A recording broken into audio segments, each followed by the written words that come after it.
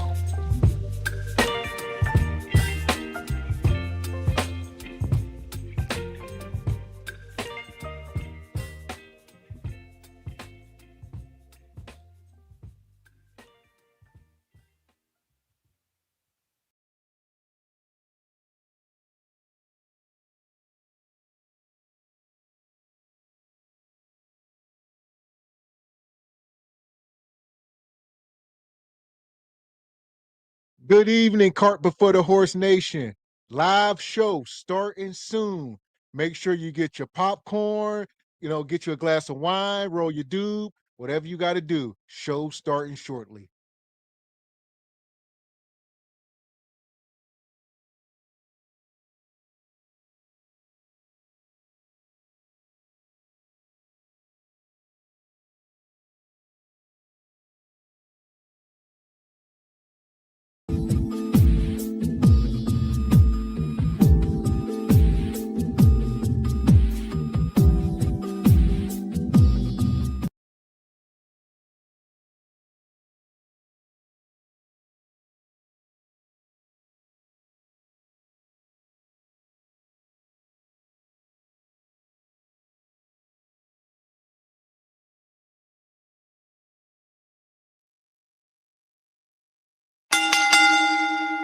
Let's get ready to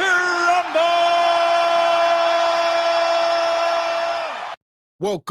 Welcome. Live Saturday night, Regal Rumble, brought to you by Cart Before the Horse Productions. How you feeling tonight, Mr. Walker? Yes, sir. I am feeling freaking-tastic per usual. Good evening, ladies and gentlemen, El Nug Nugs and Le Bonquishas. Welcome to Cart Before the Horse Regal Rumble in affiliation with the Bougie Negro Podcast, and also, as all you Negroes know, in association with Ain't No Fun Once the Rabbits Got the Gun Entertainment. What's going on with you this fine Regal Rumble Saturday? I got beans and bologna. Yeah. Welcome in, SBC Nation. Make sure you guys hit the like button, hit the subscribe button as you come into the room. That part there, whether or not y'all listen, come one, come all, this fine September 20th, 2025. Me and Mr. X is very much still alive and feeling fine. Report to you, Jive Chickens, from this wonky, ever-changing dating market. That part. Yeah! Boom, shakalaka! So here we go. We're going to get right into it. I see y'all come through showing love. Bunch of membership. Shout out to Miss Charming to you. Per usual, good sister. Brother Frederick Howard. Always Frederick Howard. Brother Lee Turner. Per usual, brother Lee. Shout out to Dee Stands on Business. As always, Dee. Shout out to Kim Netter. Likewise, as always, Kim Nata. And Major Drama became a member. Appreciate your Major Drama. You always around. Remember? And he also gifted 10 memberships.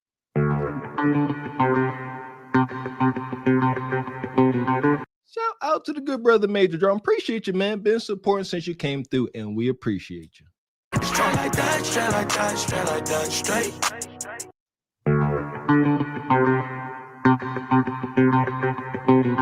Shout out to Silhouettes and Sillage with the 20 ball. He says, salute to everyone watching tonight. Here for the madness. We're getting the diamond update tonight or tomorrow's show? Tomorrow, not tonight. Hey. Silhouettes. Got to be here for tomorrow. That part. Tomorrow at the soonest. Appreciate you, brother. Yeah! Boom, shakalaka! So here we go. We're going to get into it. Shout out to Mailbox Sports. Been a member for 19 months. Says, hit the like button and subscribe for me. And subscribe to him. Shout out to the brother. There you go. Appreciate your mailbox that part. Yeah! Boom, shakalaka! And shout out to Tahiliism. I always mess it up. Tahilianism. Yeah, me too. I see you Tahila with your stickers. Tahilianism. I say Tahilianism. That's what it's going to be. Tahilianism. Appreciate you, sister. She always got her fancy glasses on. We appreciate that. And Melissa, she's been a member for 3 months. Appreciate you, Melissa. Stay around, sister. She also sent over a $5 super sticker. Appreciate you, Melissa. Thank you. And shout out to 3 a.m. Thought Club. Appreciate your 3 a.m. There you go. Major Drama been a member. He upgraded. There we go. Shout out to Major Drama. Okay. Appreciate you. And Miss Charming to you with the super sticker. Appreciate you, Miss Charming to you. Thank you, sister. And Raquel Rose with the super sticker. Hey, y'all. Is she going to be here today? You here today, Mrs. Raquel?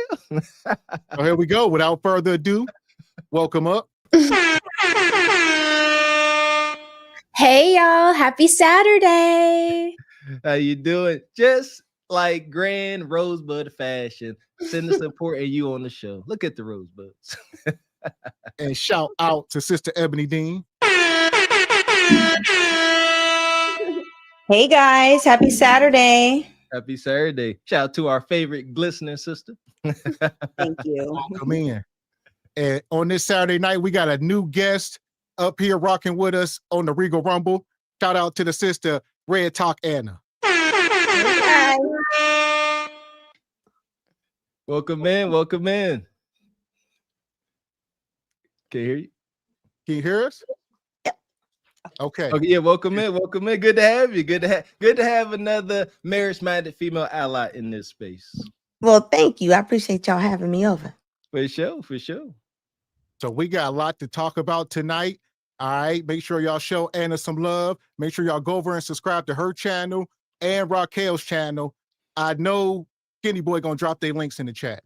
For sure. Yeah, shout out to Red Talk. And I think Skinny Boy, definitely directed me over there when it checked out your content and immediately subscribed and became a member. Appreciate you, sister. Keep doing your work.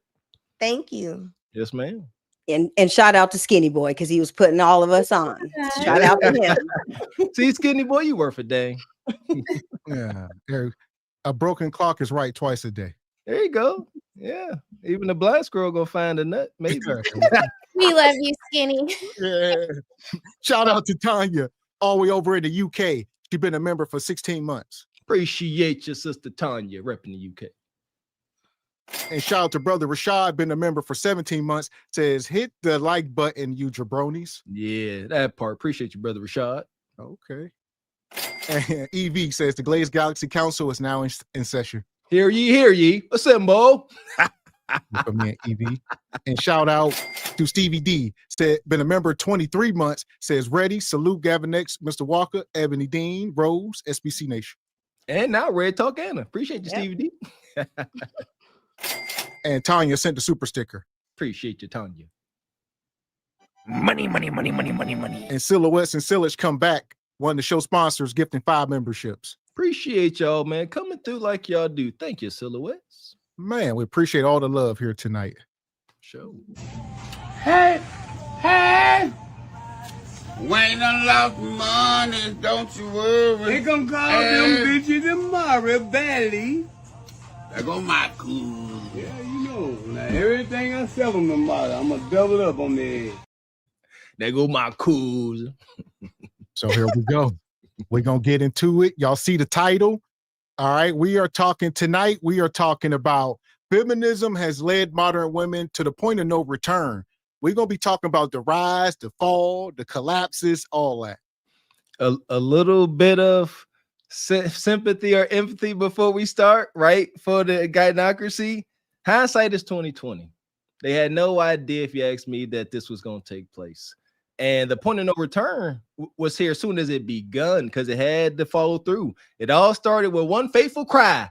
I don't need a man. And here we are today. And here we go. We're going to bring out Exhibit A, Nicki Minaj, Down Bad. Not Barbie. And that is Nicki Minaj and her husband, Kenneth Petty, relationship is basically on the rocks. And there's been media takeout talking about it, the cheat sheet talking about it. So people are on TikTok talking about it and talking about it a lot. A word around the curb is Nicki Minaj is throwing her husband out because he's been cheating. He's been cheating allegedly. Now, I'm not in these people's eyes. I don't know how true this is. But they said that Nicki Minaj's husband been cheating while he was away, while she was away on tour. He was cheating, having, paying and other stuff like that. And they also said that he's been cheating here and there. He's been on his safari. Okay. Bad, real bad. And they saying Nicki is over it. Nicki's tired of him. Nicki threw his clothes out. He got her doing all these legal fees and, all of this because of him. And he got the nerve and audacity to cheat. So I don't know how true that is, but if it is true, Nicki, cut that dead weight off. This lady is trying to give Nicki Minaj some advice, right? And she's saying... So let's stop it for a minute. We talk about, are we surprised that a woman named Nicki Minaj, her husband is cheating on her? Are any of us surprised? This dude, we know his history. He's egregious. All right, but she had to settle, I guess. Did she settle for this man? Or is this just paying to play? Like we tell women like Kendra, this is what they refuse to do, but Nicki don't mind. I don't think it's settling, nor do I think it's cheating. Like you say, her name is Nicki Minaj. Shout out to these celebrities with all their life and business up here on the internet. We know who you are. It ain't cheating at this point. He just got caught exercising his options. That's my take. Yeah, and who's to say that she's maybe emasculating him because she is the breadwinner. We all kind of know the history of their relationship. they met, they were together back in the day, and then they got together after she, blew up and started her career. So who's to say if she's emasculating him or not, and making him feel like the man of the relationship? So we gotta dig deeper to find that out. And there you go. So I think that comes with the territory, Miss Ebony Dean. Sisters, masculine sisters like Nicki Minaj, they are going to dominate and emasculate their men. And what comes along with that territory too. He's been emasculated and undervalued. He gonna cheat.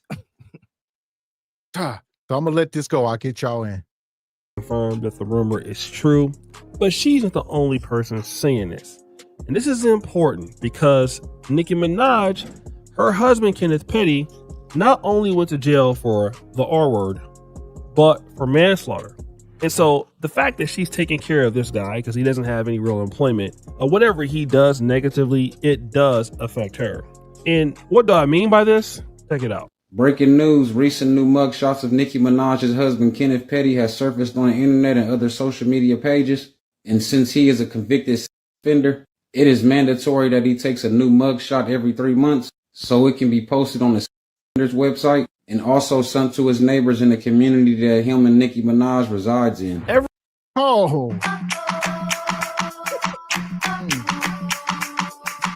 You married to a man who on the offender list. Nicki Minaj had made over $100 million in her career. Why would she be settling for a man who got to go check in every 3 months? And I've seen one of these lists recently locally from where we from. And I've seen some egregious people on the list. You see like pastors of the church on the list. I'm like, how the hell this man still run the church and he on this list? Somebody make it make sense. Man, slash and burn it all down. What you got, Miss Red Talk? What you think? His last name is Petty. He has 15 different mugshots. What she expect? I don't think he changed. I just think she mad. They ain't no changing. Every quarter, 4 times a year, you gotta go. You gotta wake up, look at your clock, and say, "Oh, I have to go take this picture for this reason." Ain't no way, heck, you can never have peace, and you don't deserve it. You don't deserve it for being on said list, dang it. Yeah, and how embarrassing for Nicki, because you ended up with a prison nug who has to, check in every 3 months, and you're supposed to be the top, the baddest one in the game, and you're just out here like all the bonquishas and the prison nugs, and it is not a good look for her. This is embarrassing. So what you got, Raquel? What's your take? He muted.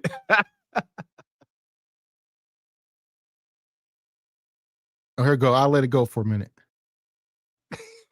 Every 3 months, this is what he has to do.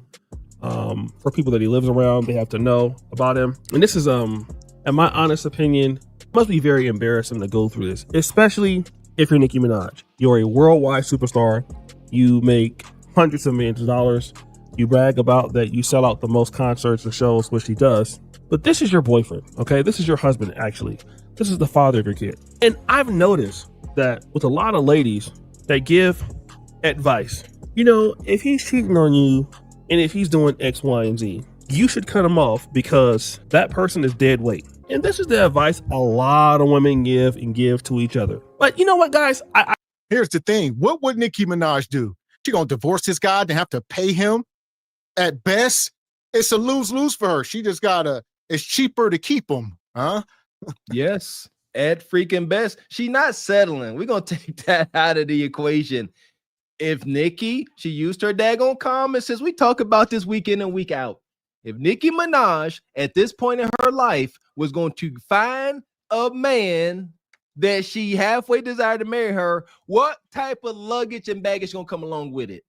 On a whole hunching registry, offensive red huncher list. God dang it. That's crazy. That's what it takes. So she ain't settled. She found her level with all her money. Can you hear me? Nicki like to fight. She do. You hear you good now, Miss Raquel? Okay.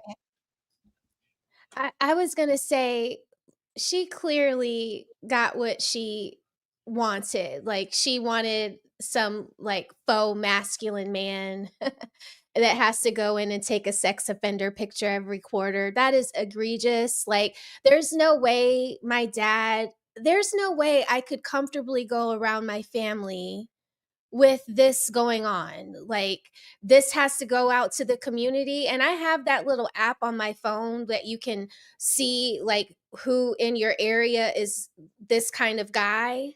And I would be so mortified. You got to think like the kids' teachers, everybody knows this.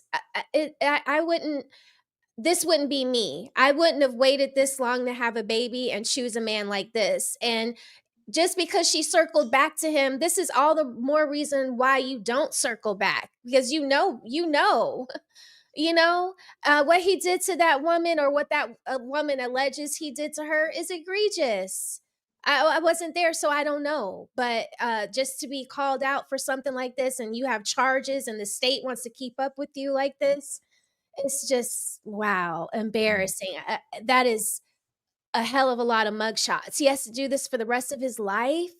Most likely, yeah, I would have to imagine. Embarrassing. Like, relationship is a lot of women give to each other. But you know what, guys? I sit back and I think about Nicki Minaj and who she's had the opportunity to deal with. Safari, no, it was a no-go. They're both Caribbean.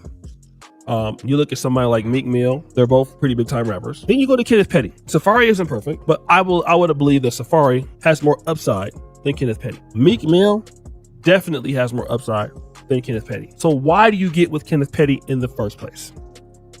Because you can control the guy. He's the only kind of person that will put up.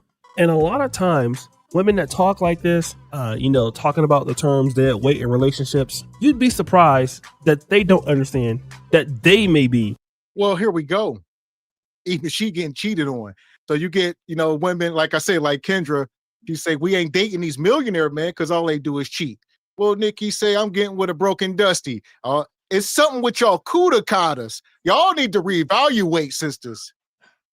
What we got on kuda-kata reevaluation?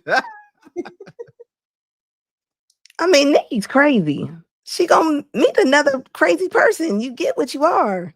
I mean, she met her equal. Like, he's not gonna not cheat on you because you got money. And the whole emasculation thing, I gotta believe that plays a role. So he Dusty, but let's stop. We're not gonna sit here and act like Nicki's money means that her sexual value is higher than his because he broke. We know, what the double standards here. This, like I said, we know her history. You done been with Meek Mill. They talking about your BBL was failing. They got all types of egregious pictures online. There is nothing sacred about that matrimony. Like I said, it ain't cheating. They just living life, and she mad about it. Yeah, and it's like you guys always say about men cheating for femininity, because if she's emasculating him and making him feel less than a man, all because of her money and everything, of course he's going to go out and do that. So, we all saw this coming years ago because we just knew what it was. So there we go. He must be hitting the bottom of that kuda-kata because she done went crazy. Man, hitting the bottom. I think this was her last shot. Let's see who Nicki gets after this. This was her last shot. It's over. She gonna pop up with a girlfriend. And that's one thing about Nicki. She always weenie drunk, like O'Shea just illustrated. Any man she ever dealt with, even Safari, Meek Mills, she always head over heels for these guys. What is that? I thought she was a cold-hearted plastic Barbie. Huh? You got soft heart there, Nicki? Soft heart and hard buns? The dead weight in a relationship. And how do we know if they could be the dead weight in a relationship? Well, if you're Nicki Minaj and you are who you say you are, and you're big like Beyonce, and you can't find a Jay-Z, you got to find a guy with all of these problems, then you're the dead weight with anybody who is productive. Only man that you can get is the kind of man that you can control. And this is getting more popular, especially with women, that have a lot of money, have a lot of fame. They're going in two different directions. The first direction is, I'm dating younger guys. You see this with Tracy Ellis Ross. You've seen it with Drea Michelle. You've seen it with so many women, Emma Rose. And this whole idea is to let's big up these younger guys because these young men out here, they're different. Move the goalposts, right? They want to date these young guys, in my honest opinion, because young guys typically don't have a whole lot of experience. Yeah, it could be true that they're more open to things. But then again, when you're dealing with a younger guy, you can be more intelligent than if you're dealing with a guy your age. And this is not to say that women are not smart when they're talking to a certain age group. But what I mean is this. If you're an older woman dealing with a younger man, you may be getting some respect that maybe you don't deserve. All right? I'm not trying to be mean, but maybe you don't. So now that younger guy probably is not aware of why the other dudes don't want to deal with you. Like if you look at Kenneth Petty, this is a great deal for him, right? He's going across the world. He's touring. If he don't marry Nicki Minaj, he's back in Queens, wherever he is, on the block. He's poor forever. He has no opportunities, and he's done for the rest of his life. Think about that. This ninja from the hood done did time. His boys like, this fool done married Nicki Minaj, one of the greatest come-ups of all time. He in the catbird seat. And shout out to O'Shea. I don't think it's odd that these older sisters are dating younger men. From what we have learned, have we not observed that younger men, their value is low? They have yet to make anything of themselves. And now you got these older gatekeeping sisters, these nanas and aunties. They may have some funds, but their SMV is low because they have abandoned their youth, and they most likely cannot even try to begin to pair bond with a man. So you got a low value young man, respectfully, and a low value older woman. It matches. They just don't want to acknowledge that. That's why they always hunching. Yeah, and it will behoove him to make it right, because if he goes back to the block, he can only go back to certain blocks because there's schools around them blocks, and you can't live and be around certain parts because of you're on the O list. So it will behoove him to work it out. Behoove. There's absolutely nothing coming towards his way, and he knows that. And so he has an incentive. When he want to make a decision talking down on Nicki Minaj or be disrespectful, he got to think about that. But when you're Safari or when you're Meek Mill, look, hey, Nicki, you can talk about all you want, but hey, I'm Safari. I can find somebody else. I'm Meek Mill. I can find somebody else. And they all do. And everybody that they have found have been comparable to them. Because as a man, you don't need a woman to make more money than you. But Nicki Minaj, even though she's successful, she should still go after a guy that earns more. But to go after a guy who doesn't have anything is very, very telling. And so I don't understand, why do they keep telling women, girl, you need to find somebody else on your level and give yourself some energy. Well, then why did she get with him in the first place? And this is what ladies just don't understand. You are what you put out. And again, I'm not going to talk about people's bodies, but I will say this. When you dress a certain kind of way, right? And ladies, you need to understand this. You attract the kind of men that are going to be in your life. If you are a BBL person, you dress very provocative, you got blonde, orange, green kind of weaves, wigs, things like that. Unless it's an anomaly. Most dudes look at that and say, I don't know if I could take this serious. Most guys, business guys who are in the industries outside of entertainment, most guys like solid looks, solid brown hair, solid black hair. If it's going to be a weave or something like that, then all right, cool, that could be fine. We can deal with the weave as long as it looks like it's your actual hair. Now, once we start getting to the point where things don't look natural, it's not your natural BBL, you're brought behind or whatever. And then on top of that, I gotta say this. You may or may not have a particular attitude that is unfavorable to a man. A man that got opportunities just can't deal with that. A man that got opportunities, for the most part, he will deal with it if he thinks it's going to get better. He really loves you, but at a certain point, the juice ain't worth the squeeze. So I don't know. You don't know what you're talking about, O'Shea. All right, we done heard it from Kendra. What was the other woman? Dr. Bryant. They say they are in the room with these millionaire men. That's all they know. So why is Nicki dating this guy when the rest of these women are around millionaire men?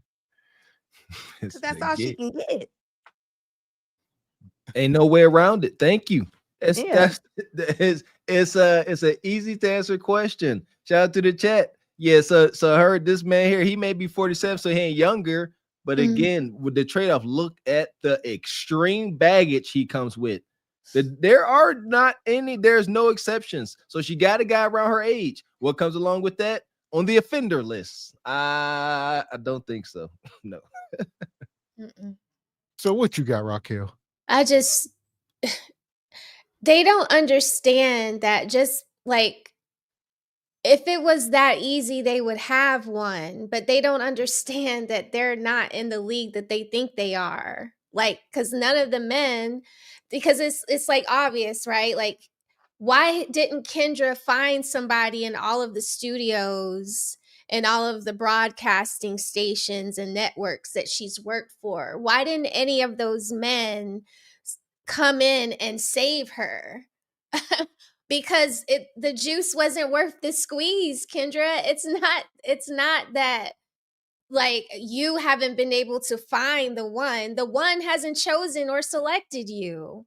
Like that, when there's this person that I've been watching, this guy, he puts together these like pictures on YouTube.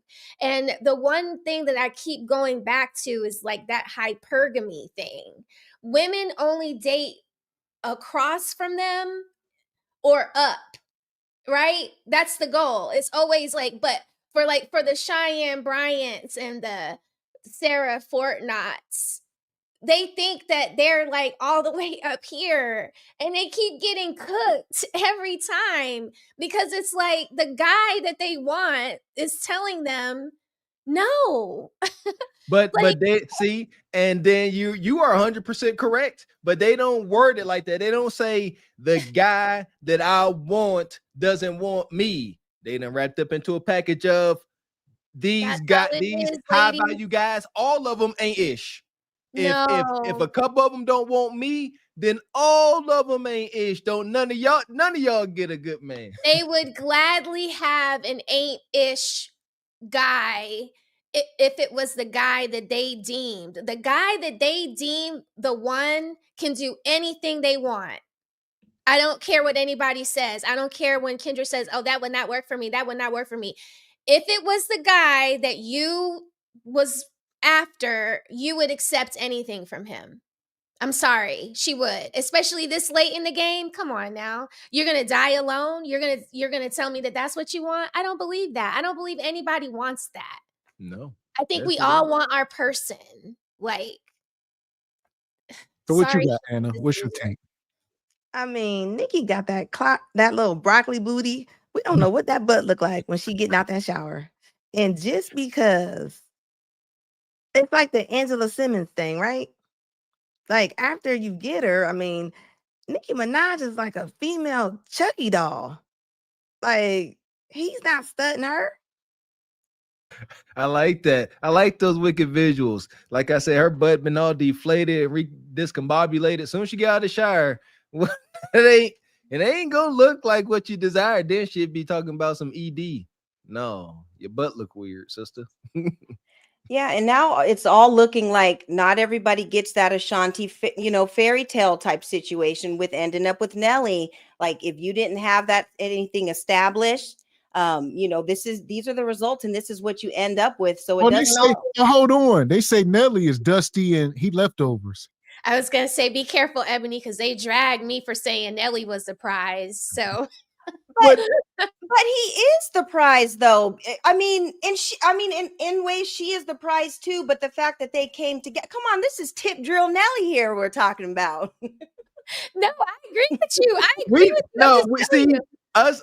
Are we old? Are we older now? Us older folks we know who Nelly is. We know the legend, the mogul that is Nelly. You know what I mean? And like I said, people are so quick to forget. Like Nelly, a wholesome, beautiful guy. When he first started, he used to wear a Band-Aid under his eye. One for fashion. He wore it in honor of his sister that passed away due to cancer. Like he's a beautiful guy, man. Good dude. You know what I mean? And the reason why the Ashanti Nelly thing worked out, because Ashanti was in position to tell Nelly beautiful lies. She could, I've been saving my coup de cotta for you. She ain't got no kids. Can't prove her wrong. Huh? That's true. She kind of preserved herself a bit. So and think about this. Shanti didn't get with nobody for all them years. She was out there, just out there. And you didn't hear nothing about her. So there nobody picked her up. Yeah, exactly. Exactly. So Nelly can believe she was waiting for him. Beautiful lies. Shout out to KS. Yeah. Well, Nicki and this guy, no beautiful lies. They going to the sub. And terrible lies. The passengers of the doomed Titanic sub spent their last moments in total darkness looking for bioluminescent creatures out of the small window and listening to their favorite music. The new details of the 5 passengers' final moments have been revealed by the wife and mum of the father-son duo. Wade in the water, wade in the water, diamond wade in the water. Something's gonna trouble the water. You better wade in the water.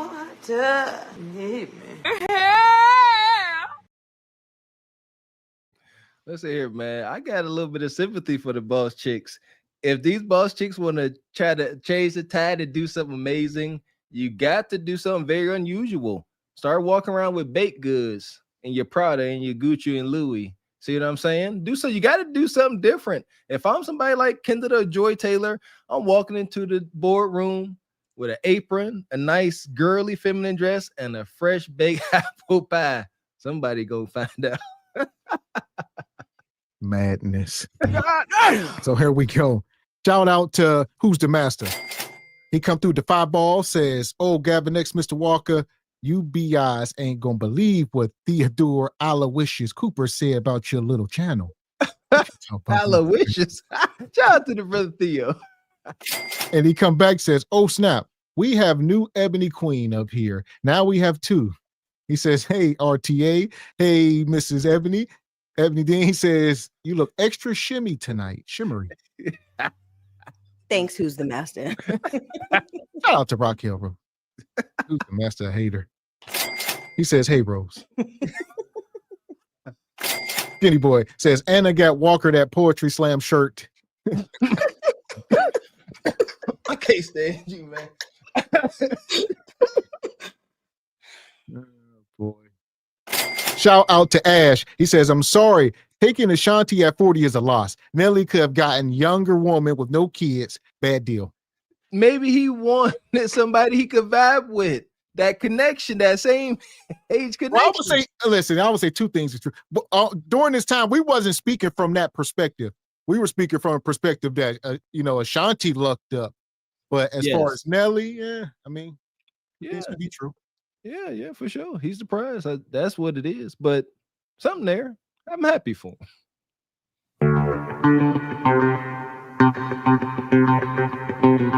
Shout out to the brother Blaine. He come through at 25 in the Cash App. He says, "I'm watching the show tonight with my shorty Liz. We in Houston." There we go. Shout out to Houston. Appreciate you, Blaine. You and your show to enjoy the show. SBC and chill. I likes it. Straight like that, straight like that, straight like that, straight. So here we go. We're going to keep it moving. We talking about the rise and the fall. This woman's going viral right now for all the wrong reasons. She says she got pretty privilege. Oh. Pretty privilege is real. It is. I said the shit. It's real. I have seen people gravitate towards me and then all of a sudden like compliment me on my eyes, my skin color, my hair, whatever. Right. So it's real. People do actually, I guess treat me differently because of it. Now, because of it, the different treatment is not always good. Okay. Sometimes the treatment is negative and it's bad. So because of the color of my skin, because of the color of my eyes, because of my hair texture, I get hated on. So I'm gonna need you people who hate on people who are pretty to at least take into consideration that we getting it out here. Like, we already getting it. We don't need it from you as well. Like, for real, like, give us a break. I mean, be mad at moms and dad. Huh? We didn't do it. We didn't ask to be put here to look like this, okay? Whatever we was mixed up with, it's here, and we didn't have anything to do with it. So I was in a public spot a few weeks ago, and there was a gentleman who was talking to me more than he was talking to the other ladies in the room. And ever since then, those ladies have been treating me like shit. And here we go. Pretty privileged. I would say, show me these ladies. Was you in a room full of wildebeests? What are we talking about? Pretty privilege. You a liar. That's a lie. The woman you feel in you is the devil. Why? The devil is the spirit of a lie. Yes. Huh? You a liar. I don't know. Here we go. Let's do it. I hate it. Y'all know I do. Let's bring the colorism into the room. We here. She did it. maybe this isn't exactly pretty privilege. Maybe just a little bit of light skin privilege. I don't know. Some folks do seem to levitate towards the tone of folks' flesh. I don't know nothing about it for the most part. What y'all think? Pretty. We're gonna let that go. We ain't fight. We ain't gonna. She ain't gonna down that hill. What about light skin privilege? Could that be in the room? I mean, I think she probably had privilege back in 1965. I mean, but Eugenia tripping right now. She got that whole delusion going on inside her head. She is super overvaluing herself. I agree. She probably was a looker in her day, but she got to hold on to that. Why? Because she most likely out here single and yearning for a man.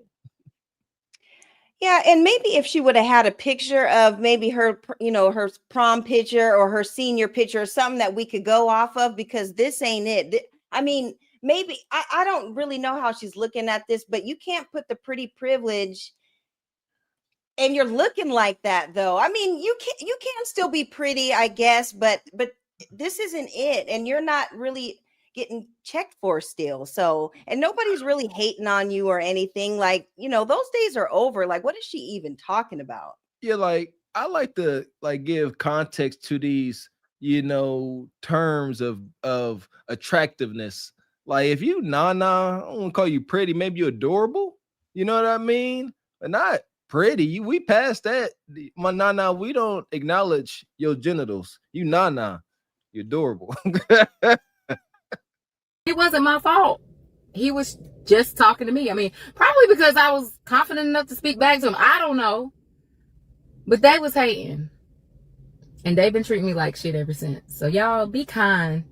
Be kind to us pretty girls. We out here scraggling. I did a video yesterday about pretty privilege. And I stirred a few of y'all up. Well, y'all confused because the way y'all put it, you can't be old and have pretty privilege at the same time. Well, baby, let me tell you that's not true, okay? Because it happens to me often. And let me say this, because this comment I agree with 100%. I don't think it's pretty privilege. I think it's colorism. I always have thought it's colorism. But, people on this app use the word pretty privilege, and so I'm just kind of trying to stay with the trends, I guess. No, you just wanted to feed your delusion. So I'll get you in here, Raquel. This comment says it's not pretty privilege, it's colorism. Try again, Grandma. I agree. And I think that her eyes are blue too. Like, one thing that I was always happy about was that I felt like my darker eyes said that I had a black dad, because I only ever saw mixed girls with blue eyes that had white fathers. So when I grew up on the Army base, I just was thankful of that, because the girls that are light skinned with the green eyes or the blue eyes, they do get fawned over in the Black community. I'm sorry, grandma is fawning over that grandbaby. I mean, it is what it is. That's so facts. my That's cousins facts. would definitely say, if I didn't answer this way, they would call me out.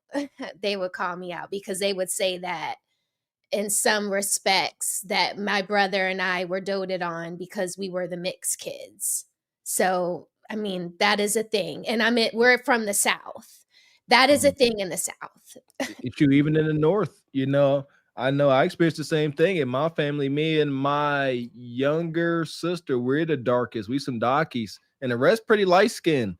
And yeah, definitely notice a difference in treatment coming up. Looking back as a parent and not from a child's eyes, it's like, whoa, y'all was a little mean. Yeah, I think it could be colorism on both sides, but she looks like a hairless cat. She's like that little wrinkled hairless cat.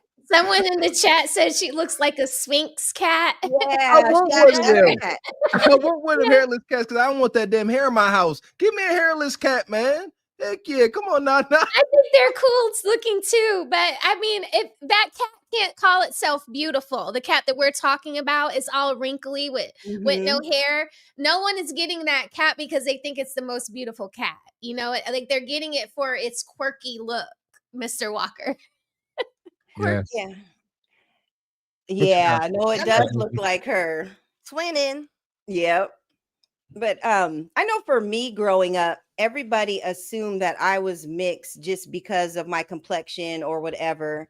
And I was like, no, my mom is black, my dad is black, I'm just the complexion that I am, and it is what it is. Somewhere down the road there, there was some white or whatever, but I'm black. And so I always had to fight for that, just like, hey, my parents are both black. My mom's light skinned, my dad's dark skinned, my sister is dark skinned like my dad, and we both look alike. She's dark skinned and I'm light skinned. So, we come in all different shades, and all shades are beautiful. So I can say that with the matter, but she does look like that cat though. My college comrades used to call me mixed. They used to say I was mixed with charcoal.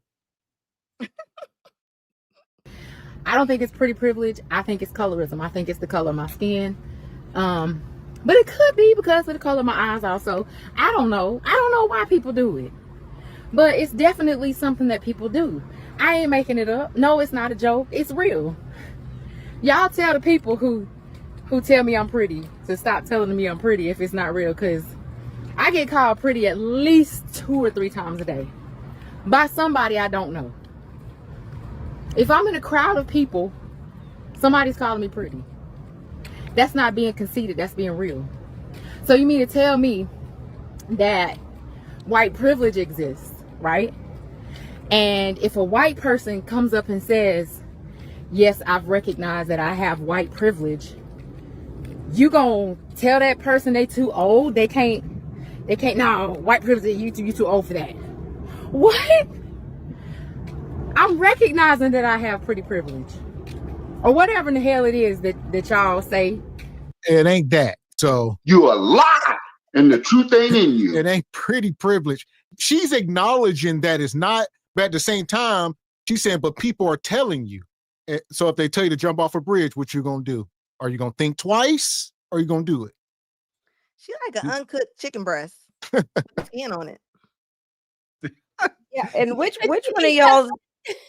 I was gonna say, which one of y'all's aunties and nanas is hating on her at the bingo hall? Stop hating on Nana. She wants a little peace, and she wants to win in peace. That's true. See, 2 things can be true. So that pretty privilege, like I said, she need to let that go. However, if she out here and she's surrounded by a whole bunch of unsightly nanas and she outdoing them on the regular, yeah, come on, man. I grew up around this kind of animosity amongst the elders. Yeah, they like, she thinks she's somebody. She thinks she's somebody's, but yeah, always win at bingo, and Nana's man always looking at her. Yeah, so she most likely an old agent of chaos. On this here app, I'm recognizing it. I'm seeing, oh, they do treat me differently. Okay. And I'm saying it, I'm speaking it out. But the video was basically to kind of let y'all know that it's not always a good thing, that we get hated on a lot. And as you can see from this video, which I knew would happen, because the one thing about your auntie is, babies, the algorithm, okay, slows us down. Us smaller creators, it slows us down around August, September. It lets us go back viral around October. So I needed something to shape my algorithm. And God dog it, this video did it. So all I want to say is, if you hating on me on that video, somebody was taking up for me. Somebody was like, oh ma'am, please take this down. The comments are gonna blah, blah, blah. I'm confident.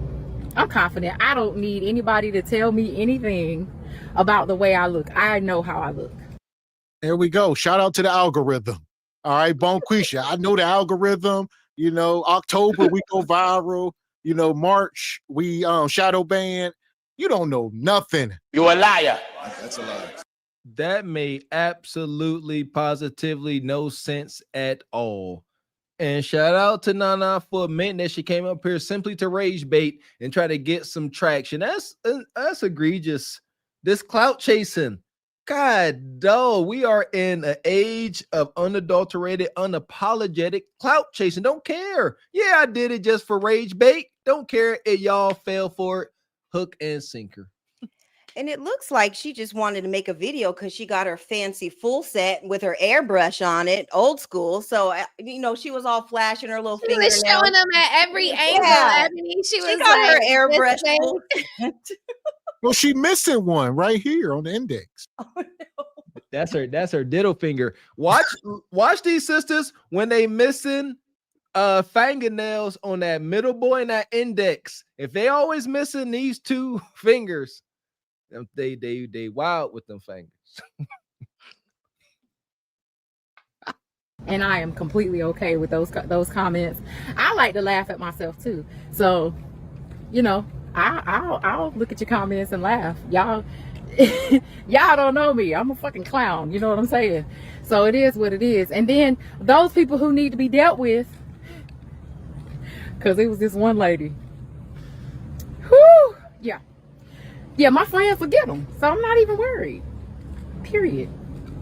Y'all have a good day. Y'all know this post done sparked up a whole bunch of shit. So hold on for a minute, because I'm learning. Teach me that the pretty privilege is gone after the wrinkles come. Because I still experience it. And the wrinkles been there. That thing is embedded in there. Okay? So when does it stop again? I'm confused.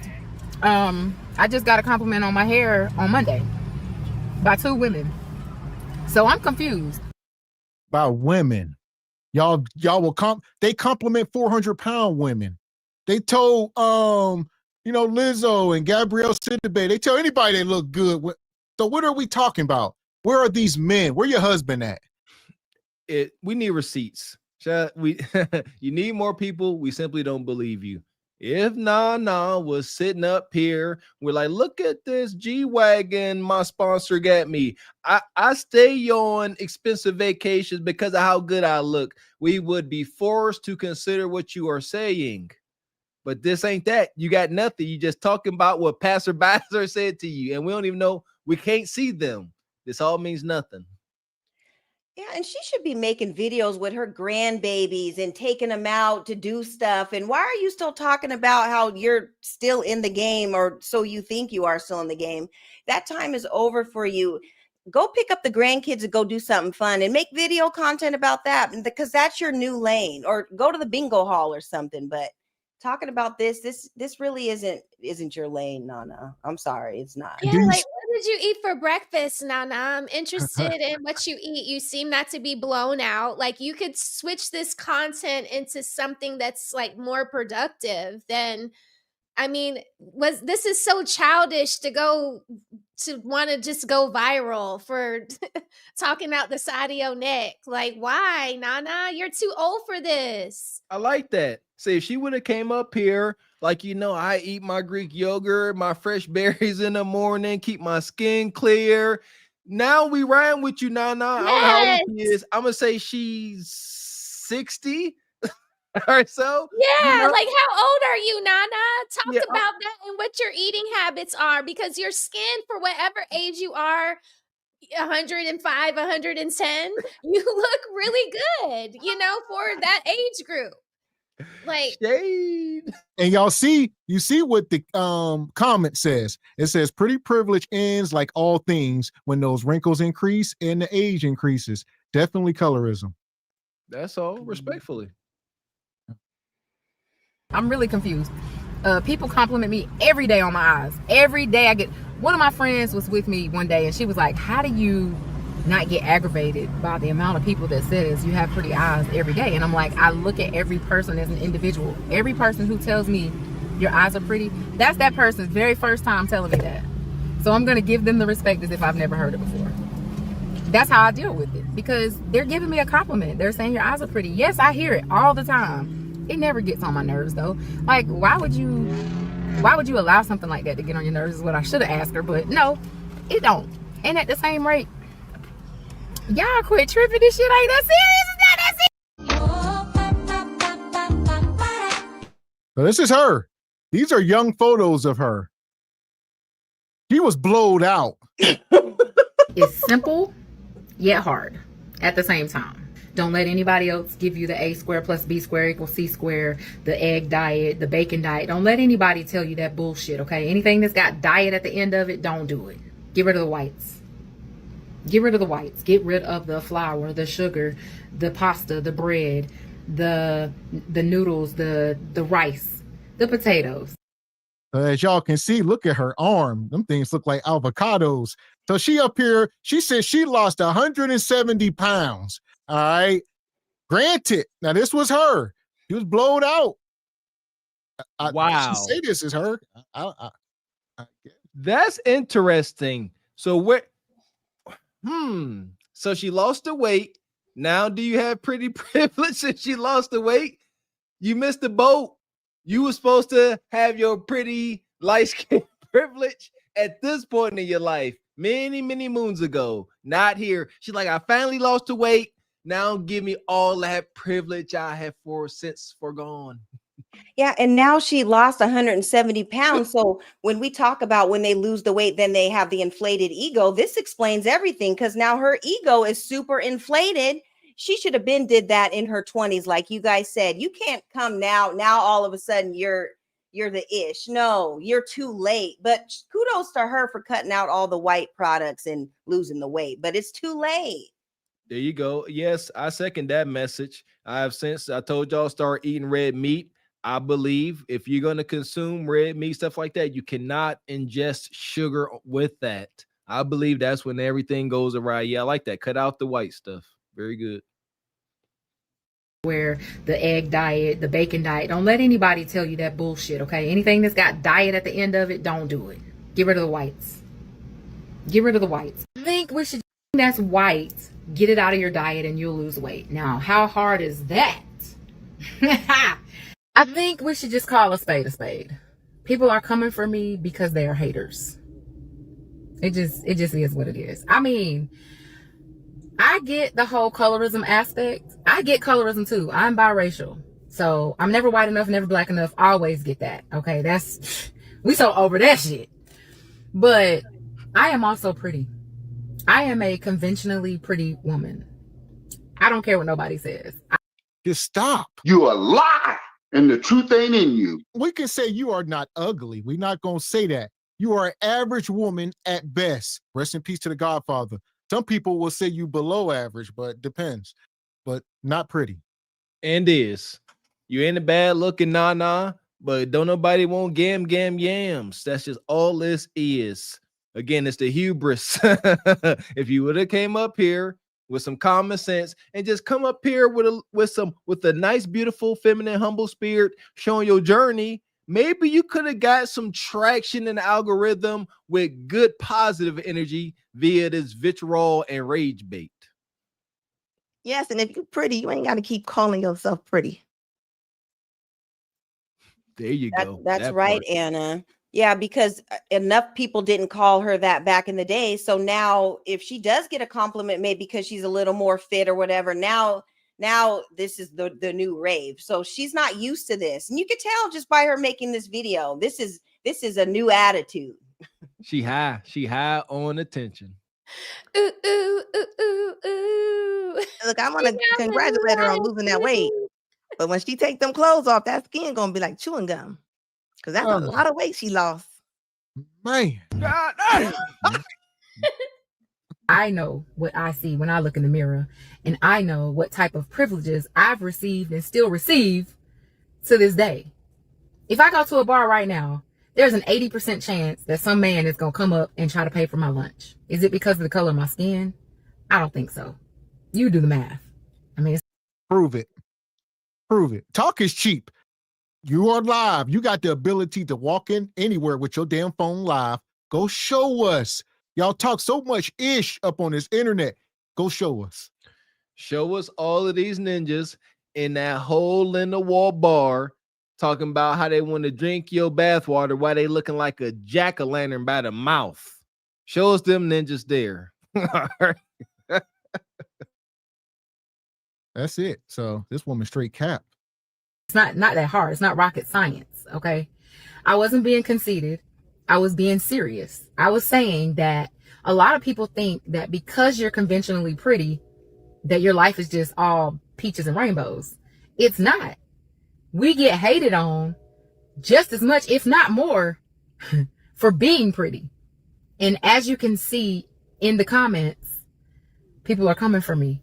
And it's not because of my color. It's because I'm pretty. Y'all have a good day. Be blessed. I gotta go to work. Well, what a perfect time for me to reintroduce myself. My name is Tamika. I started TikTok a few years ago after sharing my weight loss journey before and after, and people kept saying I was inspiring them, and I started putting some of my workouts on there and some of my things that I ate in the day. So it just kind of worked out like that. Here I am a few years later, 178 pounds down. I did all that through menopause, through the bullshit. I've been through grief. I've lost my daughter. I've lost my mom. So I talk about that and just try to offer real life experiences to motivate and inspire someone else. So that's what this app is about. My real life, I have a master's degree in business with a specializations in accounting. I am 28 years into my career, so I retire in 2 years. I am a CEO of a nonprofit organization that we do in honor of my daughter. We support the heart transplant community. I'm also a DJ as a hobby, as my fun. I love to sing. I love karaoke, so I'm a karaoke DJ. Of course, I'm monetized on TikTok, so I do make a little money with this. And I'm starting a podcast called Living Out Loud with Tamika. So y'all stay tuned. Y'all might actually see me in the near future. And I'd like to say that most of my friends and family and people who meet me think that I'm a good person. So stick around. You might end up learning something new or hearing something from me that you might need in life. Y'all. Yeah. You shut your lying nigga lips up. There we go. Seems like a cool sister. My problem is y'all come up here spreading this. Y'all can serve younger women better. That's my opinion with older women. Instead of coming up here acting like this, you can really try to help these women land a husband instead of ending up like you. But she a PhD, boss chick, granted. This the second sister thing Nana we put on display who was introduced to a lot of folks via rage bait, and then they want to come back after poking the bear and pouring gasoline on the fire and then say, hey, I know I can't appear all wild, full of hubris, but look at the other side of me. The internet don't work that way. Don't you? First impressions are critical. And that video, her saying she got pretty privilege, was a lot of folks' first impression. She may have been up here for a while, but for a lot of folks, that was their first impression. Now you want to talk about how you got these beautiful, wholesome, organizations going, or you're a part of them. Too late. You might want to lead with that and stay on that lane. Yeah, and DJ Nana, nobody wants to hear you mix the Isley Brothers and the Stylistics. But what we do want to hear is you giving some game about some of these nonprofits and all the good things that you're doing, talking about getting over grief and stuff. That's your lane. But you talking about all this DJ and pretty privilege and I'm young and I'm this, those days are over. Stick to trying to teach these women, like Gavin X said, how to do some things and not DJing. Because look, DJ Nana, that ain't it. She DJing all right, DJing herself. Oh, here we go. We got some super chats here. Right. Appreciate your brother Frederick Howard. Says that's E.T.'s light-skinned grandma. Shout out to E.T. Gam Gam. Shout out to the egregious Who's the Master. Says, I'm praying to all the gods that this is a filter. This is beyond delusional. This 304 is wacky. Huh? She pretty. Money, money, money, money, money, money. Shout out to the sister Anthony. Good to see you. Says, is there an expiration on pretty privilege? I believe so. Because if you had it, it definitely expired. Hey, fellas and ladies. Yeah! Boom, shakalaka! Shout out to Highway 20 Skitty. Says, Elder Ebony Dean tripping. She forgot her glaze. Not Elder Ebony. It's dust at this point, okay? There's no glaze. It's all dust on her. Poof, it's gone. Appreciate you, brother Chuck. Says, Nana has an ego over getting wrinkly bingo meats. Huh? Yeah. Appreciate you, Dee Dee. Stand on business. Says she's having this TED Talk 45 years too late. Man, that's funny. Yes, she is. Listen here. She about to retire. She going to be on that Tom Joyner cruise. Man. There you go. Cheeks, old biscuits is abound. That's... You muted. Oh, I was going to say, that's your lane. You need to be on that cruise. That's where you need to be. That's your lane. VIP. Oh, that's hilarious. She need to be at White Castles in the morning. That's You know she what? need to be at. I thought the whole Tom Joyner thing was a joke, and now I thought that was a joke. I said that's a real thing. No, it's a real thing. It's a whole deal. They be having comedians on there. I think Steve Harvey's performed. All the Isley brothers, they're all on the cruises. All the nanas and aunties and unks and paps be on there too. And they be getting it in too. It's wild. Yeah. They too old for games. They probably cut right to it. Man, shame on y'all OGs that can't get y'all no coup de cat on these cruises. Egregious. Appreciate you, Squeegee Kid. Says if CNN, Larry King, and post bleach Sammy Sosa had a baby. Oh, geez, okay. God. Wow. Shout out to David Ford, became a YouTube member. Appreciate you, brother Ford. Appreciate that, brother. Shout out to the Lavelle. Says notice the conflict. Older melanated women want younger melanated men because they say they treat them better, and younger melanated women say older melanated men treat them better. The dilemma. Appreciate you. The illustrator STL becoming a member. Thank you, illustrator. Appreciate that. Shout out to the Squeegee Kid. Says meowers. Her arms look like Lazy Bones claws. Had a field day on them. Shout out to Theo Coops Cat Lazy Bones. Shout out to Who's the Master. Says she was never her. Where did this confidence come from? The weight loss. He says, I know ugly. I'm ugly. And I know other ugly people. And she is one of us. Man, I tried. Appreciate you, EV. Says DJ Pretty Moms Mabley. Did she say she's an actual DJ, a disc jockey? Yeah. Yes, she did. Mixing on the ones and twos, Gav. Oh, man. Appreciate you, Squeegee Kid. Say DJ Dentures Bay. Temptations on the ones and twos. Listen here. That mix might be hot. Where is CDT Beats at? Okay, here we go. Appreciate you, EV. Says she's been hunching Elder Gregory Kelly for $100. Well, at this point, she about to be hunching on Leon King. Leon, there we go. She pretty. This right here will get me some pussy tonight. But I don't want it. Not for this. Not with this. Fuck that. I don't want no pussy with this. This right here is paper. You want to? That's my rent. Hold on. Yeah, Ninja. Yeah, I was about to say tear it up in little pieces. Yeah, set it on fire. This right here. Do it. This right here. Do it. This right here. Shout out to Delusional Nana for the weight loss journey, man. That's what's up. See, I hate that.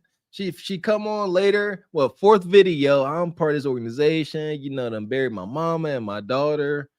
Why not just no? Ain't no. You better be grateful, Ninja.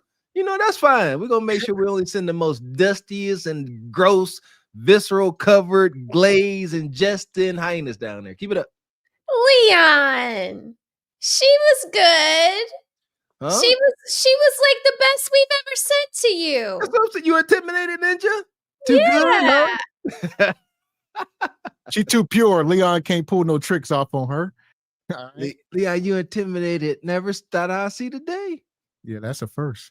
Yeah. Nonetheless, here we go. We're going to keep it moving. Tonight, we talking about the rise and the fall. Feminism has led modern women to the point of no return. This one here is a hoop. Shout out to this brother. What's his name? I keep forgetting. Trisha Zed, I think that's his name. This is Zed, yeah. The coffee guy. All right. He made this video. Shout out to Whoopi Goldberg. Listen to this.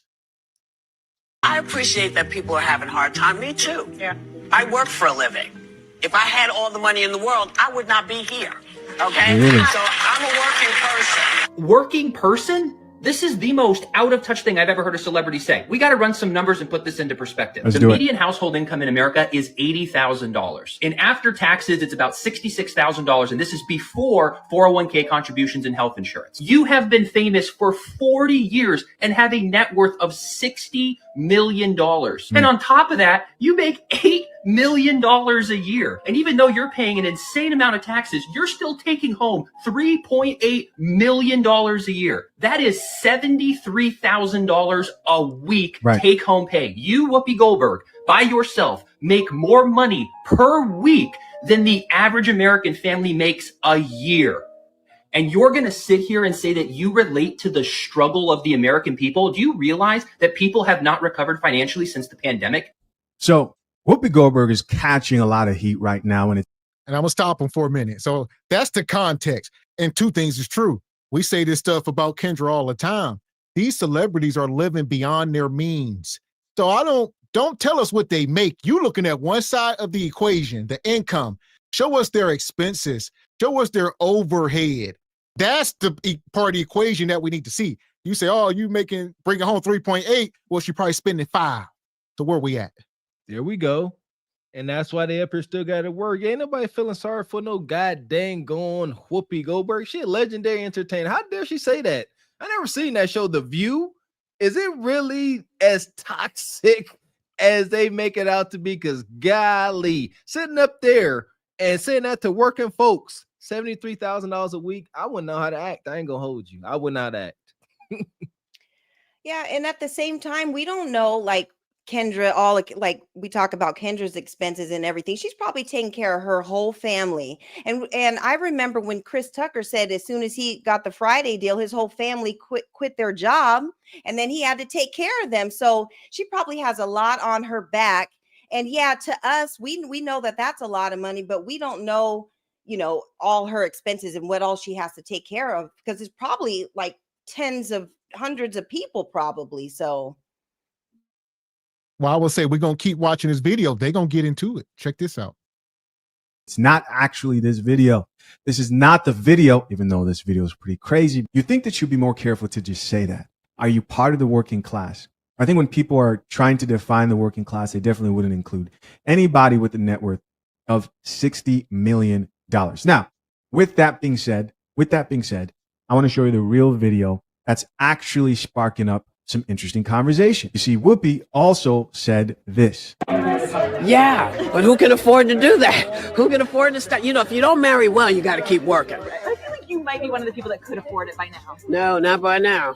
So she's like, listen. Yeah, you hear that, Kendra? If you don't get married, you got to keep working. We're going to fast forward this clock because we're going to be here. We're going to keep working. We's men. We got no choice. We're going to see Kendra up here 60 years old like Whoopi, 65.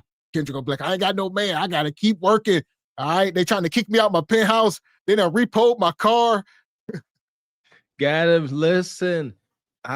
Hopefully with this toxic dating market and this toxic consumerism, we can get out of this race, this competition trying to keep up with the freaking Joneses. If you ain't got it, you ain't got it. You ain't no, listen, I've learned late that we are supposed to acquire assets to pay for liabilities. You are not supposed to be clocking in to pay for an overpriced G-Wagon. That is pure insanity. You're not supposed to be clocking in paying for any luxury items. You're supposed to find a way to cover with an asset. And I would think, being a little old crack baby, I would think that these rich and famous celebrities would know this, but they don't, and they got to work for the rest of their lives. Wow. What you got, Anna? This is crazy. I mean, Whoopi is crazy. Some big old cruise ship shoes she be wearing. She got married 3 times. She been married 3 times. She been paying. Has she been paying? Whoopi got it. She been paying. No way nobody ain't married Whoopi and she ain't forking over frog skins weekly. I mean, Whoopi Goldberg is her own rich man. I mean, I don't think nobody that had more money than her is coming for her. Yeah, I had no clue she was married till I watched this video. So, like I said, they gonna get into it. Sheesh. And I can't even afford to stop working because I didn't marry well. If a woman who earns around $6 million is what I see. That's the figure that everyone gets thrown around a year. Can say that she doesn't have the type of income to stop working, then everybody should be concerned. Or she's severely out of touch. I'm like, where is all this money going? And why do you think you can compare yourself to the average working class? Hey, happy to break down what I found on Whoopi Goldberg's finances plus personal life. Right. Some of it is speculative or based on media reports, so take it with a grain of salt. Whoopi Goldberg's net worth is estimated to be somewhere between $20 million and $30 million. She earns around $8 million a year from co-hosting The View. She also owns and has sold real estate, which adds to her wealth. Whoopi has been married 3 times. She has openly said marriage probably isn't for her and hasn't remarried since. Spousal support, alimony, family support. There isn't public evidence of her paying ongoing spousal support or alimony, but she has admitted in interviews that her marriages were financially costly. She has said in the past she married poorly and that it's one of the reasons she feels she can't afford to retire. Whoopi Goldberg said today she knows how hard some Americans are having it because she's been struggling financially too. Whoopi, pictured here with her signature champagne in the closet she has just for her shoes, told watchers of her TV show The View today that she has been struggling so much financially, that's why she can't quit and leave the country like she said she was gonna. Whoopi, who only makes between $5 and $6 million a year, you know, that's a struggle I've never had. And they say she making $8 million a year, but her net worth is $20 million because they spend. Like Mr. Walk said, it would make sense. Hey, put this money up, invest. No, because they in Hollywood around other celebrities, and it's a pissing competition. Let's call it what it is. So when they see people with designer bags and expensive jewelry, nice cars, big houses, they got to compete. They got to compete for their own ego. You know, is there a way to avoid that? I understand you get in certain circles and they try to pocket check you. You know, shout out to the pocket checking out there. It's a thing. You know, hopefully I don't experience too much of it because my pockets is thin, baby. But yeah, Whoopi got a whole closet full of. Does she still wear them high heel shoes? She be wearing like stilettos and stuff. So that's funny. I love that he painted that picture. You up here talking about you understand the common folks' grief. You got a closet the size of probably most people's apartments just for designer shoes. What you got, Evan? To come on out the closet. I don't see her going to any event and a richer man just picks her out of the crew. I mean, I don't care if it was in the 80s, the 90s, the 2000s. I mean, Whitney always looked the same. Yeah. I think Whoopi, I'm gonna get fried for this. Whoopi won a little something in her prime, like back in Sister Act. Sister Act Whoopi, they have a little something. No, Mr. Walker, really? maybe to some, I don't know. But who's the master? You wouldn't have gave Whoopi a shot, huh? Gavin X, come co-sign for your boy because he's sitting here all alone. I don't know about this one. I don't know. Is quoted as saying her kid has to feed her family. Her granddaughter has to eat.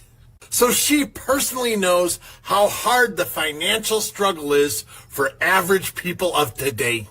Hearing about Whoopi's overwhelming struggles, I get to thinking, how much is her net worth? So I looked it up to see how she can possibly survive with this struggle. It's estimated that Whoopi Goldberg's net worth is probably only about $60 million. So her financial struggles are obviously real and something that we just can't understand. Could these celebrities, these Hollywood people, possibly be more out of touch?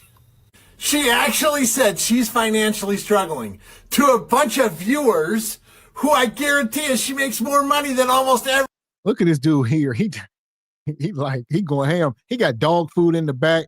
He like, I eat dog food for dinner, and you got a closet full of shoes. He ain't trying to hear it. All right, he unconsolable. I love it. And what he got that cheese hat on for? He need a tin hat. He seems like one of those dudes, Mr. Doomsday Prepper. But nevertheless, can he not deliver this message? Can the cheese hat wearing white man not check Whoopi? Yes, he can. See that? A lot of times y'all like to say, oh, they can't say nothing, but y'all let him cook. Oh, double standard, huh? Every single one of them.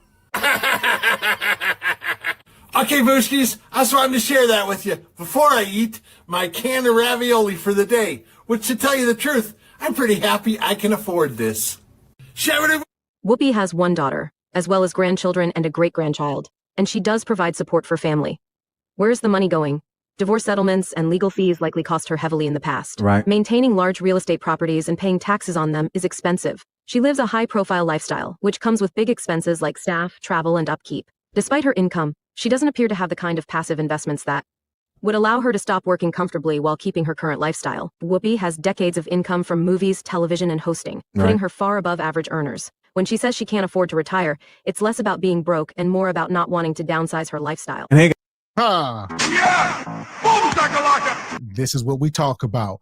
It's less about being broke, right? It's more about having to move out of your penthouse or to get your Bentley taken. All right. It's the lifestyle. Once you paint an image and people see you, Whoopi probably lives in a $10 million house in Hollywood. Like they say, the taxes, all this stuff, that stuff adds up fast. I believe that's one of the perks of growing up poor and not being ashamed of it. I've never had that urge. You know what I mean? To put on for the multitude. And so they could think, and maybe for a little second, but I overcame it real quick. But that's for what? Why go through all this anxiety? It's for all of us. Go through all that anxiety to try to impress people that we don't like, to try to buy things we can't afford. What is the ultimate outcome? We see it. Are any of these celebrities, look like they're living fulfilling lives outside of their shiny trinkets? The answer is no. No, and Whoopi, she's been in the game so long, she's got to be like in her 70s. And if she would have prioritized things a little bit better, she could have been retired. But it just goes to show that it doesn't matter the tax bracket. Everybody's always trying to keep up with the Joneses. And if she's trying to keep up with all these new and upcoming actresses and everything, she's supposed to be the OG. So she feels that she has to put on and keep up with the image, even though her money isn't coming in there like that. And that is unfortunate. There you go. Good point. I was saying this thing here says she's 69. So what you got, Raquel? What's your take? I mean, that's well past retirement age, right? Like you cap out at like 68. You can take your full collection at 68. So she's a year behind the max. So it's like usually when people are married and they're going off into retirement, they downsize their portfolio into a manageable amount. Like, if they have 5 properties, maybe they downsize to 2, they move into the smallest one, they sell the other ones, and then they just keep the vacation home. Like I used to do title work for people putting together like trusts and probate law, and like that's how people do things in their old age. So it's sad that your daughter, people that you're paying a life for, they need to be self-sufficient. You shouldn't have to work. And I tell my parents this with my brother. Y'all shouldn't have to feel like you need to keep working to take care of somebody else that just refuses to take care of themselves. So if your daughter doesn't have a way to provide for her grandson, she should probably start thinking of a way she can provide for her grandson, because living off of mommy's money, that should never have been a thing. But this probably is a reason why she can't keep a husband. Yep. Because she can't follow instruction or, not do things that are detrimental to her overall life. So now she's in this position where she's working past retirement and she doesn't see no end in sight. That's sad. And I seen from the pictures, I believe all her husbands were Brad and Chad's. So I believe it. Yeah. Sheesh. A little bit of self-hate there or no? And she paying them alimony. They ran off with the bag. Egregious. Guys, for the record, I love Sister Act. I think she's an amazing actress, lots of talent. I think the hilarious part for me is that she's blaming her marriages, either saying that she didn't marry the right type of man or she didn't marry a rich enough man. When we all know here who are caffeinated that Whoopi Goldberg, you are the rich man unfortunately. Drink the coffee, it'll make you feel better. And yet again, here we have the exact same issue we see with modern women today, is that a lot of them don't understand that the more money you make, the tougher it is for you to date. The less attractive you become to the men who you find attractive. So let me walk you through very quickly, financial literacy lesson here, how she might be flowing and the stress she might be dealing with. So We have John Hope Bryant. Federal and state taxes in New York and California, which is where she is domiciled, I believe, it might hit her in local tax also of $3.5 million a year. So she might see 45% of that poof gone just in city, state, and federal taxes. Now our baseline is $3.5 million. She's got multiple homes. She's got Beverly Hills, New York City, maybe even a vacation property. So property taxes, staff upkeep, mortgages, $500,000 to $1 million a year, very likely. Staff and security, personal assistants, security detail, agent, managers, standard 10% agent fee, 5% manager fee, 5% lawyer fee. These are standard. That's $1.2 million gone before she touches it on the $6 million. Family and generational support. Often celebrities are the financial backbone for their families and their extended families. This could be another $250,000 to $500,000 a year in indirect support. Lifestyle and brand costs. So she's got travel and stylists and appearances and charitable obligations. That's $500,000 to $1 million a year. So let's do a quick summary gut check. Let's stop them for a minute. Like we say, shout out to Kendra with her $80,000 a month overhead. This is how these women end up broke. And that was just, she said that was her bills. Now, like he said, we ain't getting into the transportation. I'm sorry, the food, the lifestyle, the health insurance, all this different stuff. These women, they spend more than they make, regardless of how much they make. Shout out to this brother here, John Hope Bryan. And this is who I be loosely quoting and referencing when I be talking about anything financial. Shout out to this brother here. He heavy in my algorithm. If he's saying it, it is the gospel. This the man right here. So what you got, Ebony? Was you getting there? Can't hear you. Just with looking at everything, with the breakdown of all of her expenses, she's going to have to work for the rest of her life if she doesn't figure it out. But yeah, it's too bad. She needs to kind of downsize her life.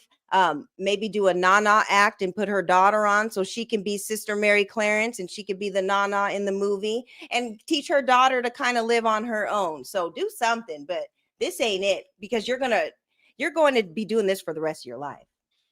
And you know what makes this all simple? The chat calling it. They love calling it.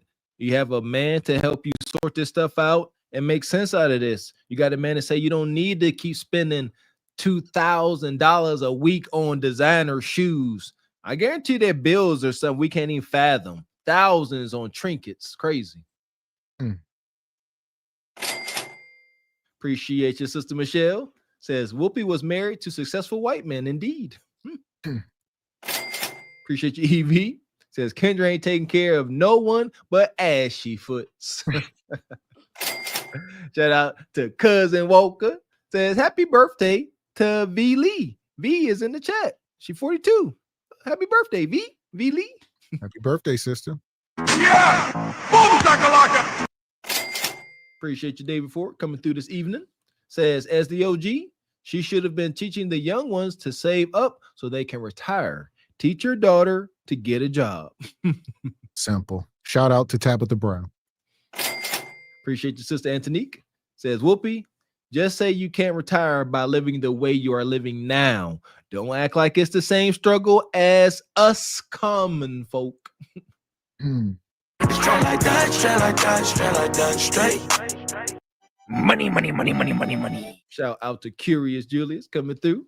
Says Ebony, Rosie, and Wilson in a tree, because X burned the house down and said it wasn't me. Here's a little something for the basket. I see you, brother. Shout out to you, Ryan. Hey, Caesar. Appreciate you, brother. Yeah! Boom, shakalaka! Coming through like you do. Here we go. I'm gonna let them finish breaking this down. This is crazy. Good check. $6 million gross income, $3.5 million available net after taxes. Subtract $1.2 million for agents, managers, and lawyers, $1 million for homes, $750,000 for security and staffing and lifestyle, $500,000 for folks mooching on her. I'm sorry. That's a real expense. That's a real expense for sure. The obligations and extended family. It leaves about $1 million or so for free and clear. And clearly her expenses are over that. But I mean, even if that's the case, well, yes, her expenses are over that. So for her lifestyle, unless she radically changes her lifestyle. And I think that's the biggest issue I think a lot of people have. And one thing he ain't counting is any debt, right? We don't know if she got any credit card debt. We don't know if she like to gamble. One thing we found out, a lot of these rich folks gamble a lot. All right, they be in all kind of debt, and that's not accounted for. There you go. Everybody got some form of vice. Something. I don't care if they collecting postage stamps. Somebody got something. There you go. And she ain't collecting postage stamps. She probably collecting vintage fancy shoes that her big old foot can't fit into. But nevertheless, shout out to the brother John Hope Brown. He gonna break it down. That part. For her lifestyle, unless she radically changes her lifestyle. And I think that's the biggest issue I think a lot of people have. And it's tough, right? Because we live in a day and age where you see all these different people doing these different things online, and people just get sucked into that lifestyle and they want to buy a new this and new that. I mean, people made fun of me when they found out that I was driving a 2005 Prius, still driving that. I don't have to drive anywhere far for work. It gets me from point A to point B. It just made sense. You know, I don't need the car note. And my wife and the baby, you know, they're in a nicer car. But for myself, I just don't care. I literally don't care. And I see so many people care a lot about what people think maintaining that lifestyle.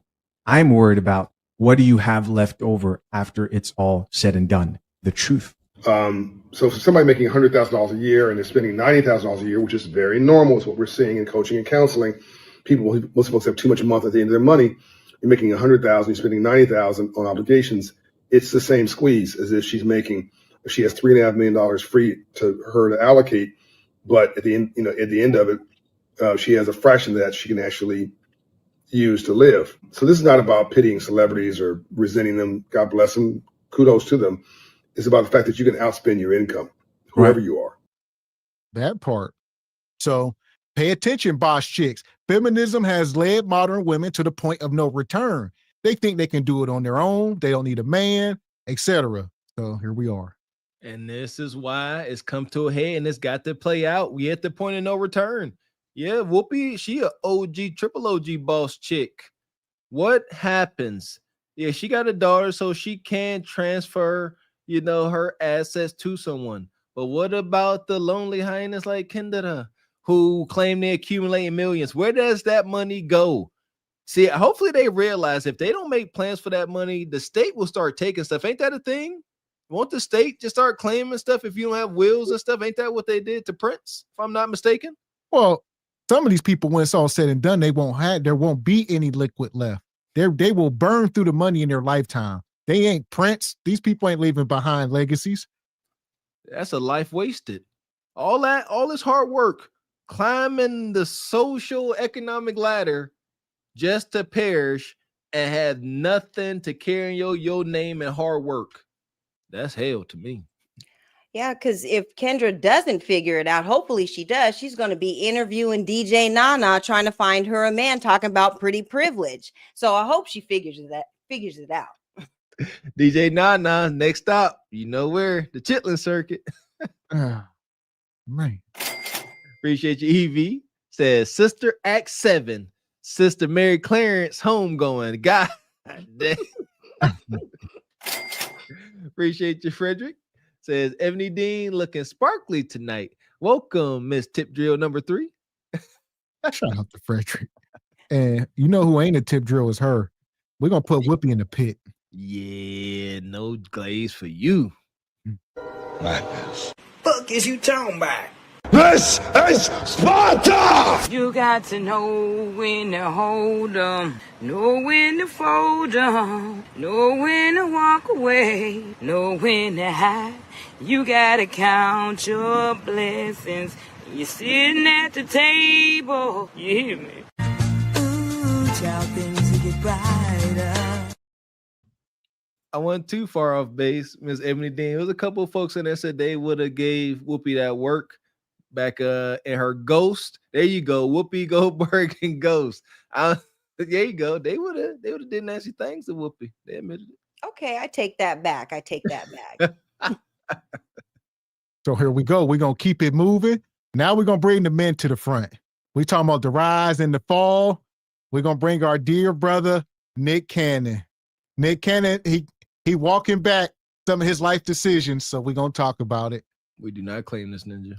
And fair use. So here we go. Do you think having all those kids was a response to your trauma? Yeah, 100. Now I'm learning that now. Yeah, and it wasn't like I was acting out.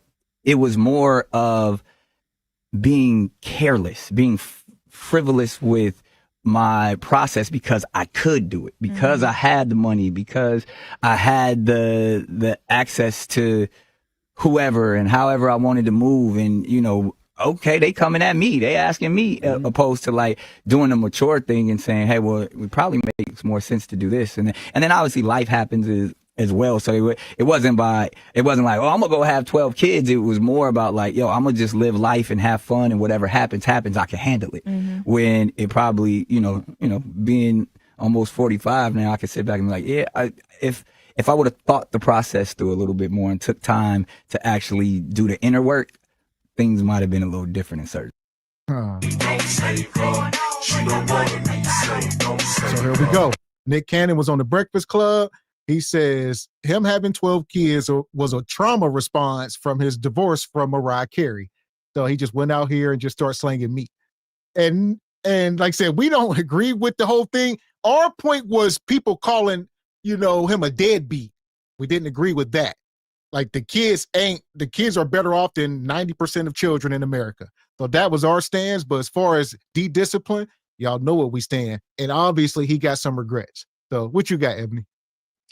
Yeah, I mean, with Nick Cannon, I do think that he does a good job. He makes little videos on social media about how, he has to go from house to house and, just to be around the kids and everything. And he was like, it's a hectic schedule with his work schedule and everything. So I get that. But I do know that he has some sort of condition, and I think he was trying to have the babies in order for if something was to happen, maybe some of their cells or organs or something could help him with his condition. I don't know what it's called, but I know he had mentioned that before too. But it is what it is. The babies are here, and it's a choice. But you can afford to take care of them, but you may not be able to be there for them as much as maybe each child needs you to be, because that's a lot. 12 is a lot. An NBA young boy is either ahead of him or close to him. He's got a lot of kids too. So I wonder how they balance all that, because it is a lot. I think it's cap. I think Nick Cannon talking about it was a trauma response. That's why he was hunching all wild. I say no. Like, I remember Nick Cannon when I was a kid, when he's on Nickelodeon.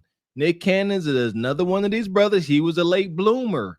He was not no hound dog nor selected man. He got his bread up, got into the gym, and finally started getting some attention after his marriage with Mariah Carey, and he went crazy in the coup de Cata. That's what it is, trying to relive some glory days. I ain't buying that trauma response. That's weird. Scenario. You wouldn't have 12 kids. I don't know. You know what I mean? Like that's the only thing, because I've always said this, every child that I had was made out of love, and there were strong relationships. It's just, if I would have did the work and the healing after getting divorced, I probably would have took my time in a lot of other scenarios. And for whatever reason, I thought that was the answer a lot of times. It was like, oh, well, I'm gonna figure it out over here. Opposed to like, yo, now you're leaving trauma every step of the way, instead of, fixing it from its origin and then being able to present itself. But then like concepts like monogamy and stuff like that, I still feel the same way. I was going to ask you, has your view on that changed then? Nah, not really. Not for me, and that, again, that's the work of, whether you want to go back to like Freud's process of like my childhood and my upbringing. I grew up in a very unorthodox situation and household, so I've always understood that, love happens differently. There you go. I think this is Nick Cannon trying to get back in the spotlight. When's the last time we talked about Nick Cannon? It's been a while. He's just not relevant. In 2025, when, you get people like Constant and I Show Speeds of the world, there's celebrities being born every day. So it's hard for these people who grandfathered in, like Nick Cannon and them, to stay relevant. They got to do stuff like this and get their name out there. There you go. Switch up what they're saying. Switch up the narrative. What do you call it? Grifting. First, he's all proud, standing on the square. But now they got agents and stuff. They're agents like, hey, Nick, it's all clout. Look, this is hot now. Yeah, go back and talk about how you made mistakes and it was trauma hunching. And we're going to get you on the chitlin circuit. You'll be out there with Mojo, JoJo, find yourself on Kendra, up there with Shay Shay. Yeah, we're going to get you back in the chitlin circuit. Just become credible again. There we go. So what you got, Raquel? What's your take? He's so lame to me. I mean, you gonna put 12 babies on your failed marriage to Mariah. It's like there's no accountability here. He's still acting like a baby.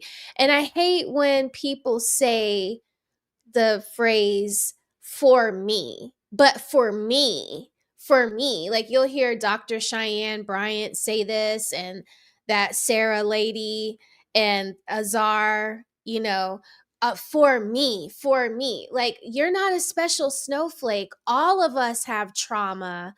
All of us are going through something. All of us would love to put the accountability off on something that we've failed in, but that doesn't like, it's like, he still hasn't learned the lesson because he's still deflecting and not taking accountability and trying to explain it away. He's no different than the ladies getting up on Kendra G, saying, well, why aren't you when they're 3 for 3 and their last baby is 2 years old and they're saying, and Kendra's asking them, well, why aren't you with your 2-year-old's baby's father? Oh, because he was he put his hands on me.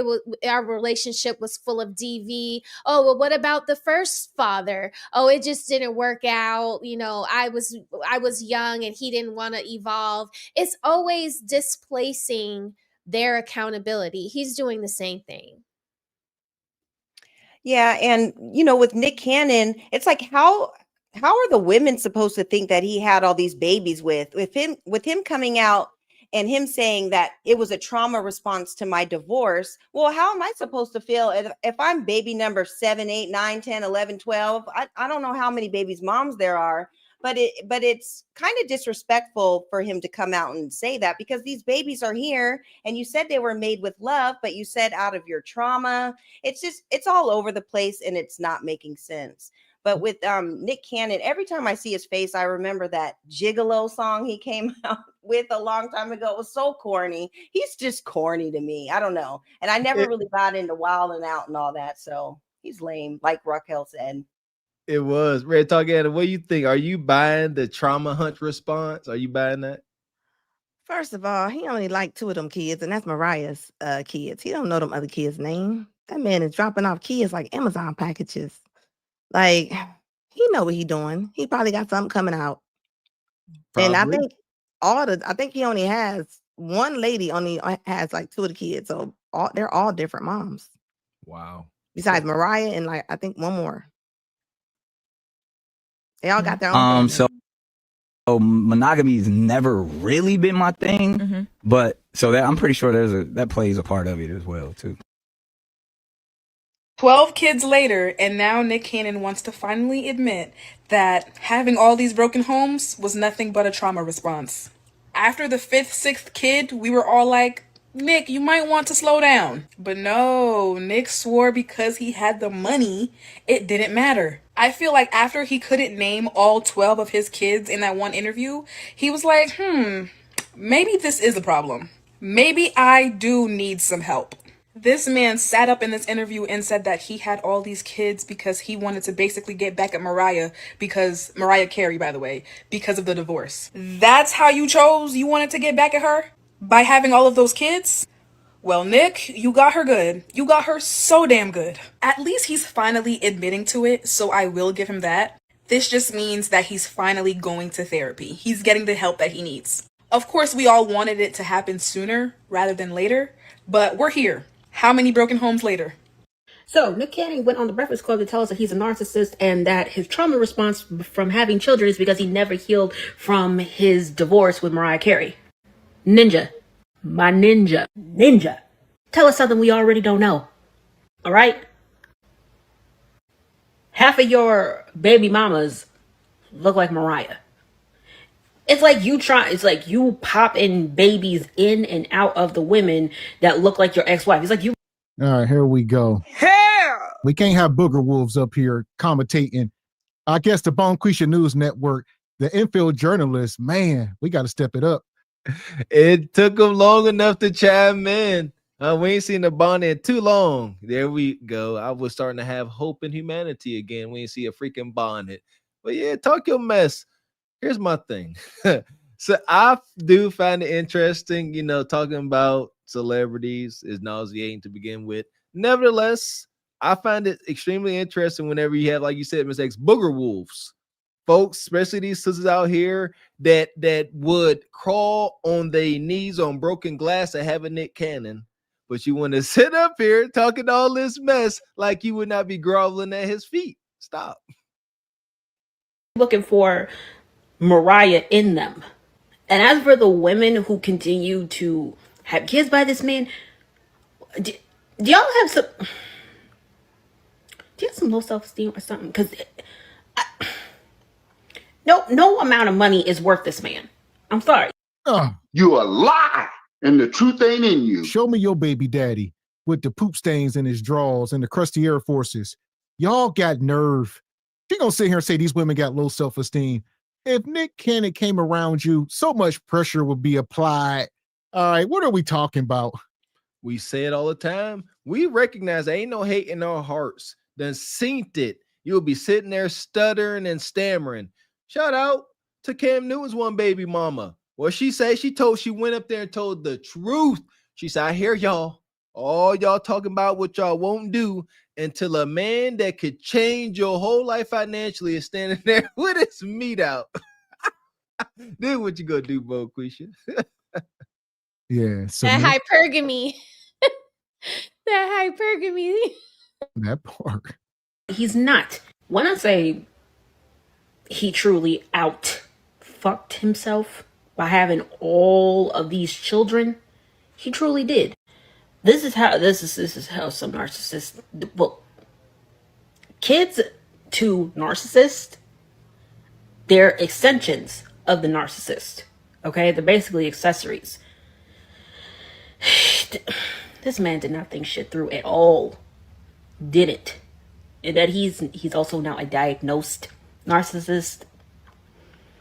Nigga, we already knew this. We already knew this. We could tell by your behavior. Seriously, you would. Tell me what y'all think in the comments. Mariah, what kind of ill nana you got up in that cootie cat, Miss Mamas? Cause what? For you to say this is a trauma response to whatever happened between me and her, the divorce, I had 1, 2, 3, 4, 5, 6, 7, 8, 9, 10, 11, 12. 12 kids. It ain't 12. Let's get it right. It's 10. All right. He had 2 with Mariah. Then he went on and had 10. It's a little better. Just 10 kids. Huh? Yeah! Boom, shakalaka! Why they mad at Nick? When you understand why folks do what they do, it takes away all of that, triggering effect. He was never supposed to be getting this kind of coup d'etat. Y'all can't blame him. Like, it's the same, like, if the character Steve Urkel, was to get rich, he would did the same thing. That is the best thing, the most precious thing you can offer a man is your body as a woman. You think he ain't gonna take it? He said they was coming up to him. How could he deny himself? Remember that character he played with Christina Milian? Yep. Was that love don't cost a thing? He doesn't have to be Roger. He's that character before Christina made him cool, right? Yep. So after Mariah Carey dumped him, he thought this would make him that guy, I guess. I mean, did she ever say why she divorced him? Oh, I have no idea. Did that ever come out? Okay, all right. I'll have to look into that. But no, yeah. He's that character, that square, lame weirdo that was dancing all goofy. Yeah, I always pictured him. He had that little afro, and he was in his garage working on cars with the nerds or whatever. He always came across to me like that too. That's funny that you mentioned that because I thought the same thing. Yeah, I think he was out clapping cheeks. I want to say one of his older kids and one of her kids are close in age, so you could read between the lines with that. There you go. Yeah, Mariah. How much older is Mariah than him? At least 10 years. See, that's tough. Yeah. He didn't hit a little stride with Wildin' Out and all that.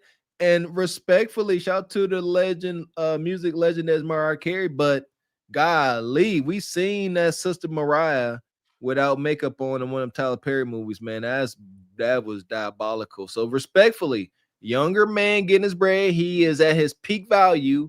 And Mariah, not so much. There are no exceptions. Shout out to Who's the Master. Says Cap. Ninjas just love new womb. If I had the money, looks, and the weenie size, I'd do it too.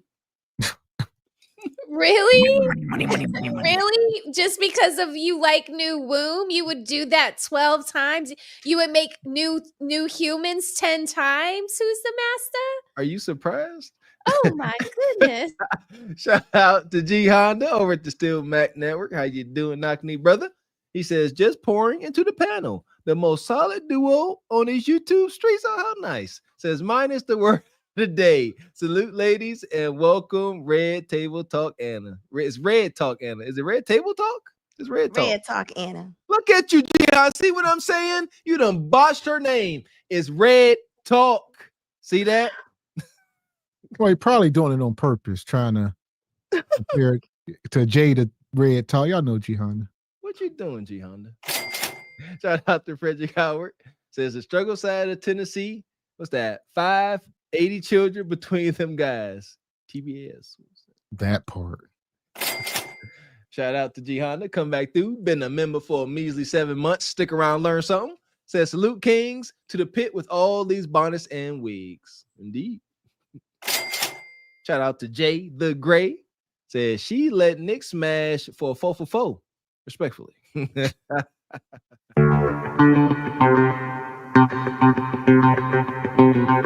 Appreciate you, Black Silver Chair. Says shout out to the best team on YouTube and the SBC crew. So I have laughed all week long on the video drops, especially the Patreon video about ghosts and the crackheads. Keep up the good job, guys. Gavin X, drop me a boom shakalaka. Shout out to Black Silver Chair. And y'all see it. If y'all want that hot exclusive content you won't catch over here, you better join that Patreon. Man. Yeah! Boom shakalaka! Yeah, shout out to Big Ghost. Yeah, y'all got to go check it out. It's just crazy. Absolute madness. Appreciate you, Divine Photos. Says Nick got to start making sense. First time, he said the reason why he had all these kids was because he had lupus. There you go. And now it's Mariah's trauma. Which is it then? The brother respectfully is a goofy horn dog. That's all. Man, so here we go. You know the sisterhood ain't done. Nick Canada came up here and showed his wounds, and now they gonna attack. Get him, pour salt in them. From a trauma response. Are you crazy? That is insane. Whatever you be doing to these men, Mariah, please let us know. We need to write it down, study it, and write it down, and take notes and apply it to life. Cause what? So therapy, that just wasn't a little option. After 1, 2, 3, 4, therapy never popped up in your mind, Nick. Be like, hey, let me go sit the fuck down. And just imagine how the different baby mamas sitting there looking. They gotta feel like shit. For me to be chilling in my own home, I'm watching my baby daddy on the Breakfast Club, and he like, yeah, I had those kids out of trauma, huh? Oh. Now I really wasn't ready to be posting on here. I'm not even dressed, but I gotta get up and I gotta get dressed. I just watched something talk about Nick Cannon and his kids. Hold on, let me get a little decent. Okay, now that I put some garments on, let's talk about this. So, Nick Cannon, baby daddy of the century, right? He's finally admitted, we knew this, but he's finally admitted that all of them kids that he had after Mariah were just trauma responses. Oh, Lord! See, now everybody be giving me flack when I'm like, stop having random kids, stop having random kids, stop having random kids. Y'all be thinking I'm being judgy. I'm not being judgy. We are in the wokest times of this world, and y'all telling me that you feel fine having a child, that if that child comes and asks you like, oh, how did I get here? Oh, you was just a one-night stand. Y'all feel comfortable with that? Listen here, Bonquisha. You are not the messenger. We got one question. Got permission? Yeah, Written permission from Trey Taylor, Trey Taylor? crew tractor. Oh, crew tractor. Yeah, who told you could fish here?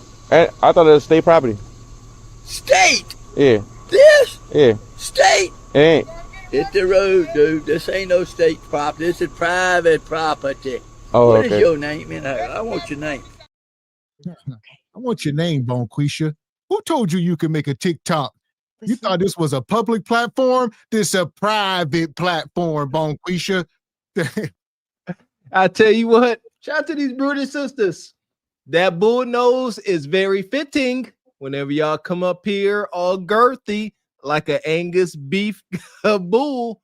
Stop with the goddamn going bull nose rings, egregious girth, and bonnets, and covered in tattoos. Talking about you want to need to chime in on something. She woke up out her decrepit slumber, crust all in her eyes, diabetes coming out her pores. And the first thing you got to do is come up here and give us your 2 cents. Brush your teeth first. Wash your mouth out. I have been on YouTube with my hair not done. Y'all have seen me. Some of my videos that go like get the best numbers, my hair looks a mess. I don't know what that is about. But like I get it. I get it that you can't always be, dolled up.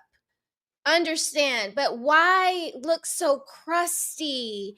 And why can't you just take the bonnet off? Like you got edges. Like why you just can't wear your hair in a slick back bun or something? Like why is TikTok the like home of the bonnet wearing content creators? Because it's allowed, because they accept it. They willingly accept it. That's why it's the sisterhood. And her question to you is, why should she?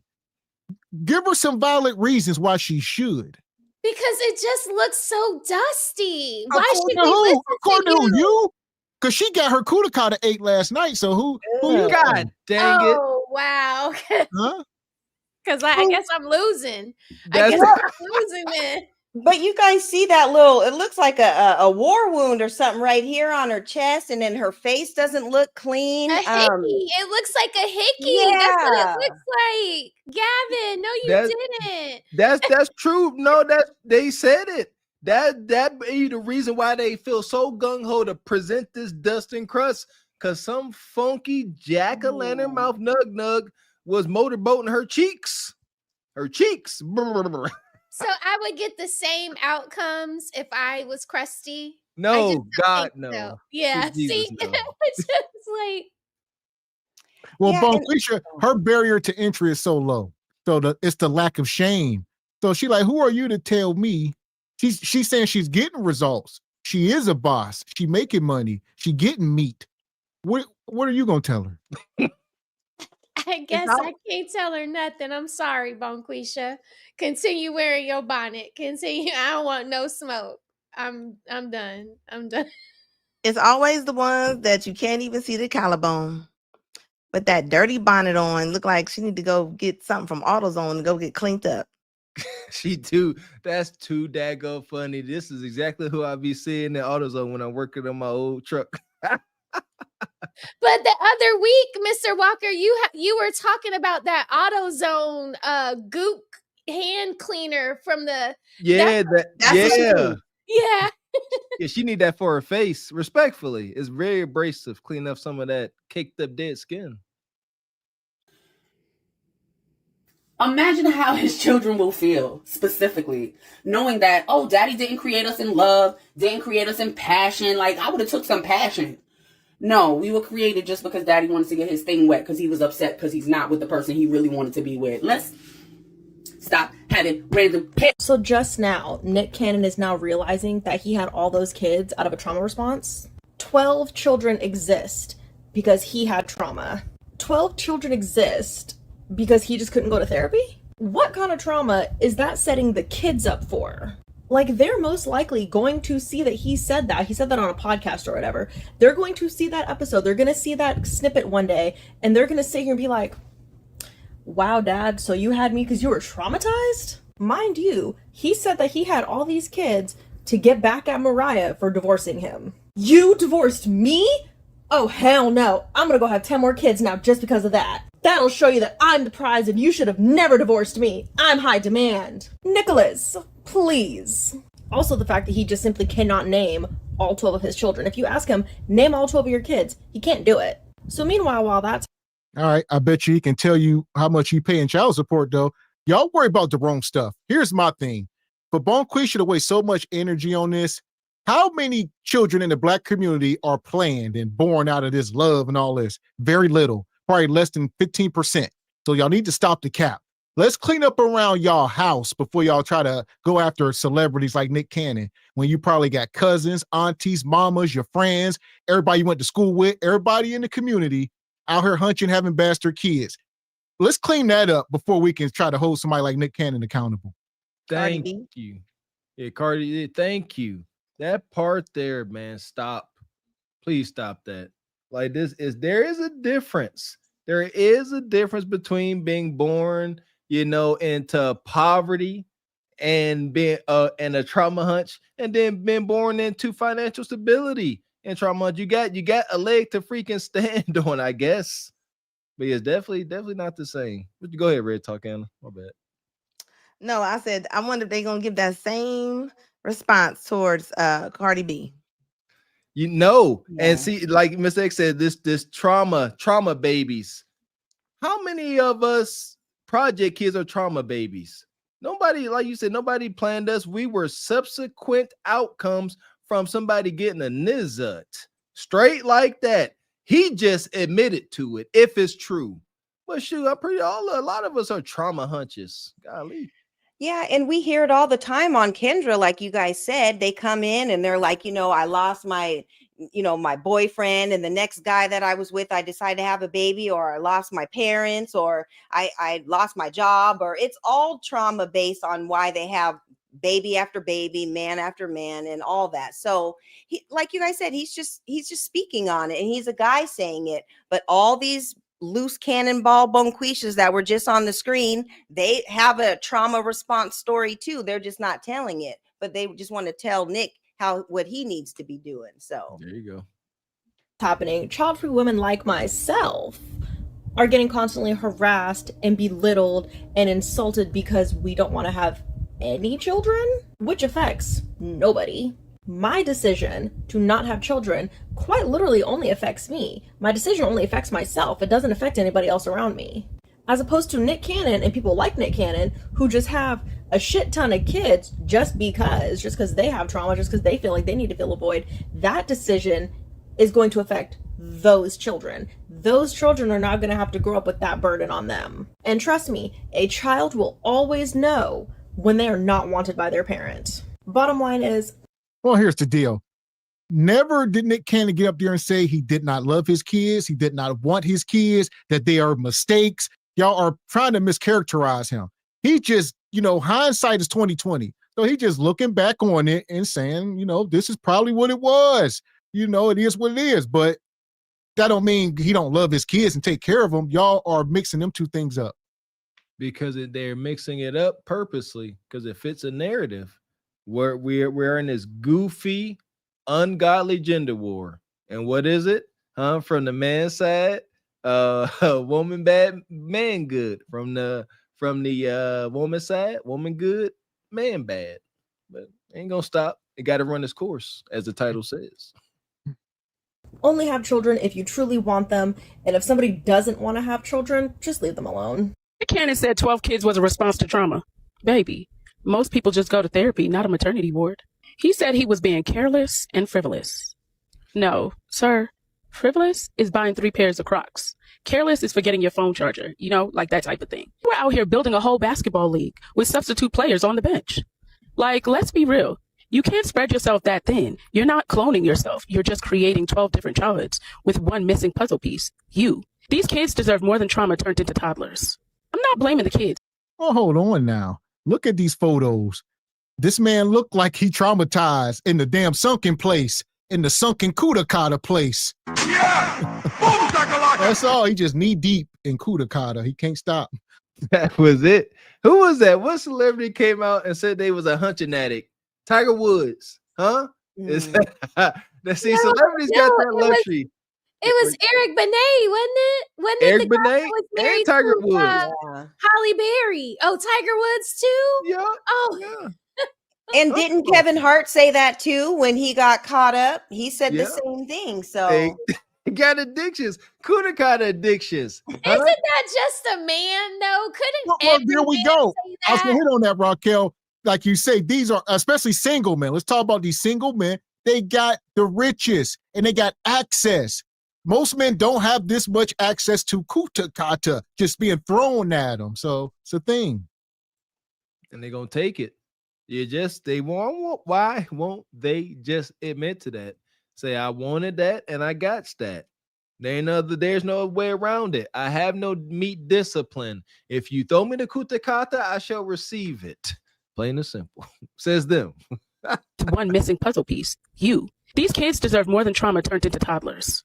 I'm not blaming the kids. They're blessings. But this man just admitted he was filling an emotional hole with baby showers. Nick Cannon, therapy is cheaper than 12 car seats and 12 different tuitions. Now, I will commend him for saying that he was diagnosed with narcissism and ADHD and that, finding out what was wrong and, being able to identify that. There we saying. So as Nick Cannon, the world's first self-proclaimed, the first black guy out here touting as being diagnosed as narcissistic. You see what I'm saying? He's wearing that hat. Bonquisha going around, y'all narcissists, this and that. My man said, I went to the doctor and I've been clinically diagnosed. I am a damn narcissist. All right, y'all be careful with me. Listen, this is game. This is a narcissist is the extreme opposite of a loser wallflower. Jordan Peterson even touched on this. A loser wallflower can actually benefit from some narcissistic tendencies because it gives you a bit of ego, and women like confidence and a bit of ego. So lame brother Nick Cannon, respectfully, he went from one end of the spectrum to the next. He said, I ain't no loser. I'm so goddamn going. I got so much machismo. I was a raging narcissist, diagnosed. That's wild. He proud of it.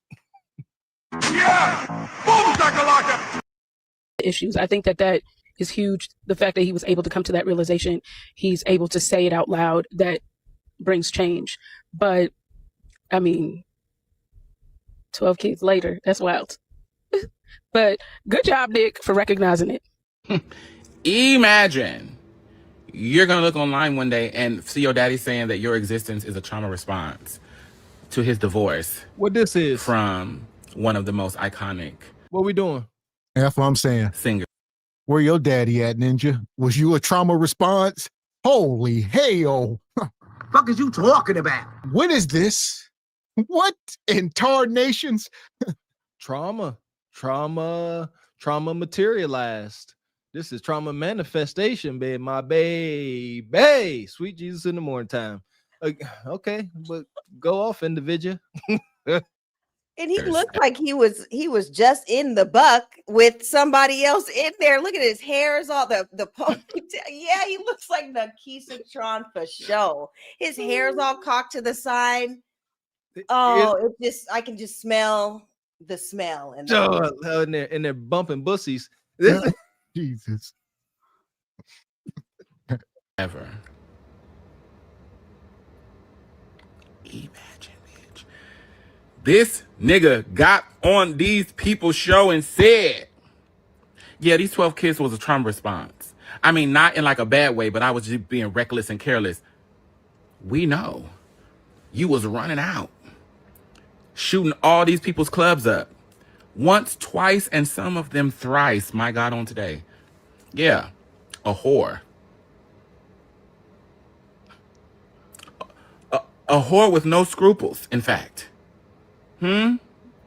Trauma response. Man, what is this ninja doing, man? I baptize you in the name of Jesus. Lord. Have your way, Lord. Have your way, Lord. Have your way, Lord. I don't know. I'm feeling like he's somewhere in Atlanta, somewhere off Peach Street. Yeah, it's unfortunate, Raquel. Eat this. Yeah. I'm gonna let you go off, Raquel. Give me 1 second. So we always talk I ain't about. got nothing. I ain't got nothing. That was an unnecessary shot. We need to get that sound on here. The little like that's what you just did to me. Why he got to be from Atlanta? We don't accept this. This has to be Dallas, Houston, LA. Come on. There's some other fruity cities. San Francisco, Okay, it could be, but what's the probability? Chat, drop some ones in the chat if the probability of this individual being an ATL is high. And Dee Dee, when you give yours, make sure you have this picture on for your profile pic. Leon, we send this ninja coming to the lair. And then this is what you're gonna see. As soon as you turn on the light, he gonna be winking at you like that. That's his sexy face. Could you imagine a woman getting on TV saying, I had 12 niggas kids because my ex-husband hurt my heart? You know who didn't say too much though? Jess, you should have been ripping out his ass and sewing it back in before he left there. Relax. Pause. Heavy on the pause, brother. You self-awareness. You don't need to be talking about ripping out none of that. Y'all see them nails he got on? What you got, Edna? I want to get you in. What's He definitely like he's from Atlanta. He is definitely like he's the leader. He look crazy. He shouldn't even be having no comment on this. That's my point. Like we showcased the one sister that definitely did not like men talking about how bad men are. So we talk about not being the correct messenger. That got to go double for this. How dare you chime in on hetero relationships when you are you, individual. You know who you are. You know what you like. Yeah, and you didn't try to mask up your voice or anything. Your nails look like your teeth. You look like it's just a hot mess. Like you have no dog in this fight. And then what he just said was egregious, talking about blowing out the back and whatever he just said. You're not the messenger at all. He kind of looks like Booker from Good Times, don't it?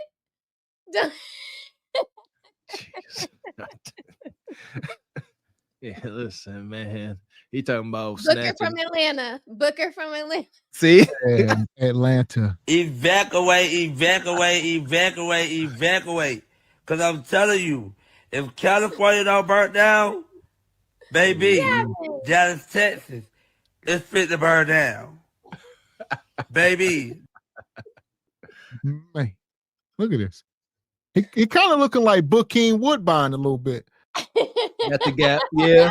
Yeah, in the mouth. Yep, in the mouth. Yeah. The guy from Jason's Lyric, the crazy brother. Yeah.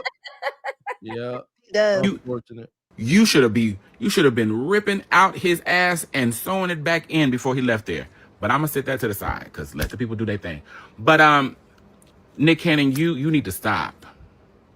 You need to find a therapist. I blame this on that Dr. Bryant lady. Y'all gotta.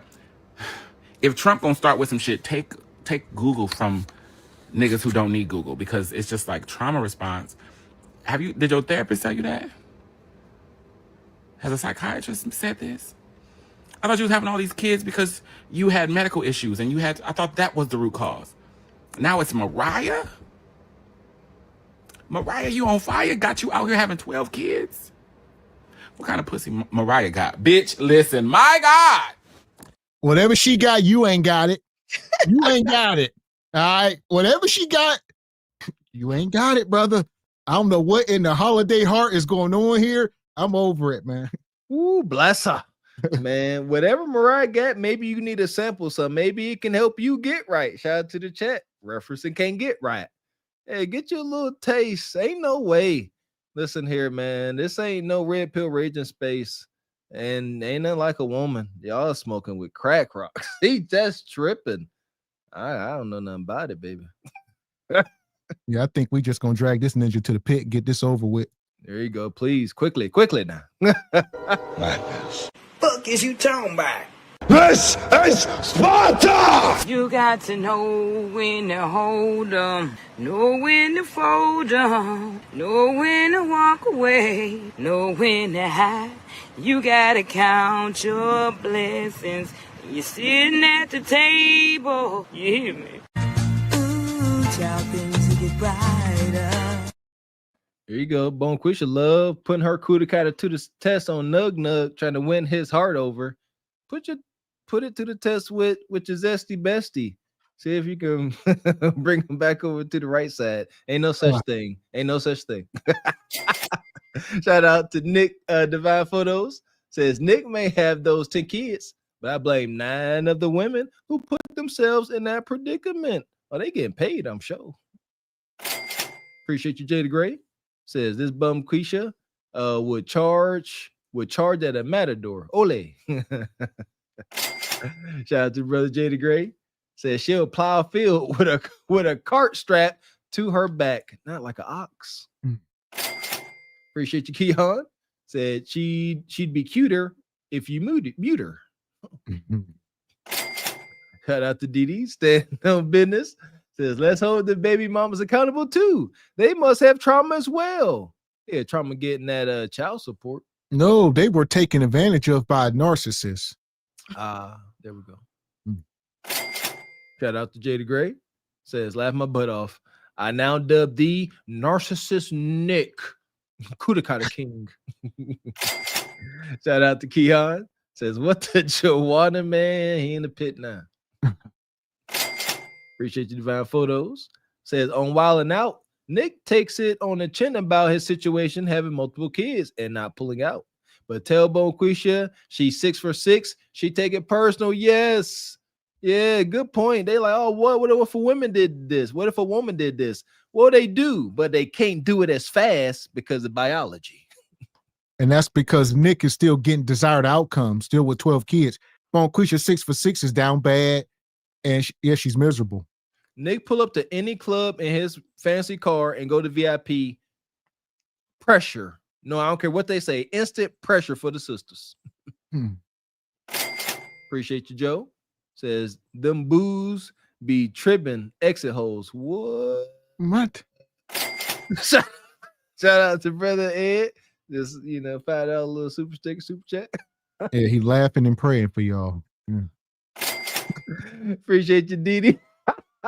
Says, ask and ye shall receive, Ebony, and did. I love it, Didi. Love it. That's a good one. It's a terrible one. Shout out to David Ford. Says, nah, Raquel, that is all ATL. You got to claim that. That's it. Appreciate you, Black Silver Chair. Says, this Transformer skin is glowing, though. Oh, yeah? There we go. We're going to keep it moving. All right. I see one of y'all brought this up a minute ago and y'all done spoken into the room. Cardi B. We're 30 weeks pregnant. No, you stupid. I'm just out of breath because I got asthma, not because of that. Shut the up. Always a motherfucker gonna be funny in this. I fucking funny in this before you get blocked. Now put your ass on a pot. Stupid ass comment. Don't put that shit in me,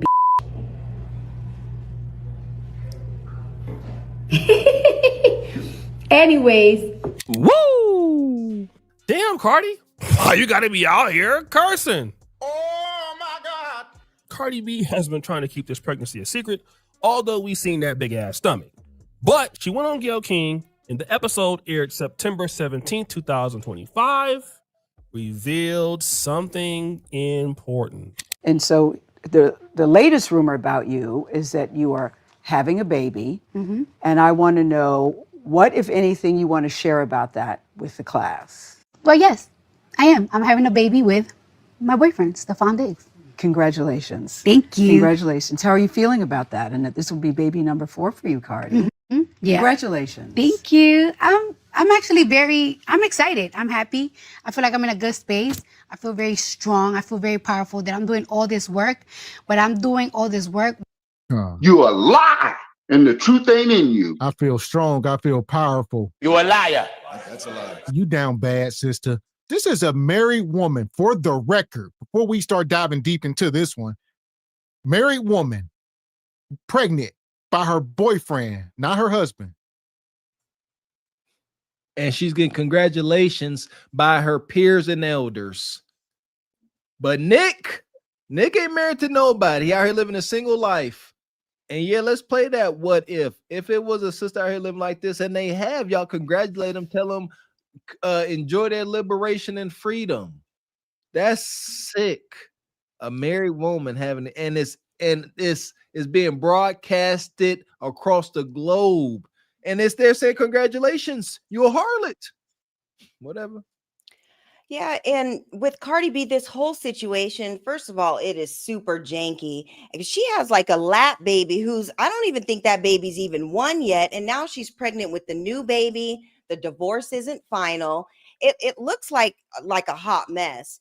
And Stefan, I think he's having paternity suits. And then there's somebody else who's pregnant right along with Cardi B. So he's out here being a nug, and she is kind of acting like a bonquisha with money. So it's not a good look.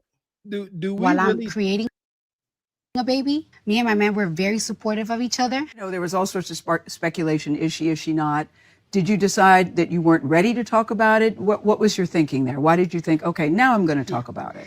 By the way, now that I talked about it, y'all better get my album. Y'all wanted to know, right? Now y'all know. Now y'all could buy my album so I could buy Pampers and diapers and all that type of stuff. I told y'all, now go support my album because I'm a mother of 4 now. Yes. But no, I just was like, can I just say it on my own time? Like, I'm not hiding. Yeah, on my own time. Like on my own time. Yeah, it's like on my own terms. Let me close some deals first. You know what I'm saying? Let me close some deals first. And it's like, you know what? You don't really want to say right away that you're pregnant. Like, it's like, let me see a couple of more sonograms. Let my baby be healthy. And you know what's so crazy? I haven't till today. Matter of fact, I have to tell them this week before this interview come out. I haven't even told my parents. No way, Cardi. I haven't told my parents. They just be looking at me like, Cardi. Wait. Back up. Why haven't you told them? Because I'm scared of them. I'm very scared of them. You're pregnant by Stefan Diggs. Now, this is interesting because allegedly... And there's shame in the rooms. Call it what it is.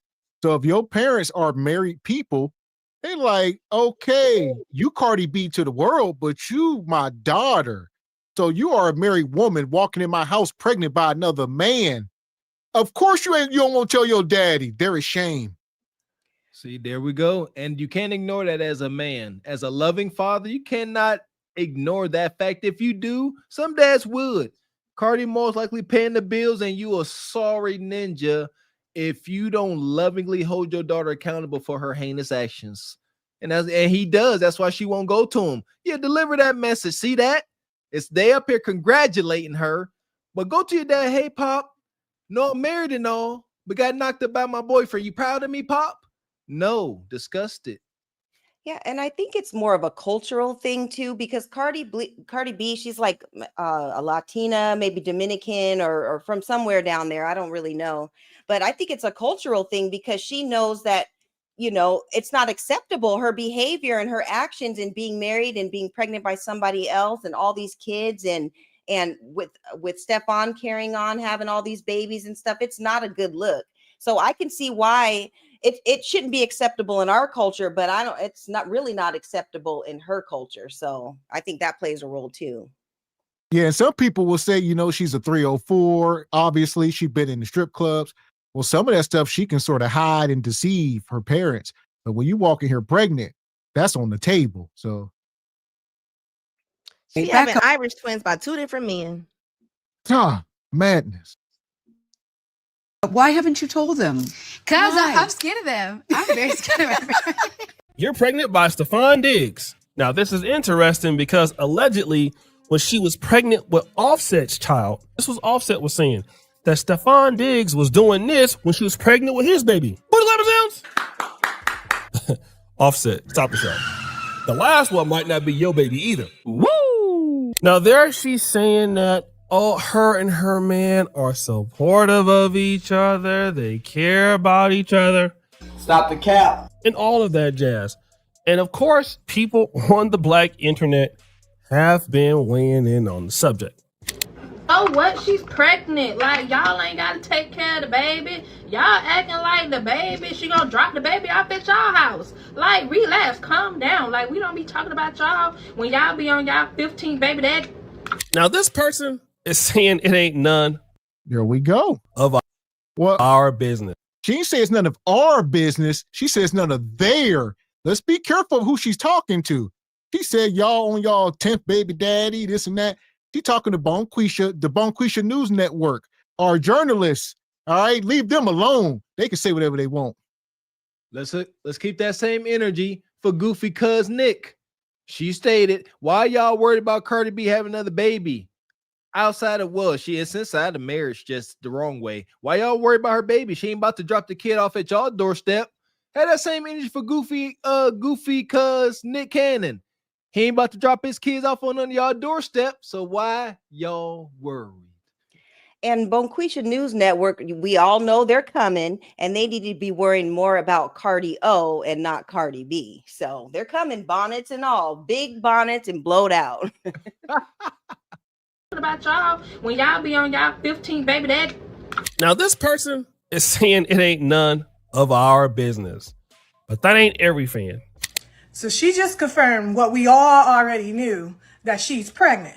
But not just pregnant. She's pregnant by her boyfriend while still being married. Child, I'm not blaming this on ghetto. That shit is third world country. And what makes it even more third world country, that bitch just had a baby by her husband like 3 days ago. Don't even know the fucking baby's name at this point. She don't even know the fucking name. That baby don't know her. Woo! Damn, she's saying that Cardi B is out here thotting it up. Stop the show. I mean, well, I don't want to say nothing because Cardi B be suing people. So, but anyways, we're all entitled to our own opinion, right? And it is interesting that she just had a baby and she's getting out of marriage and then getting into a relationship with a man, Stefan Diggs, who just had like 1 or 2 other kids at the same time he was with Cardi B. But I'll come back to that much later. But again, there are more thoughts on this pregnancy. First of all, I don't know. I think it's a little weird to say, I'm so happy that Cardi is finally happy after her messy divorce because now she has a boyfriend and a baby on the way. She's not divorced. So stop. All right. Offset ain't signed no papers yet. Offset getting his ducks in a row because he about to cash out. Yeah. Offset, okay, you knocked up. Okay, judge, let me build my case. And when I walk up out of here, I ain't paying no child support. She's going to be paying me alimony, separation, all that. There you go. Keep cheering for this madness. And they don't care. This is how you can always tell. They have a bias, just extreme misinformation. Oh, a messy divorce. It ain't even happened. Y'all made that up because y'all did. The guy in the Democratic echo chamber dare not say it like that. She is pregnant by her boyfriend while still married. There is nothing worse. And that brother Offset is taking an internet broadcasted black pill, barbed wire black pill. That's egregious. What you got, Raquel? This is wild. I mean, how she got herself in this situation is just beyond baffling to me. Like y'all just said, she literally just had a baby by Offset. And her parents are Latin. I'm assuming that they are probably Catholic. She's not even divorced from her first husband, which is blasphemous in the first place, that you would be married and pregnant with another man's baby. And then you got to think like these men are not of Cardi's culture, family's culture. That's another thing. So it's like now, you know, whatever their opinions were of Offset, which I'm probably sure weren't the best with the way that she was airing out their business when they were married, because I can't see her mother thinking that would be a good idea for Cardi to be dragging her husband like that through the media. But now this is where we're at. Like, the parents are going to see that this is not an Offset or a Black culture problem. This is like the lady said, unfortunately, I'm sorry, don't shoot the messenger, a third world country problem. That's what the lady, Dominican Republic, this is where her family is from. Is this how they do? Do they get married to men and then have babies by other men? What are the statistics of the Dominican Republic's paternity fraud cases? Like when we were calling out the numbers of Jamaica, what are the numbers of the Dominican Republic? You know what I mean? And is her last baby Stephon Diggs' baby? Because O'Shea said it. Offset was claiming that Stephon Diggs was doing this while she was pregnant with the last baby.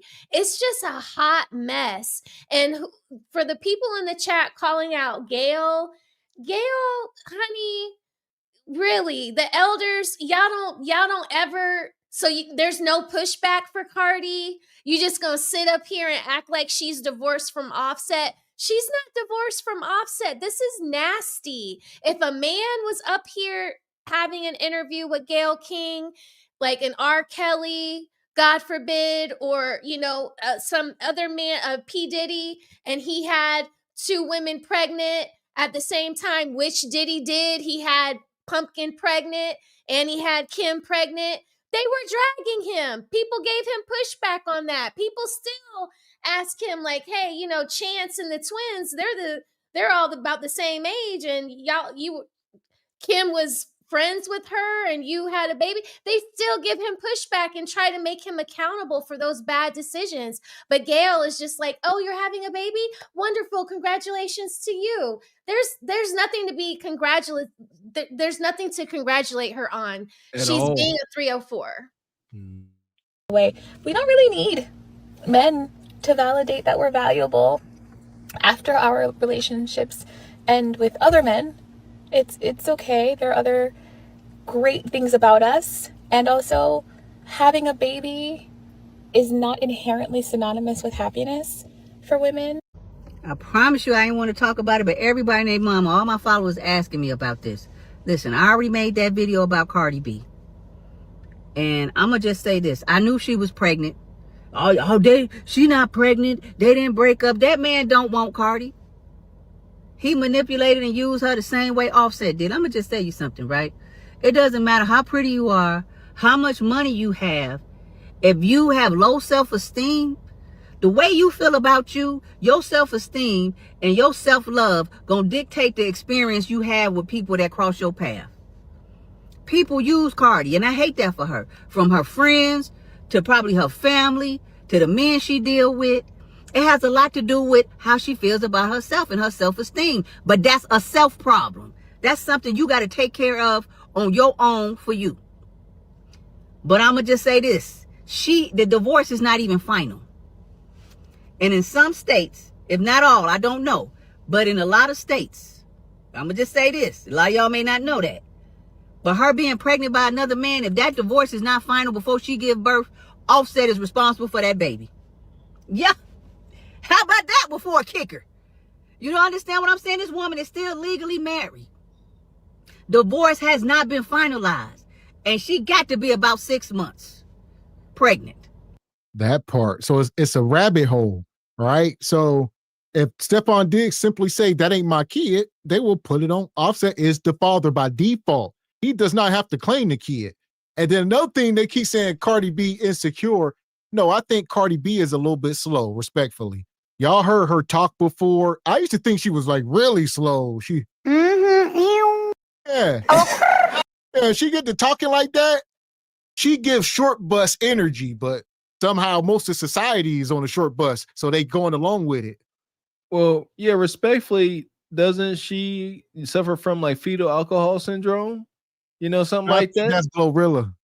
Oh, shout out to Big Glow. That's my big Glow. But shoot, man, I got to believe that that Cardi got a little touch, a little smidgen herself. Like you said, though, she just burst out, have fits that occurred and all that. Sound like what is that? Sound like a dying cat. Ow. Yeah, and with the whole Offset situation, so I know they're getting a divorce. Now, can he expedite the divorce before this baby is born so he's not held responsible? Or how is that going to work in court? Because that's a big deal. I think that because this is so what is broadcasted, I don't think he'll have any problem, clearing himself of responsibility over this bastard child. Because of how it's broadcasted. Because they ain't got to take nobody's word for it. Like, roll the footage. Look at what was transpiring. If that divorce is not finalized before she gives birth, understand under the court of law, Offset is legally responsible for that child. So Stephon Diggs ain't got it. You know what I'm saying? He done already had like 2 kids this year, didn't he? Didn't like 2 women have his kid this year? And Cardi finna have one by him? I mean, come on, man. This all self-esteem. And even though she has the financial means to take care of however many babies she want to have, the level of toxicity that goes on under her roof is going to be damaging to those kids. And I hope when they grow up, they don't want to be like her or deal with a woman like her or whatever.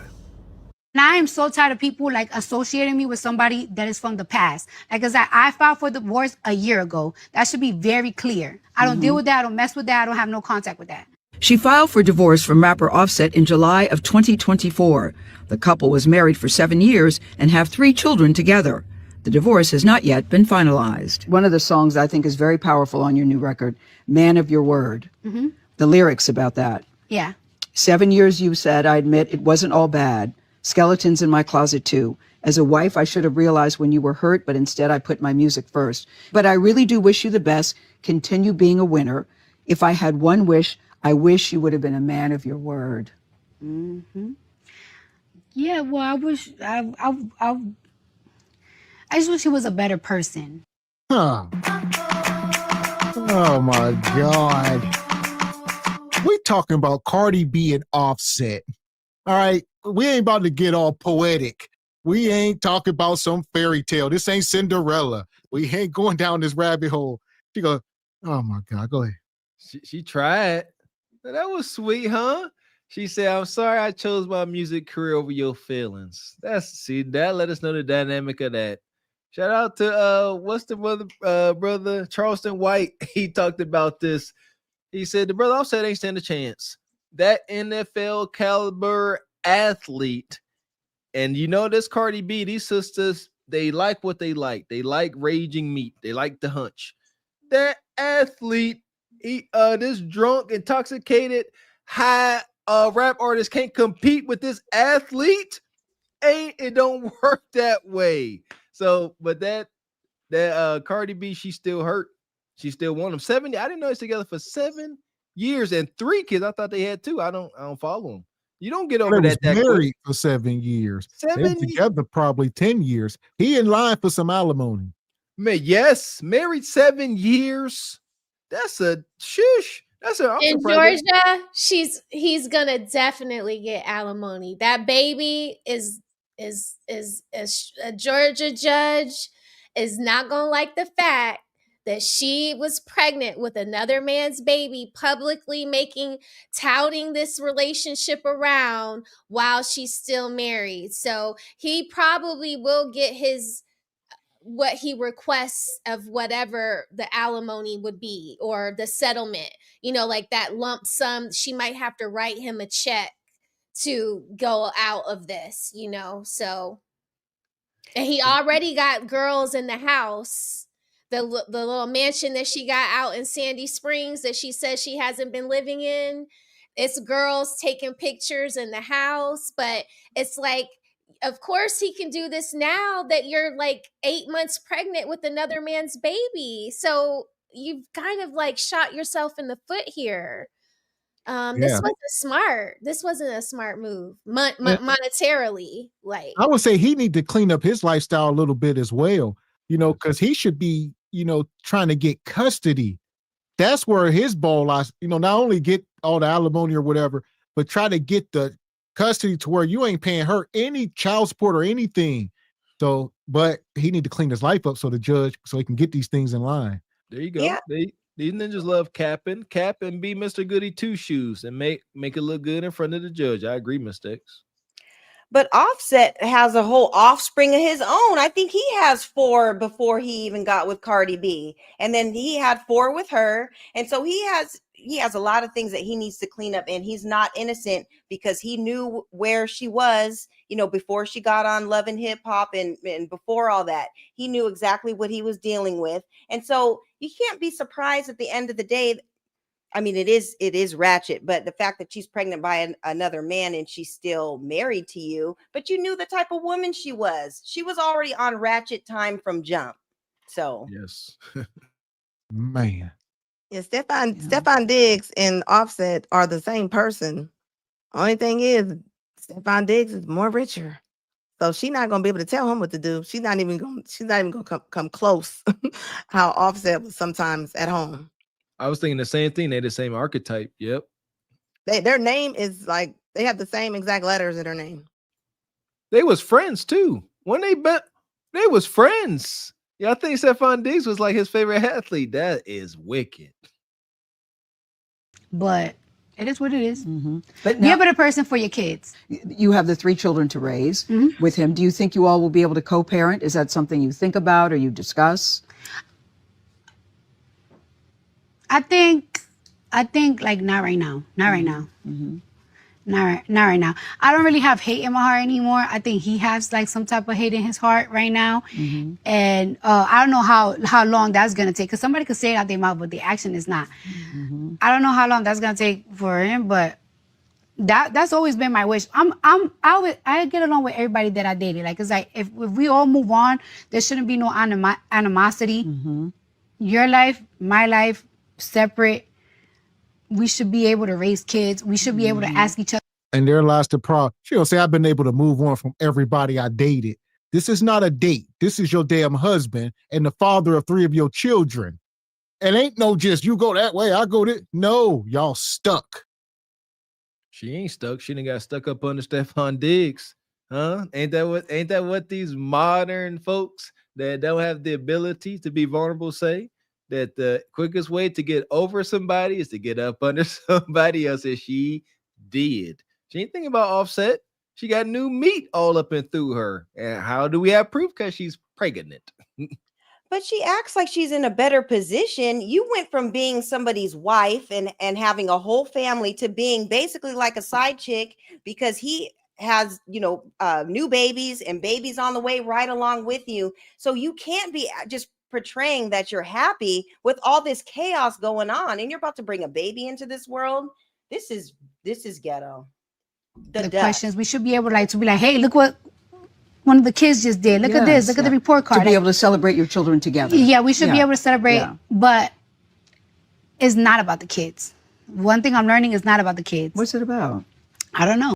Cardi be pregnant by Stefan Diggs? You don't say. Didn't I say that something like this was probably gonna happen? If you don't remember, let me remind you. Y'all sitting up, she just having her fun. Y'all always just having y'all fun. And then next thing you know it, y'all be pregnant. Right? How many of y'all was having fun and then you ended up with a baby that wasn't supposed to come from that fun?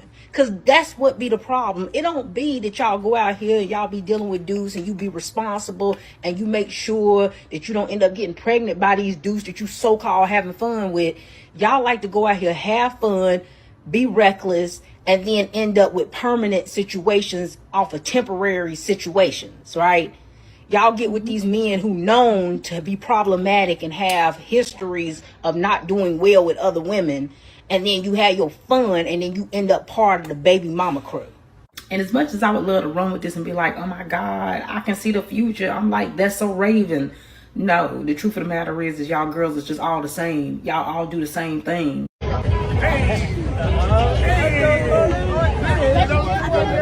The only difference between the women judging Cardi and Cardi is that she kept her baby. Y'all bitches done moved on, fucked right after y'all old relationship, got pregnant, and killed that child. Probably like 30 times. Inside's toe up. She decided to keep her baby, and now it's World War III. Whoop-de-doo. Like, I remember when I lost my mind. Oh, I'm just about to lose my mind. One thing about the gynocracy, if you piss it off, it will start cannibalizing itself. So this is what you are seeing. They're eating each other. So she said, yeah, what about y'all going down to the chop shop? You know, let's just start hurling insults.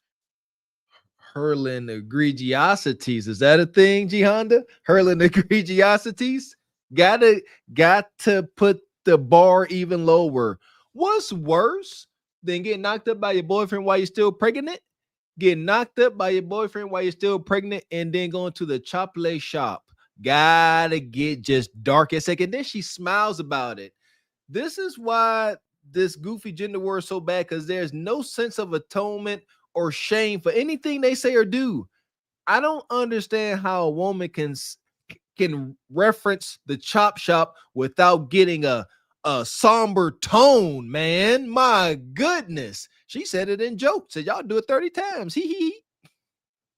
who cares? They got the money. They can take care of their baby. Who cares? You know? Then a lot of y'all feel some type of way about who she chose to move on with. We don't know how that man treats her outside of social media, what he does for her. So if she can see a future with him, it is what it is. Then some of y'all feel like, oh, it was too soon. She just got divorced, or she just left her husband. If I left the nigga today, I'm outside tomorrow. The fuck, what are we waiting on? That man cheated on her and dogged her out the whole relationship. He cheated while they was together. How long do y'all think women are supposed to, like, sit in the house and cry and be sad and be depressed about a man? A man who didn't deserve them in the first place, you know? Look at these women. It's a prototype. I mean, if you looked at her before she even said a word, you say, do she identify with the Cardi B's of the world, or do she identify with respectable, wife-minded women?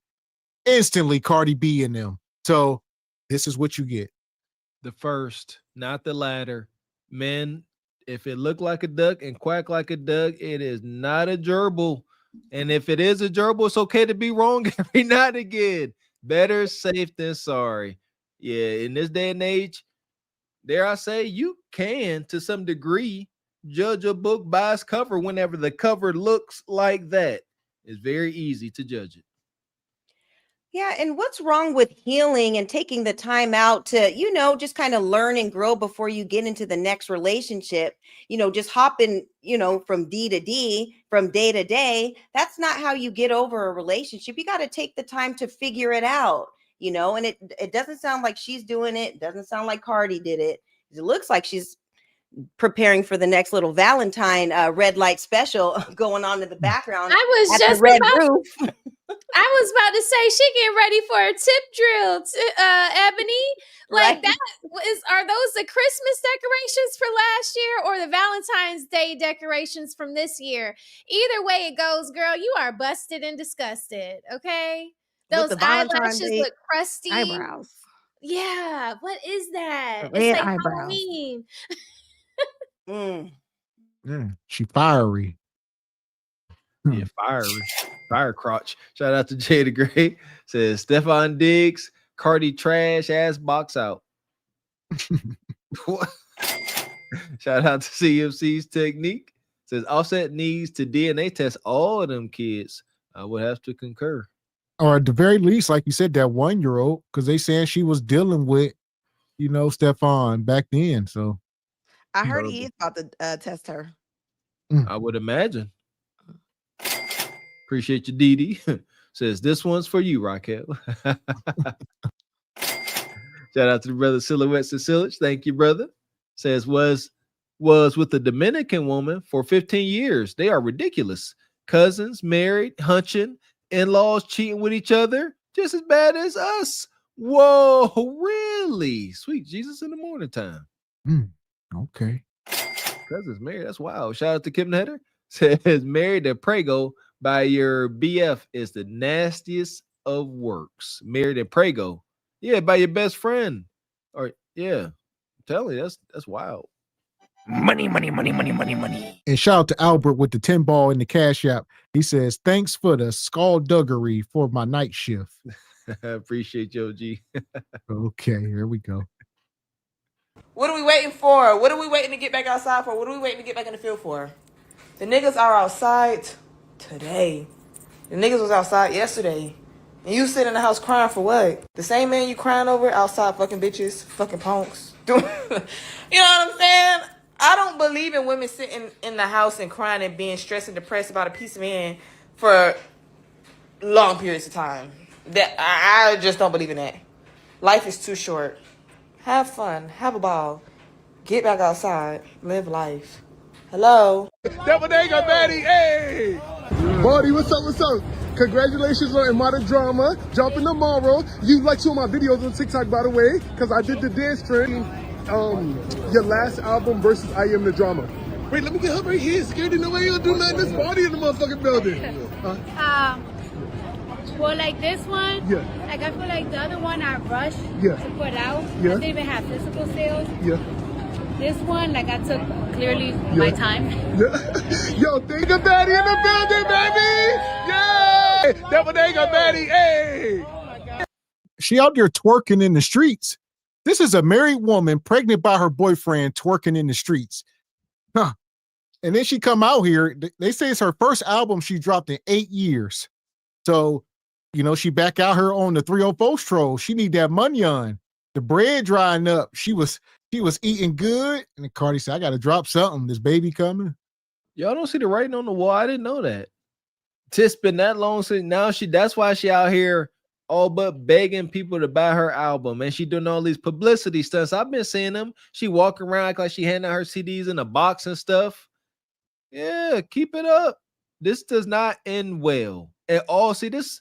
They keep trying to, the guy in the Democratic echo chamber acting like, oh, it's okay, Cardi. Have fun. Enjoy your life. She's not having fun nor enjoying her life. How in the world do you go from being married for 7 years and then you think it's good to advise this woman to just go out to the streets the next day? Kev said it best. You need to wait at least half the time you was married to really just purge that man out your system. Attempt to. That ninja is still swimming around inside Cardi. Hey, don't think of it.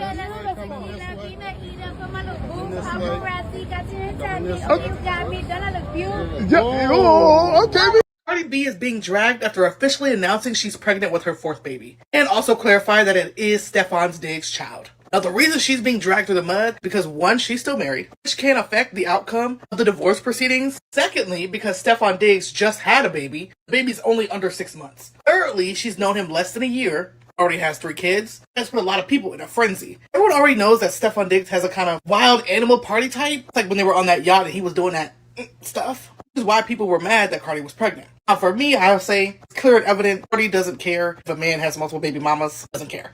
You see that clearly with Offset because he has multiple baby mamas before they got married. But one thing I'll give Cardi B the benefit of the doubt, fucking her for having multiple baby daddies. I mean, y'all got multiple baby daddies. It's crazy. Should she have rushed to get pregnant after still healing from her previous relationship and marriage? Absolutely not. Not to mention that Blossom just turned 1. Now, motherhood is a very different story when you have chefs, drivers, cleaners, everything in the world. I just hope that Offset is throwing up, choking, and crying. I'm having a baby with my boyfriend, Stefan Diggs. I'm excited. I'm happy. I feel like I'm in a good space. I feel very strong. I feel very powerful that I'm doing all this work, but I'm doing all this work while I'm creating a baby. Me and my man, we're very supportive of each other. Stefan, the baby rumors true? The baby rumors? Who is that? You?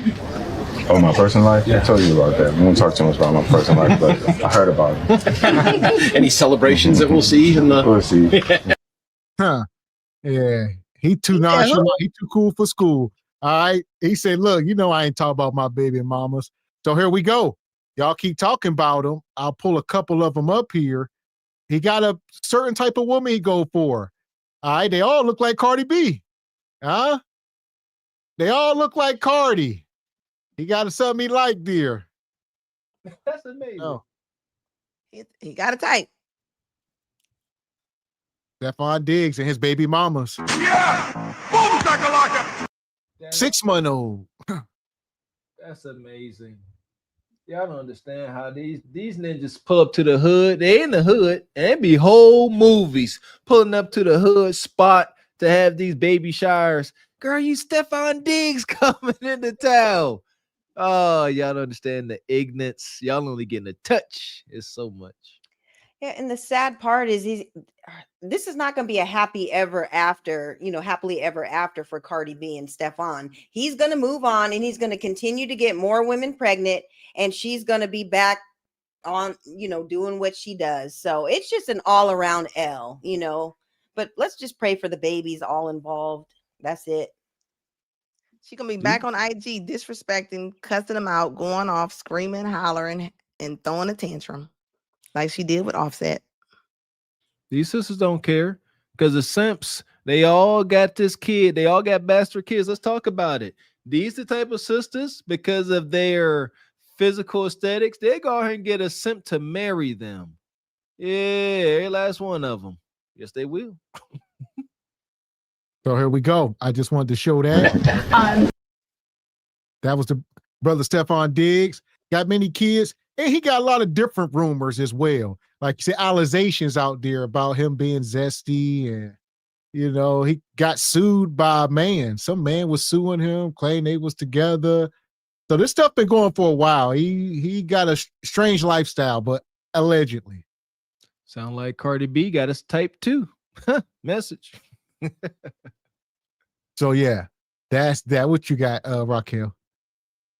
I didn't know he had those rumors about being like from a complaint from a male. I didn't know that, but that goes like hand in hand with like her freakiness that she likes to rap about.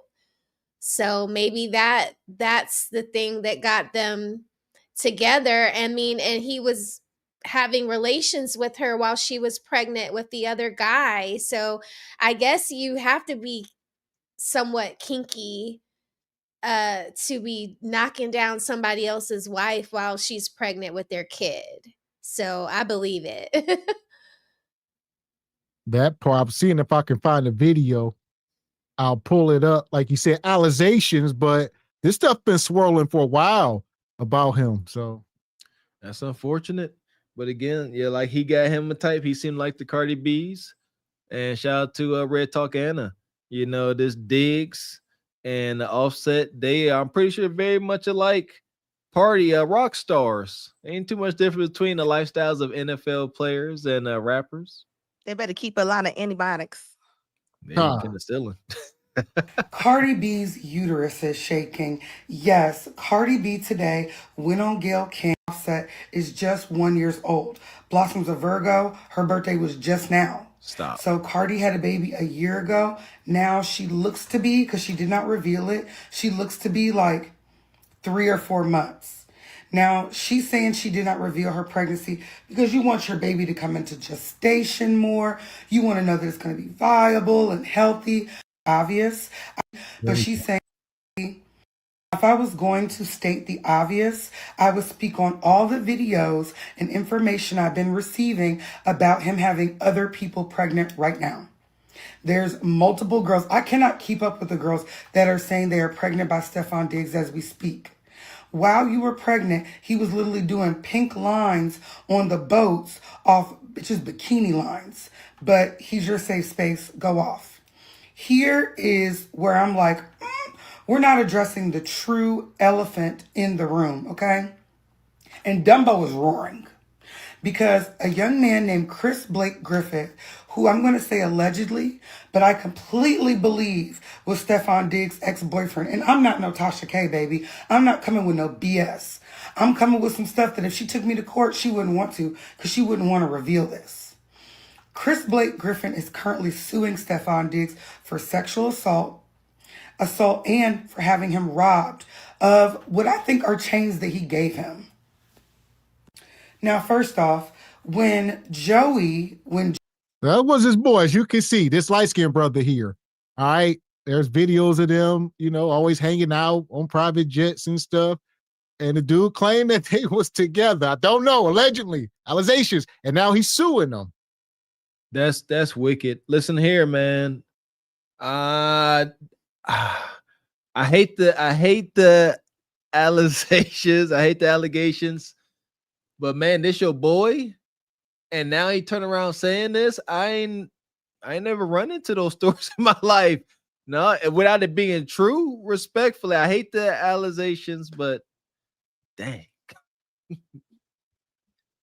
Yeah, it sounds like maybe on one of them little freaky nights, you know, she was already talking about how he was on the boat doing all the extras. So maybe those type of you know, chemicals or substances make you, you know, go above and beyond with the freakiness. And that could, it's allegations, but it could have occurred. I don't know. I don't know why anybody would lie about that.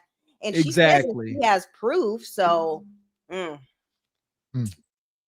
Joy Chavez, when she started going with Trayvon Diggs, I started researching the brother. I was single, ready to mingle. I was like, look, what's going on with Trayvon Diggs' brother? Is he single too? So I go search his page. I look and see he got a boyfriend. And that's the thing. So Stephon Diggs' brother, who is Trayvon, they both in the NFL. I believe his brother used to play for the Cowboys. Not sure if he still do, but he, you know, his brother got a kid by Joy Chavez, one of Future's baby mamas. So Stephon Diggs' brother got a kid by him and Future share a baby mama. And then now Stephon Diggs and Offset share a baby mama. It's real messy. yeah, and Bow Wow, doesn't Bow Wow have a baby Bow Wow. too? Yeah, she had about Bow Wow and Future and Stephon Diggs' brother. Ooh. Huh. On there. A blonde, blue-eyed boyfriend. And this young man, Chris Blake Griffin, had a child. All the videos and all the photos on his page at that time, before Cardi B, was all him, Chris Blake Griffin, and the son. So it gave very sweet gay couple raising their children. And I said, oh, period. He's eccentric. He's got red nail polish, black nail polish, along with his boyfriend. He's queer. I'm living. I'm loving it. Hope he drops a like fashion line soon. We're going to love it. Then he started dating Cardi B. So that's weird. That's suspicious. But then when the ex-boyfriend, who I am going to call the ex-boyfriend, although I'm going to say allegedly, came out and said that he was assaulted and robbed, I had to dig deeper into that. So let's read. This is my life we're talking about. I don't know what you do with yours, but my life, but I be doing some ish with mine. So and it means something. So it means something. I'm speaking from the perspective of the fact. So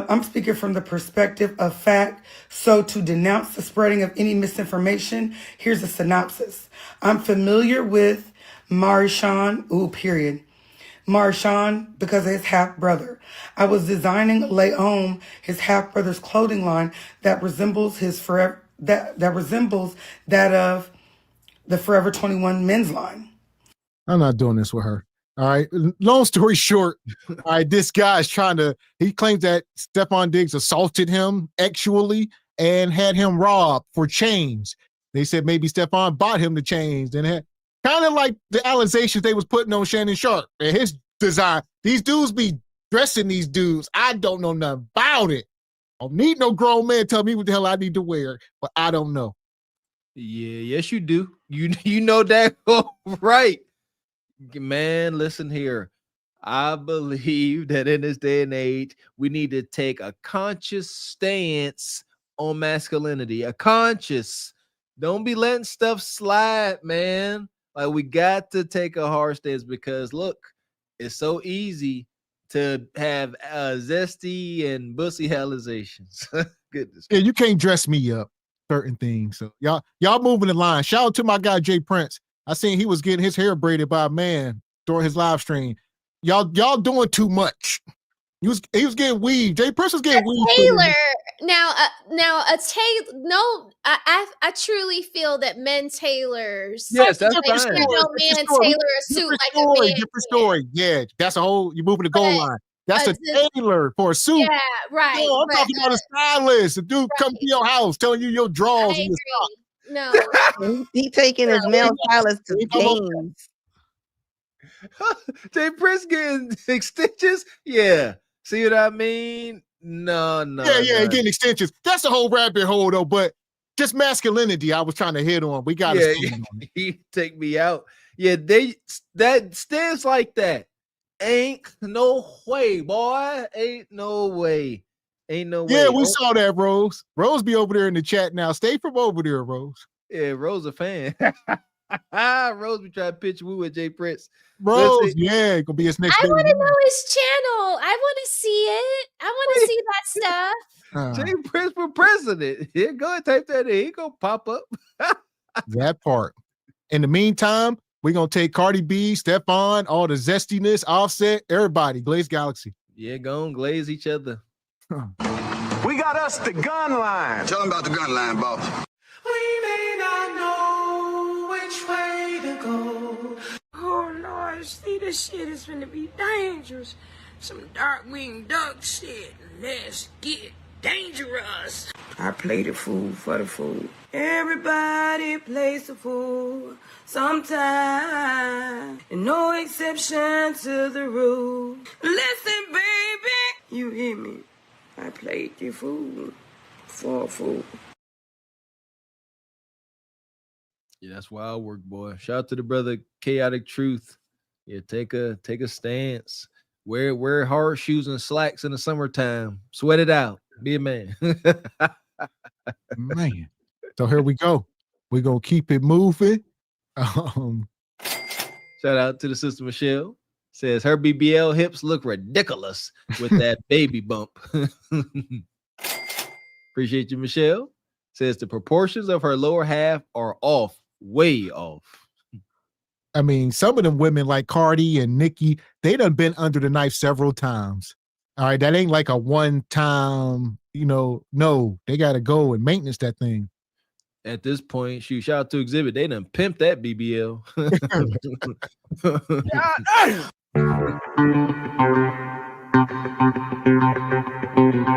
Appreciate you, OG Curious Julius, coming through like you do, brother. Says Ebony said hello earlier, but I was in the middle of my UW Husky game.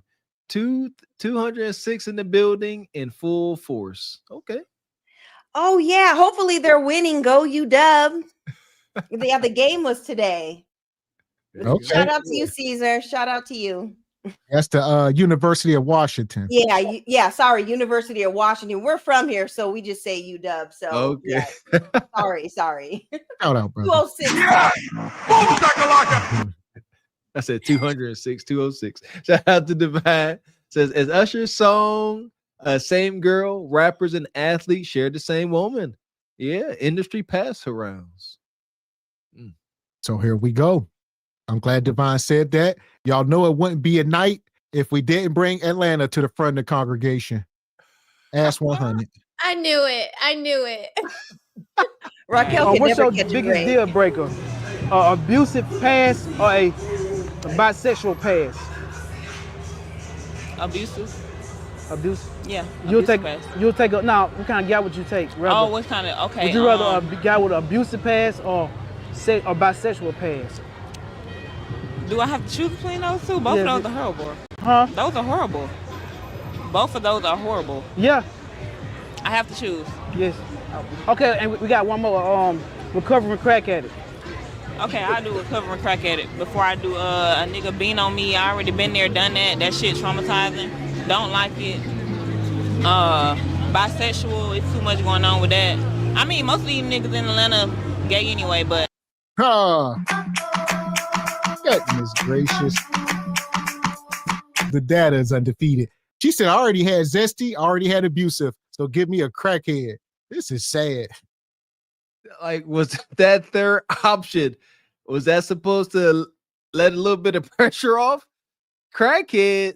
Come on, man. Shout out to this brother. He get him to answer, though. But what we got, Mrs. Raquel? Huh? Egregious allegations. But here's the thing. Pros and cons to being a hip, happening, lit place. You're going to have some good, you're going to have some bad, and you're going to have some zesty. What you got? Yeah, I think I would go with C. I was going with A at first. Zesty is a definite no. But yeah, it's a mixed bag here. Okay. Clearly I'm taking all the L's tonight. So go on and hit me with it, guys. I can't believe she said all the guys in Atlanta are zesty. No, they're not. You said half. No. She said most. I would say 25 to 30%. That's egregious. Well, I mean, Now here's openly. Now you only talk about openly. See, you ain't out in them streets. These women. That's true. That's true. Here's we more go. data. My buddy Terrence played for the Atlanta Falcons. He said he's walking around the mall with his girlfriend, and he noticed that people was looking at him weird because he wasn't rainbow. He said, yeah, they look, because he he a cornerback. He got the long locks and everything, and he's walking around with his woman. They said, "Oh, what you doing, man? You didn't get the ATL memo?" I mean, that's not even a topic right now. I keep hearing that. How do y'all say that though? Like, do y'all be having information, or y'all just say that in a way? No, they faggots for real. You heard what Young Thug said. Say it again. You heard what Young Thug said. They faggots for real. On Lord said. Young Thug. You believe that? Young Thug. They tell them what Young Thug said. Oh, about the body. What's the post? Get in the mic. The post say, oh, damn. Baby. Shout out to the real. Shout out to everybody. Hey man, y'all seen the post? He said they don't remember the post. He said something about y'all favorite rappers be getting fast by they homeboys. But now, and then he don't even want to answer for many reasons. He ain't trying to get deleted. Exactly. A lot. And so she trying to put him on the spot. Yeah. With your Young Thug made a tweet a few weeks ago. He say, little do y'all know, most of these men, y'all favorite rappers in Atlanta are zesty, and they be sleeping with their homeboys, and Young Thug made a tweet about it. And then he don't want to speak on it though. Yeah. Egregious. And Young Thug was including himself. Like, he was not like y'all, he was like us. What we doing, ATL? He can only speak to his gang, Slime City folk. He can't speak. No one else knows what he's talking about. You're not going to get anyone from Dungeon Family, Attic Crew. Nobody would say that. Nobody would say that unless you've hung out with, what's his name? The Birdman hand rub guy. Is it something like that? Because he was hanging out with old dude that was kissing Lil Wayne in the mouth. Maybe. Well, is it a generational thing? Maybe because you talk about the Dungeon Family, so old school morals and values. Some of these younger folks, it's a different culture. Yeah. So maybe that's what I'm saying. It can only be his group because no other groups are claiming this kind of behavior. I don't even want to say what he said because he included. It just sounded like he included himself. Yeah, he did for sure. I don't interview with. I don't. Shout out to everybody. Yeah, like he said, this dude ain't trying to say nothing. Because like you said, as Atlanta is a zesty place, but Atlanta is also a place where you will get deleted playing around easily. So two things is true. And get deleted by a zesty man. Exactly. Listen, get deleted by a man wearing a thong. Oh my goodness. Shout out to my German brother Bill. You get took out by a ninja in a pink thong and some flip-flops with a pink tourist curve. Oh my goodness.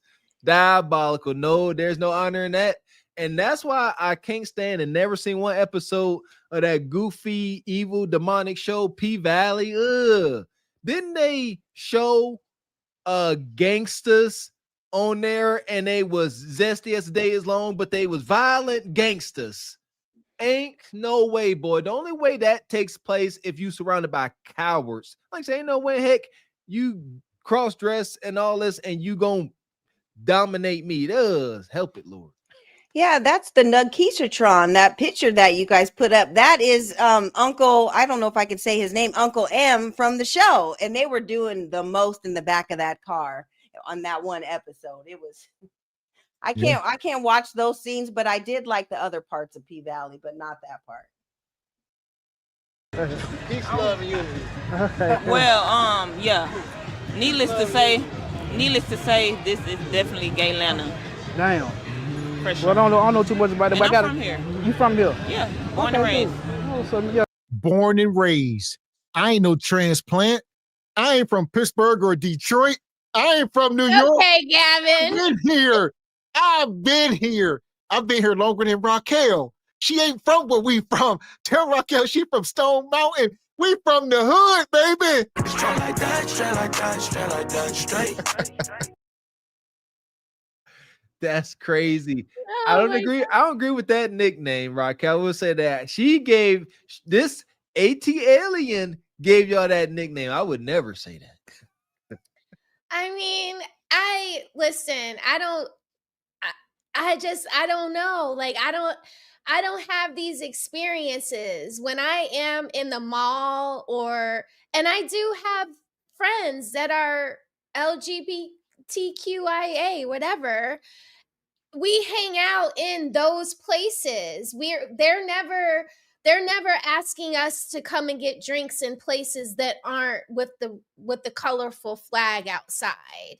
You know, like they're not trying, they're at places like STK, they're at the Lenox Mall. So your football friend that said he was walking through the mall, that's a very real thing. Yeah. And like I have to tell my husband, they don't know who's not of their culture. So if they're going to shoot their shot, they're probably going to look at you, and they're looking at you, not like in a weak way. It's like, are you like, what's up? They're checking to see if you swing that way. And once they see that you don't, they keep it moving because they don't want problems. Now, some of y'all don't want problems with these guys that y'all say are zesty either, because they're not like my size acting like little dainty girls. Like, no. But yeah, I could see where your football guy friend said that they were checking for him. They do that here in certain places, but for the most part, they're in their own lanes, y'all. They're not trying to come into your strip clubs and, here we go. Way. Here's where my grand pushback always comes on this topic is we are speaking surface level. And the problem is people speak of the down low lifestyle and the prison lifestyle. All right. We only speak about the people we see out with a flamingo on or something with eyelashes. That's the obvious. With these women, they're speaking to a broader point, I think, that goes, stuff that's uncharted. There you go. Like the Stonewall clan, they don't dress all zesty like the YMCA. Not only that, just people, we talking about nugging them that can act however they want to act, but may have been with a man before. And in my book, once you cross that line, you can't say, no, you done crossed the line. Can't come back, indeed. Sign up, me too. Yeah, for sure. What's your number one fashion deal breaker in a man? Oh my God, I hate wrinkles. I hate dirty shoes. Dirty shoes? Yeah. Like, where have you been working though? I mean, now working man is different than a man walking around with dirty ass, bent up ass shoes. Oh. And I don't like dirty nails. I prefer my man to have a mani and pedi. Clear polish, just a real clean nail. Like during the week or just on the weekend if he polish himself up, but during the week he's gonna be getting dirty. Year round. Now if you're a working man, then that's besides the point. Okay, so like really hard working then. Okay, cool. No. What's your guilty pleasure in bed? Huh? What's your guilty pleasure in bed? I don't know. I like to take my time. I don't like rough sex. I hate rough sex. Okay, I respect that. So just take your time, make love to me. They just be ran through. I don't like this because I done had too much rough. All right, I've been getting this cooler kind of pounded for many years. Now I just want to lay there, do it gently, softly. That this sound appealing. She sounds drained. I don't know. Take your time. Make love to me. And she's saying all that with her motorcycle, holding her helmet. She's all brutish too. Like, no, the two don't go together, Bonquisha. And are your nails done? You're talking about the dude needs to have his nails done.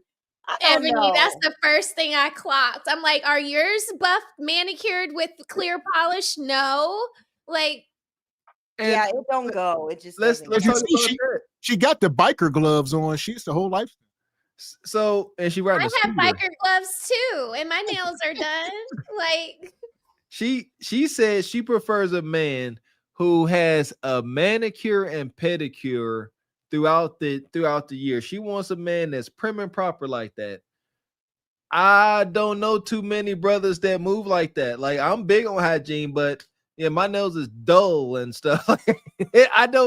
I can't see it. Like, they don't see how they ask for this metrosexual presenting brother, and then you wonder why so much zest. I'm confused. She doesn't look prim and proper. She looks like she smells like old cigarettes. She do.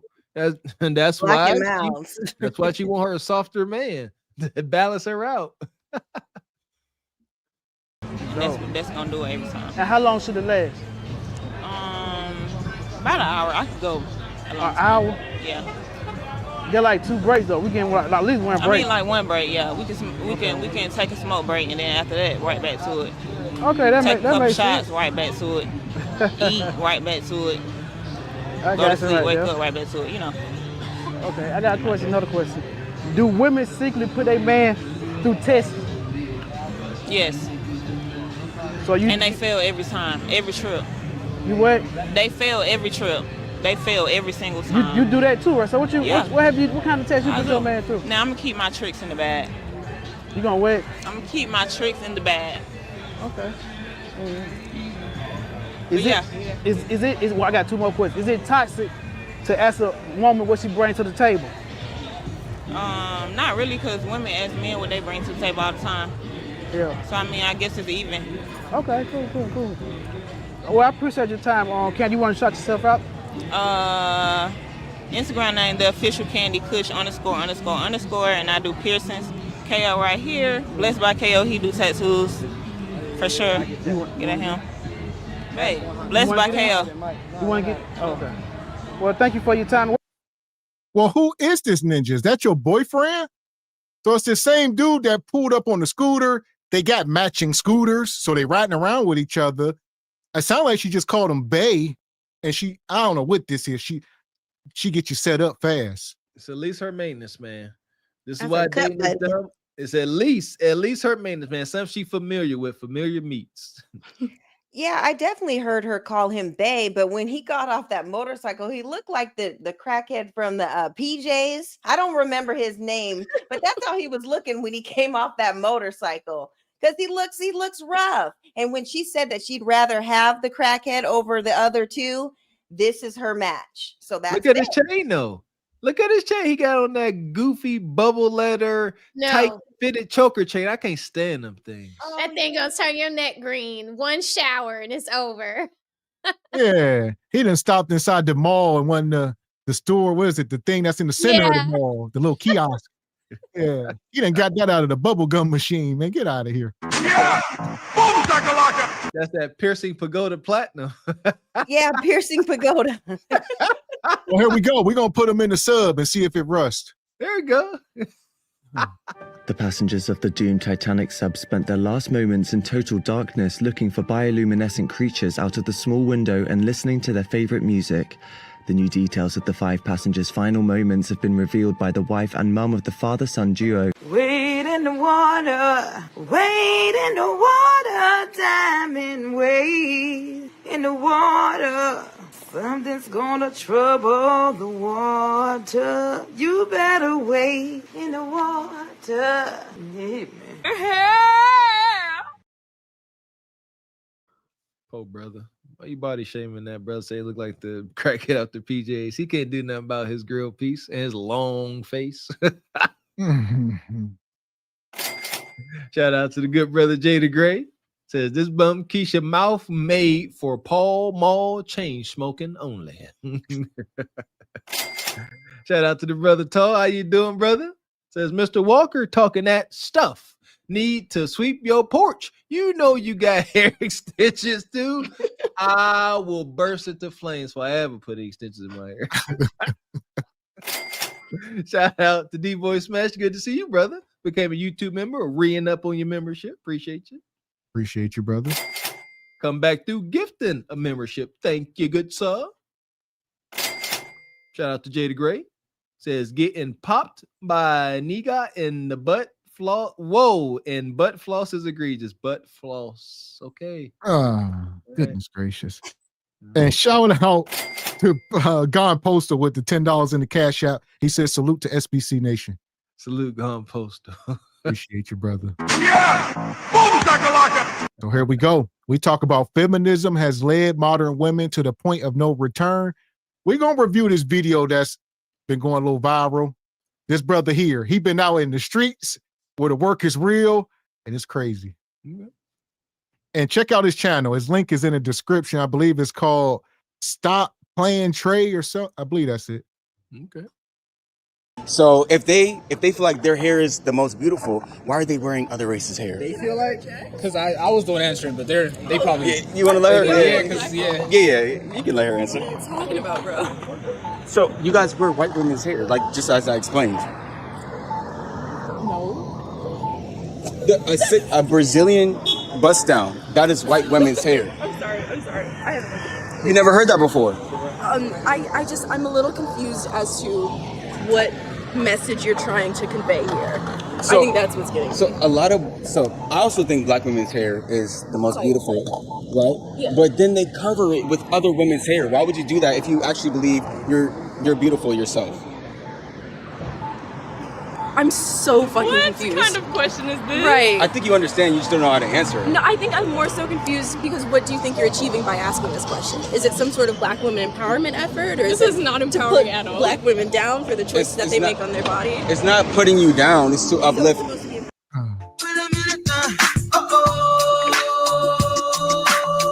Man. So here we go. This is a whole conundrum. I see he been cooking up over there. He's out on the streets, college campuses and whatnot, asking these questions. And you see the results he getting. So there you go. Listen, salute to this brother. This is a healing question, if you ask me. I'm big on this. And he answered it. This brother on this stuff, he said, you're not confused. I can't stand this. He dealing with some ripe highness here. You're not confused. You just don't know how to answer the question. So you're going to deflect and make it seem like I'm dumb and crazy. No, answer the question. Why you put the hair helmet on? Talking to the mic. Dang it. And then these two women up here, they both got bull nose rings. They look like they together on the low. So I don't know. They ain't trying to hear this. They ain't trying to hear this. So, yeah, last brother walked around talking like this. Never mind. And we know mostly. I'm yelling timber. They might be scissoring timbers. What you got? I was just about to say, we all know for the most part, most ladies get their first lady on lady experience in college. So, yeah, I see them too very much as scissor me timbers. Too easy. The one with the red hair, she's the top. She's the dom. She's the boy. Yeah. It's to uplift natural hair. So I'm just trying to see the psychological aspect of you guys putting on somebody else's hair. You realize that not every single black woman wears wigs, right? Yes, of course I understand that. I'm talking about the ones who do. Okay, so maybe you should find somebody that is wearing a wig or stop asking that ridiculous question. Well, it's a valid question. Okay. Like everybody wants to know. Why is it your business why really someone does something? I'm a black man. Can you not cut me off? Because you asked me a question. Well, I wasn't finished with it. Was I finished with it? Impossible. Okay, why is it your business as to why someone does something with their body? Because I'm a black man. What does that have to do with somebody else's? I don't think so black men are the natural pairs of a black woman. This nigga said the natural pairs. Yeah, we are the natural pair of the black woman. So, of course, we care. We want the natural hair. Pairs, guys. I'm looking up. And there you go. So, brother, you up against it. They won't respect you. He come up, articulating himself. Got his fro, got his African, got his chain on. And she called his brother a ninja. that this ninja, I mean, now if this was Nug Nug with a Pooh Shiesty sagging his pants, granted, you know, the shoe fits. But I mean, can we show some respect at least for it's a conversation? No, because they don't identify it as a conversation, Mr. X. This is our job as men. Do you not know that this comes along with being leaders and giving guidance and spreading wisdom? We see a huge problem, and it's documented. So he asking the question that we all know the answer to. We had a sister come up here and state, she said she wears wigs because she doesn't like her hair. The answer is either that or they are too lazy to take care of their natural hair, because it do take time, effort, and energy to take care of that hair. That's it. But they don't want to answer that because it hurts too bad. Well, I don't mind answering because I already stated before, I love a good bundle. And but I'm not ashamed of my hair. You know, I just look at it as like an enhancement. And I shout out to him for doing the questionnaires and asking the women. But I just will say I understand the chat stance on everything, and I get it. I definitely think that, you know, if you are single and dating and stuff like that, just do whatever you think is going to get you the outcomes that you want. And I know for me and with my relationship and everything, he doesn't care either or. I wear my hair and I don't, you know, or I'll wear a bundle or I'll wear my natural hair, and I just do whatever I want to do, and he's fine with that. And that's what we've established. But I understand the sentiments as far as the overall outcome and everything. And I just will say, because he's bringing up like the European standard and putting in white women's hair or European hair or whatever. And I have never in my life seen a Siberian straight bundle or a Siberian straight or a Warsaw wig or a Bosnian bob. None of that. We don't, I'm speaking for myself. I don't order anything from any European. We don't wear that. And the only ones I think that do are maybe from the diaspora, maybe Africa or wherever, countries in Africa. And that's why they run around looking like they have their Siberian rugs on top of their head. It's not put together. We have ours a little bit more laid. So I will say that in defense. We don't go around wanting to put white women's hair. And for anybody who is asking, my natural color hair, I was born with sandy brown, reddish hair. And in the summer, I get blonde highlights. And that's just natural. My son is the same way. And, you know, over time, like it gets different. But I like highlights, and I know what works for me because that color hair, that's what I was, you know, kind of born with. So, and I've dyed it black and I've dyed it brown and other colors. So it's not only specifically for European or white women. So that's my thing, my take on it. I think this guy here, I think he's speaking to a broader term. I think it's like the tip of the iceberg. So you got the hair, then that's followed up with a bull nose, then the tattoos, then the attitude, then the cussing, then calling people ninjas, then having your butt out on Instagram. And it's a whole lifestyle. So it's like, man, if you start loving your hair, start loving yourself, these younger women in particular, then maybe your whole lifestyle would change. There you go. Yeah, Ms. Ebony Dean, you've never come up here not been, you know, presentable. You know what I mean? And that self-loathing, it comes through the pores of these sisters. Yeah, they have completely abandoned taking care of their natural hair. They take them hair helmets off, and it's a scream fest. It's all diabolical and traction alopecia. That is who I'm sure he's talking to specifically. Once they can't take a wig off, they can't. Of course we care. We want the natural hair. Hairs, guys. I'm looking at my natural hair, and he's over here asking me why I do things with my body that I choose to do. Yes, because black men are the leaders of black women. But you guys are so combative. You guys are so combative and feminist. Combative and feminist. I'm very combative and very feminist. That's how you're acting right now. Good. I pray I just came to ask you a valid question. You said what? Nothing. You're good. So you pray you don't find nobody like me? Yes. Why? A quote-unquote natural leader. What you're doing is bullshit. It's misogynistic. How is it misogynistic? I said I want you to be natural. I like you how you naturally are. All this fake stuff, we don't need it. We can throw it away. I hope you find someone you're looking Find for. somebody that fits that. I really do like Oh, it. I have. All right, but okay, then but why more. you bothering other people? Well, I asked him a question. You guys wanted to interject. I wasn't even talking to you. All right, and then you came over here. No, and but then you- started pointing the microphone. You said, "Can I interject?" Is he still, Tommy? I think he's still on the phone with you. I think he's still trying to talk to you. Yo, no, you said, "Can I interject?" This is. Loki, I gotta go. It was nice to meet you, bro. No, you good. Y'all have a nice day. But she told me to speak to her, so that's why. Saying that he wasn't speaking to me. Am I? You told me to. Walk away, shortly man. After this, my cameraman goes ahead and shuts off the camera because we thought the debate was over. So as we're leaving, So here we go. Yeah, this is wild. It's very contentious. Like you say, don't know why the women are so offended. If you, like you said, if you love it, that's fine. You get your results. I don't understand why she's upset. She's not. She is extremely socially awkward, and she is damaged by her aunties and mammy. That's for sure.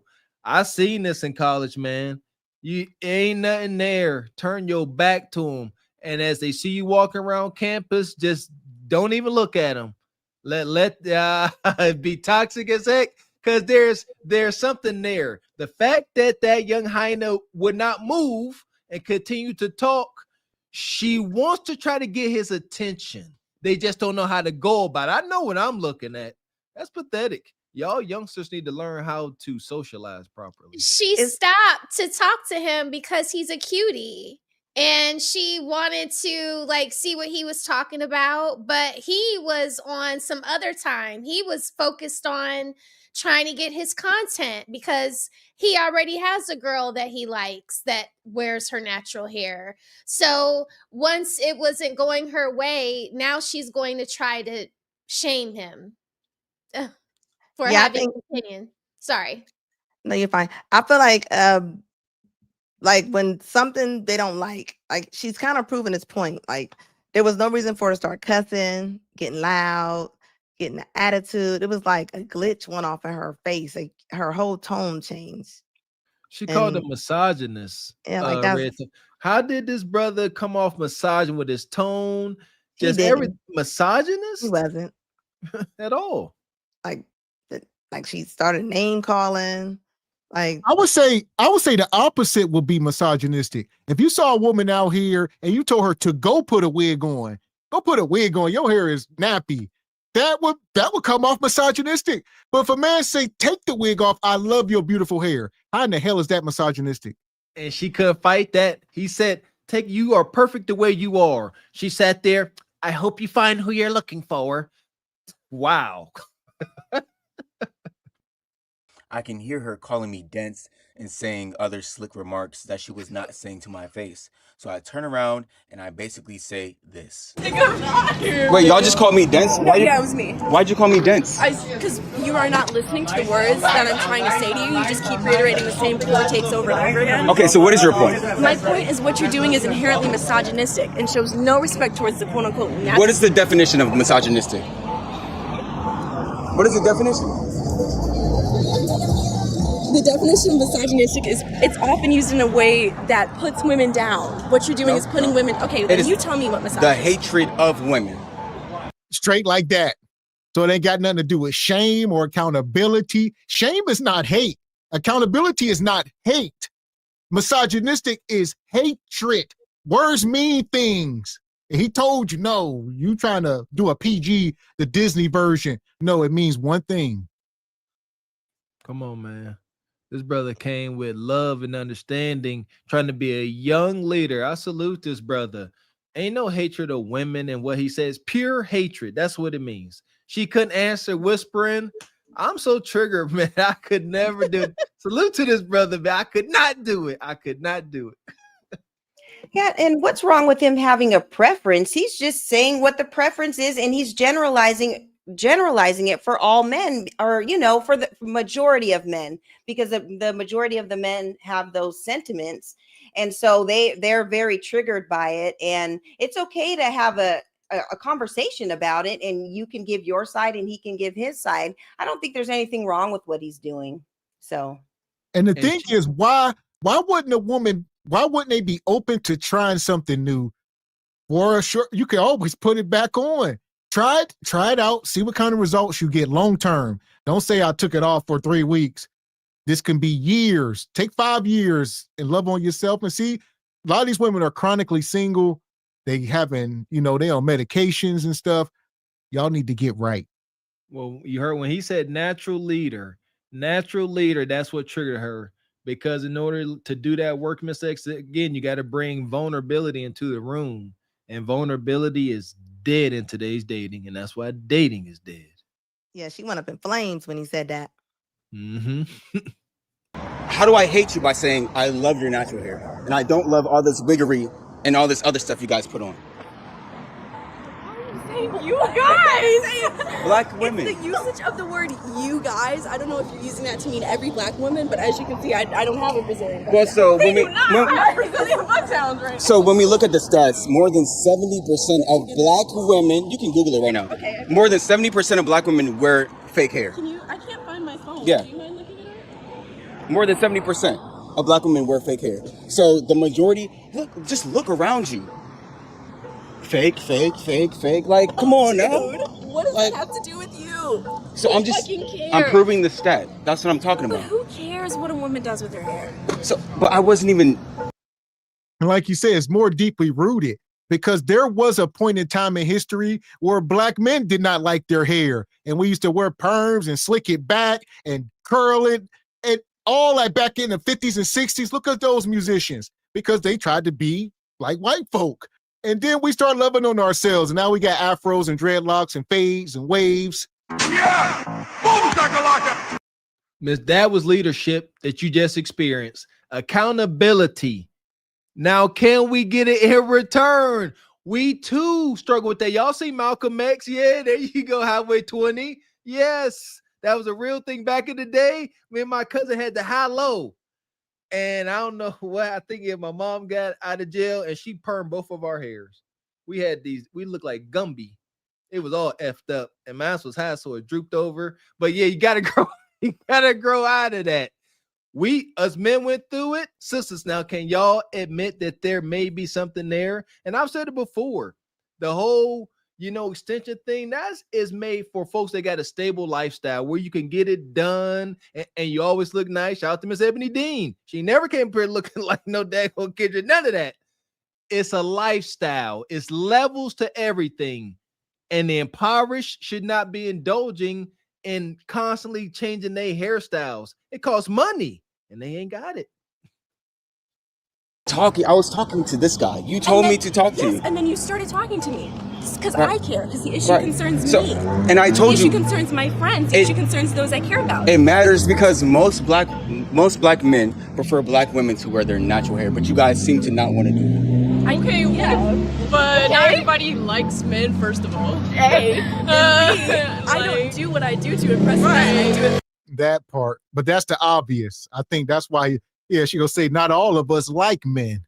So we don't care what y'all think.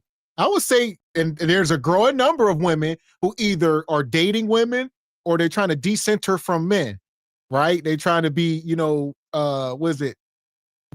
hyper independent, right? Here we are. Gay by default. And so again, man, a salute to this brother out here trying to make a positive difference. He walking up to these sisters, being very presentable, and he's representing very well. Again, salute to this brother. And I'm triggered because it's as pleasant and just nice and even kill as this brother's coming across, met with raging pushback. But again, I see deeper. This sister, the more that she is here, the more she is really open to hear what he got to say. The social awkwardness, she don't know how to go about it. So she wants to say, you know what? I'm intrigued with what you got to say. I don't agree with it. I like to have a conversation and let's share notes.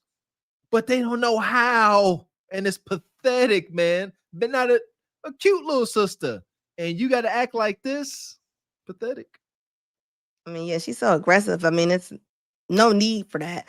Imagine her as she grows older. Like, she's only going to become worse. A stranger just asking a question. This is where the Kendra G's, this is where they come from. This is the birth of a misandrist. She got her waist beads on. The redhead gonna be chewing them off later on tonight. I mean, during this conversation, do it seem like this man hate these women, or do it seem like the Not at women all. hate this man?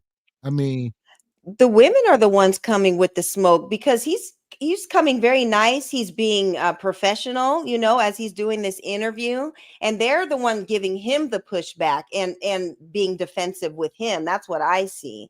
But I also see that one in the black, she kind of looks like that cartoon Daria growing up. I don't know if you guys ever watched Daria. Daria. I love Daria, like but she a would little have chocolate never. Daria. Yeah. like Daria. For myself. Okay, that's cool, but it's just setting a bad example also for other black. Bad example. Yes, for little black I'm girls. setting a bad example for little black girls. Can I borrow this? No. Okay, thank you. Hi guys, my name is Via Horn. I'm a sophomore clinical laboratory science at Howard University. In my time of setting a bad example for black women, I have moved. don't send your daughters to Howard. Ain't that where Kendra went? Man, or where did she go to? Hampton, Howard, Lakers in 5. Hell, we ain't doing it. No HBCUs. They are indoctrinating these young women and men. All right, a lot of the men zesty, a lot of the women zesty. Hell, what's going on? Yeah, Howard. We had a transfer from Howard at my school. I'm so tired of hearing about Howard. Yeah, at Howard, we party. The homecoming at Howard. Ain't nobody give a damn. You hear it now. It is kind of awesome, though. I'm sorry. It is kind of awesome. If you've never experienced it, you definitely should. I went to some parties at Howard, and they were like no other. So yeah, that's where Diddy started throwing his parties at Howard. Yeah, they're like no other. That's where Diddy started. Yeah, they like no other. Howard, they like no other. The Diddler spawned from Howard. God dang it. He was a party promoter in college. That was his thing. He was. That's why they like no other. Shout out to Howard. I know heard the legend, but no thank you. No thank you. For other black. Yes, for little black I'm girls. setting a bad example for little black girls. Can I borrow this? No. Okay, thank you. Hi guys, my name is Via Horn. I'm a sophomore clinical laboratory science at Howard University. In my time of setting a bad example for black women, I have moved all over the country kind of doing pre-college programs. I did one at Georgetown, one at Vanderbilt, I did one at Howard. A lot of people don't know that about me. They were all for different medical things, law things, because I used to want to be a lawyer, a human rights attorney actually. And then I switched to medicine. At my high school, I started the Black Student Alliance just to set a further bad example for the little black girls around me. I additionally started a pre-Black Student Alliance program for the middle schoolers just to further push my bad agenda on them. So what are you, so out of well, you can try to be facetious all the hell you want, but I'm taking you literal right now. I don't care what you were starting. What were you teaching? All right, you're gonna say, well, I started a group for middle schoolers. I did this, I did that. What the hell were you telling them? Because it seems like it's a conflicted. Yes, it is. You hit the nail on the head. Organization sounds good, right? What's the curriculum? What are you teaching? Very good question. She can't answer that. Hopefully he asks. Because, yeah, that all sounded all awesome. Look at her. You know what? I'm so triggered. I got to shut up, man. I'm sorry cursing. Other things that you listed. Name some specific things that you're doing for black women or black girls or black people.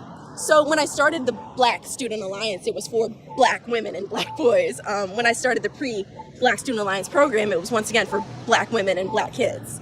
But what are you doing? Why do you keep saying black women? Why don't you say it was for black people? Nicki said I did this and it was for black women and black boys. Boys, not men. Then I did this. It was for black women and then black boys. Why in the hell ain't it just for black people? Huh? You heard it. Like men. You heard it whenever Vivica Fox and all of them rest of highness was on that panel with the brother Ice Cube. And brother Ice Cube talked about how he was helping create policies for black people. And Vivica Fox said, what about black women? And Ice Cube answered, well, aren't black women black people? And Vivica Fox said, no.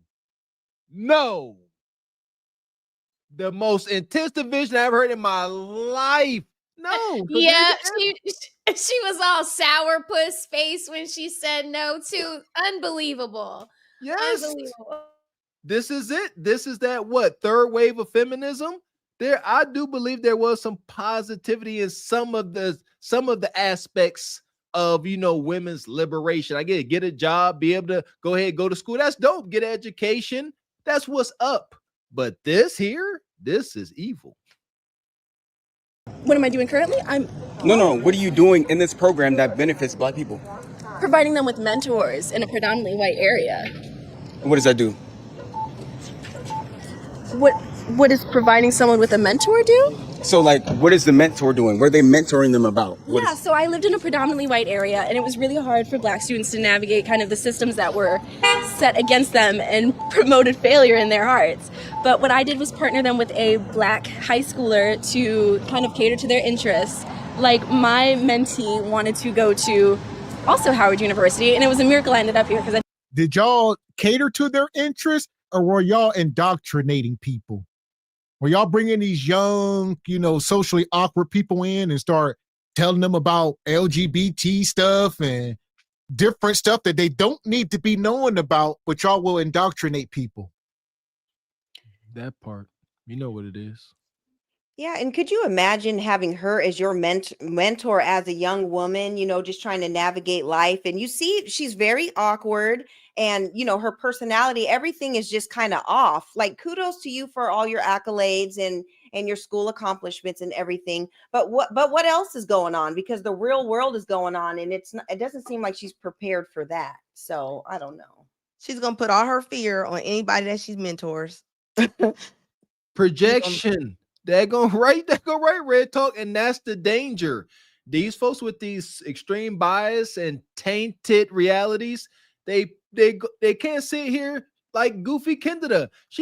It's impossible for her to sit here and talk good about marriage and having kids whenever that's something she shall never experience. So sisters like this, who will most likely, because of her ways, will never have a man that they can claim to be their champion and leader. She gonna continue to talk down on that and call it misogynist because she shall never obtain it.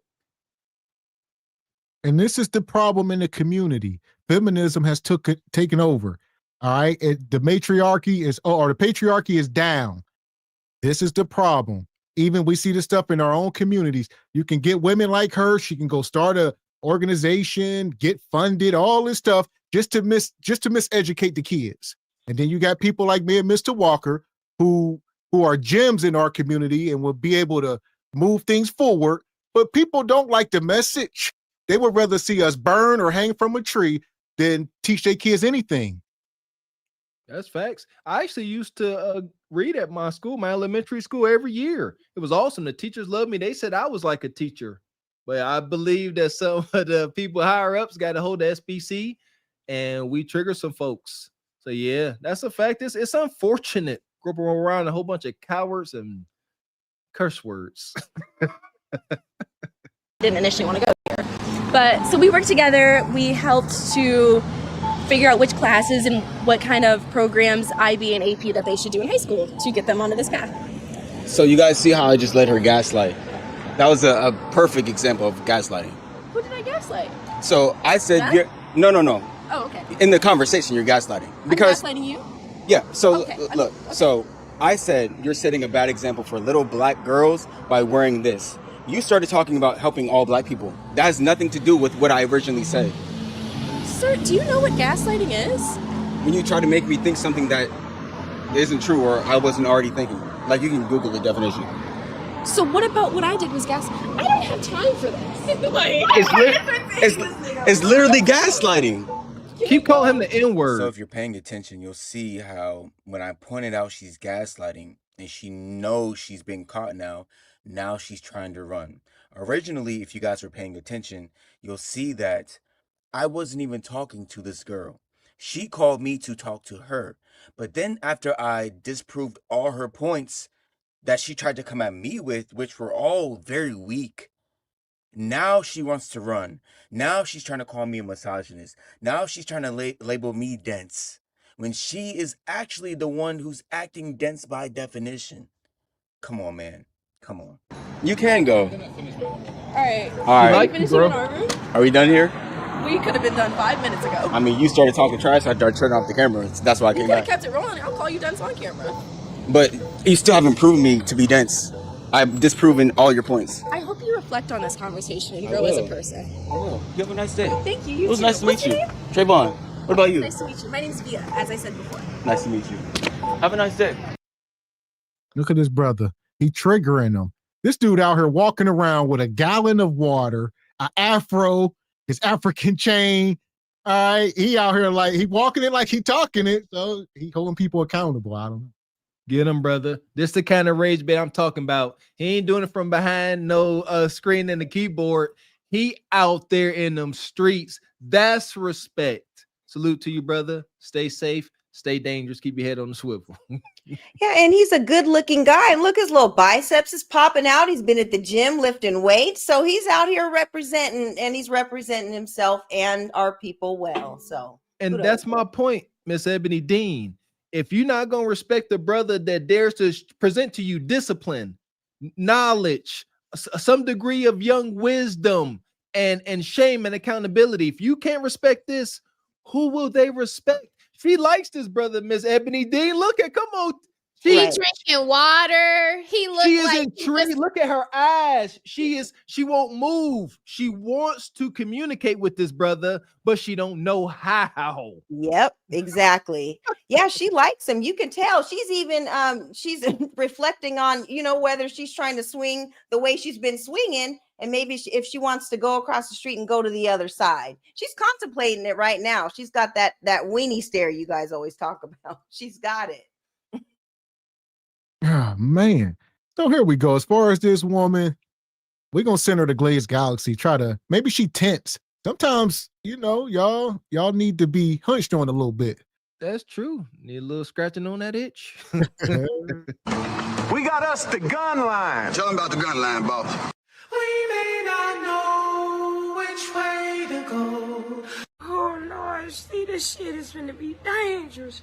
Some dark-winged duck shit. Let's get dangerous. I play the fool for the fool. Everybody plays the fool sometime. And no exception to the rule. Listen, baby, you hear me?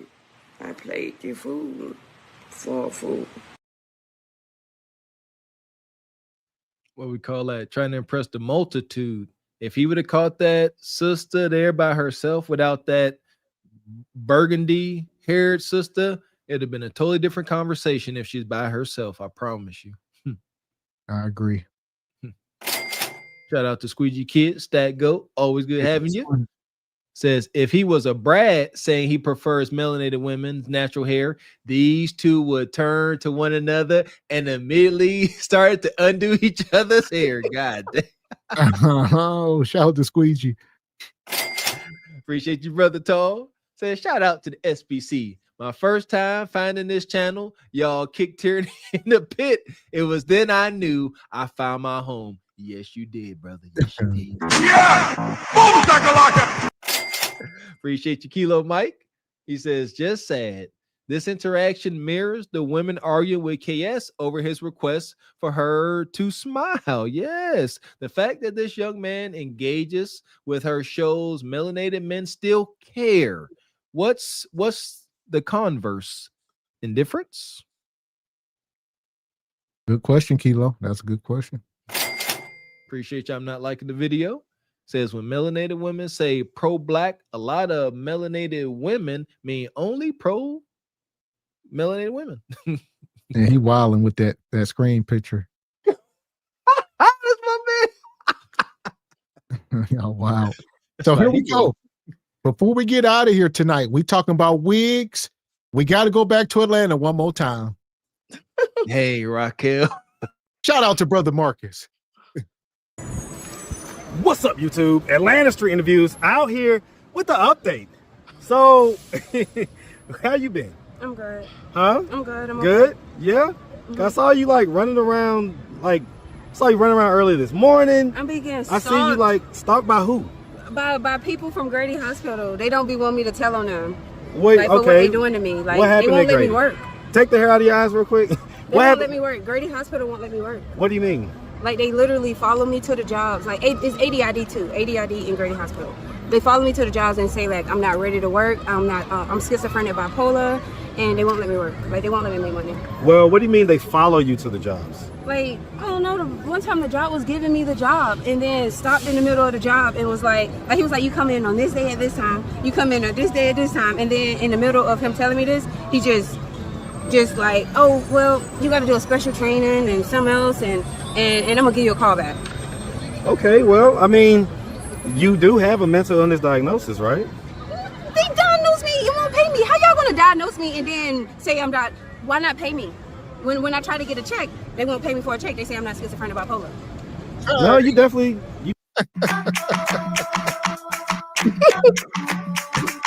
Shout out to Uncle Charlie and them. Two things is true. You could be schizophrenic bipolar. Maybe somebody 302'd you before, or you were admitted. All right. It ain't like you were something from birth, but you grown. You can still work. You just can't work at the damn hospital. You need to go to Dollar General. All right. Maybe Walmart's at best. She mad as heck. They out here dirty macking on her job opportunities. They say every time she about to get the job, some nurse come say, whoa, don't you dare give her a responsibility. She mentally unwell. This happened to me at the fire academy. We had this dude, we nicknamed him Can't Get Right. And we going through and like he was doing terrible things, but he would keep passing tests. And we got to our firefighter 1 test, the big test. And he was about to pass. And his chief came in and said, it's over. He can't take it. He a liability. They doing the same thing to her. Definitely probably are. Right, because I'm about to be 36 years old. Like, my birthday is in a few days, literally. October 3rd, but my birthday is coming up. Okay, but like, what was just going on? You was just running around and talking about Diddy and all. What do you like? Oh, Diddy. So why do you think that someone, and this is just real talk, why do you think someone should like give you a job and all that stuff when you like say all this crazy stuff? I don't just say that on their job. Why would I say that on their job if I need to work? I don't tell people my business. People come to me and be like, ooh, I can float on water. Like, I can, I'd be like, ooh, like, I never told you about that. And somebody literally choked me out the other day and I made it back to my body. And then they tried to choke me again, nigga. You already did kill me, nigga. Like, damn. Like, he choked me out and I came back. Like, I was starting. Oh my God. You can't make this shit up. You can't make this shit up. Y'all heard it. Schizophrenic. She say I'm crazy in real life. Stay with her. She crazy in real life, but if you hire her at your job, she's gonna act normal. This is how she act on the street, and then she got a different decorum when she clocks in. There you go. Yeah, so she code switches, just kind of like how we have to do in some jobs. This is a code switch for Bonquisha. Code switch from crazy to sane. Yeah, code switch from 304 to 302. Yeah! Boom, shakalaka! What you got, Anna? Anything? It's gonna be a lot of ladies walking around looking like this. Without them jobs, they ain't got their insurance, they can't get their meds. You about to start seeing way more of these. That's dark, and I hope not. Having a dream. Like, he tried to help me float out my body so I can see y'all from everywhere. Like, but we're gonna try it again. I gotta hit some buttons on that computer. What age did the diagnosis occur? On the AI shit. On the AI. You say the AI-ish. On the AI stuff, like the AI shit was created to make these celebrities look dead for what they did to me. Like, it was supposed to make it look like they're alive, they walking around living their life, but they always gonna be dead. Come on, they trying to end the world. Like, nobody really like listening and understanding this shit. This shit been going for a while, and they celebrities. Like even like people even do it a commercial. Like, the celebrities does not rule the world. Like, they trying to get it out of their head. But do celebrities live rent free in your head? Rent free in my head? Hell Yes, no. like, why do people Celebrities spend so much time talking about celebrities and this and that and the third, especially people that tend to have like mental illnesses? Mental illness. Well, that's the thing. Like, if I have mental illness, pay me. When were you diagnosed? 2018. When they said I was Jesus and tried to kill my kids as bastards. Like, my kids been safe ever since. They tried to 2018 Grady 10. Listen to her. She's saying she was Jesus. She's saying she can walk on water. People were saying, trying to delete babies. Listen, Atlanta's a nightmare. This is what I say respectfully. Burn it down. Raquel, we're going to send you an email to get out first, obviously, but we're going to burn it down. Because look, everybody either crazy as hell, they zesty. It's a nightmare. Yeah! Boom, shakalaka! You got any defense? You got any defense for your lovely town, Mr. Raquel? Any I defense? just have to say that I am deathly afraid of Grady Memorial Hospital. And I know that Grady Memorial Hospital is supposed to be the best trauma unit in the South. And I agree that if you go there with a pow wound or you've been badly burned, that they will get you back straight. But if you go around Grady Memorial Hospital, it looks like Skid Row. It looks like, all those fentanyl people just standing around like in different ways. I got in trouble because I got into a really bad car accident. And even in my injury, while I have a head injury and I'm like not knowing what's going on, the minute that they said you have to go to Grady, it was like I just started freaking out. Like, no, I cannot go there. I cannot get lost in that hospital because it just seems like bad things happen over there. So Get lost in the hospital like a haunted movie. Just because of the people that have to go to that hospital, it's like the hospital where if you don't have any health insurance, you get to go there. But on your way in, and y'all, people in Atlanta, tell the truth. When you go out in front of Grady, what does it look like? There's people that have been put out of the hospital in different wheelchairs and they're not fixed. They're just still out there hurting. It's the poorest of the poor, the destitute, the crackheads that have been fighting each other. It's just a nightmare. It's a nightmare. So I just, she is a lot of what you see in front of that hospital. So when Anna says it's going to be more of her, I agree. Because they don't have no husbands and they don't have no jobs. So out of those 300,000 women that lost their jobs, a percentage of them are going to end up this way. I mean, I agree with Anna. Yeah. So, but Grady, I can see that they're chasing her because they know that she's supposed to be somewhere under, what do they call it? A 5150. That's what they're probably trying to do to her. Okay. Looking like Mad Max out there. Oh, yeah. No, I was going to say, who denied her? Because she clearly doesn't have all of her marbles in a row, or her ducks She in a is row. probably getting a check, but she can't get a hold of it because whatever family member has done the paperwork for Bingo. her is taking her crazy check. And she's out on the street and they don't care because they're getting that little $250 or whatever that money is that they get, because they do get a check. And if she has to take a certain medicine, which I'm sure whoever her caretaker signed her up for the medicine that will get them the most money back from the state program, she's not taking the medicine and she ain't getting a check. So she just out there making more problems for herself. Park Place tried to kill me and my children. As Jesus and their grandma saved me. She was married, working for the government. She saved me. So with her doing that, they couldn't kill me. And then, How many kids do you have again? I have a lot of them. I got 4 for real, but I got a lot of them. Like, I got nieces, nephews. I got about 10. Like, I got my friends' kids. I got a lot of kids. Well, but I got about 10 kids. Okay, because my kids are safe and they got nice lives, thankfully, for whatever reason. I guess they look good enough for me. My kids look good enough for me. You say you slept in a tent last night? Yeah, I'm homeless. Like I even just tried to say with my baby daddy. That nigga was like, if you don't leave, I'm going to jail. Like, they just harassing him about what he did 10 years ago. Like, Well, hold on. All right, we know you slept in the tent. Did you wash your kudakata today? I'm going to say no. We know you. Look at her. This is... Lord. Then she said she tried to get her baby back with her baby daddy, washing herself. I'm pretty sure, at least her concerns, which ain't okay. But I'm pretty sure, yeah, she homeless, trying to go back to your baby daddy. I don't know what to believe, what not to believe. Shout out to one of my favorite movies, Shutter Island. Leonardo DiCaprio What is true and what is fiction? Does she have a baby daddy? Does she have any kids? Did she really stay in the tent? Who the freak knows? She said she got like 4 of them, like 4, you know. But closer to 10 because the nephews, nieces, and nephews. So between 4 and 10, depending on how you look at it.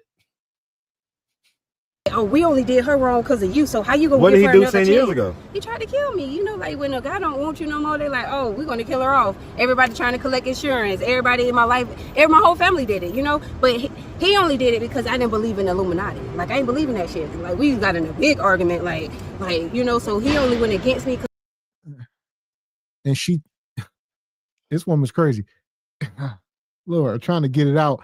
So she say her baby daddy that's fraud, Bonquisha. He can't get life insurance on you and then delete you and then collect the money. Yeah, no, I can't do that at all. Yeah, Empire. You can't get life insurance on somebody if you don't have, what's it called? You gotta have some kind of interest. Like I can get life insurance on an auntie if I'm taking care of her. It's gotta be some kind of like shared interest. It is. He's sharing his meat with her kudakata. Yeah. Hey, that's about us. And what are you talking about? You ain't never slept with your aunt, huh? It wasn't that intimate. Don't put meat in her. It don't get what? That's power of attorney. That's power of kudakata. Straight like that, straight like that, straight like that, straight. Sounds good. I never seen that line on any life insurance policy. You know, yeah, meat. Nah. They ain't believing it. Like he only helped them because they believe in it. He even ready to let the shit go, but they won't let him let it go. Grady them won't let him let it go. Like they won't let him we only was killing her because of you. How you gonna help her? He like, cause she not on drugs. Like, how many years y'all want me to try to kill the girl? Like, if she can't die, she can't die. So they like put her outside so we can say she on drugs. So that church is this sued drugs? them. Is this drugs? No, this church could have sued them. So let me ask. So the church could have sued them because they could have drug tested me every day and they would have seen I never tried crack in my life. So Never. have you I ever smoked hella weed and smoked hella coffee and drank hella coffee. I smoked hella weed. You smoke coffee. And drink okay, hella so she gonna say they kept trying to delete me and couldn't. What the hell is you, a cockroach? Are you part of the cockroach family? Are you a crustacean? What the hell are you talking about? I can't follow her because I don't know if anything she said is true. Like obviously the whole, Illuminati, hilarious. But now, do she drink coffee? And she talking about she don't do no drugs, but God's grass, sister. I don't know. You on something? Having shrooms, peyotes at best. Yeah, and whatever it is, it's not her meds that she needs to be prescribed on. That's what we do know. It's everything but that. So there's one medication she need. What's it called? Come on. Liquid lobotomy. What is it called? Thorazine. Thorazine for the mother loving wind. That's the only thing she needs. But no crack. I'm 36. Look You at don't me. you don't look like it. I'm about to say you don't look like you smoke. Let me see. Let's see what you look like now. You lost some weight. Hit a little 360 for me. you lost some weight. Oh, listen. I don't care what she lost. She didn't answer the question. He said, you ever smoke crack? Be a little bit at a time. Never. One rock. Never have. Tried it one time. I knew I had. I can smell it. I can smell it. Anybody coming here having used crack, I can smell it. I smell a little crack in you. I smell a little crack in you, Bonquisha. He said, you ever smoke rocks? He gonna say I'm 36 years old. Look at me. But yes or no?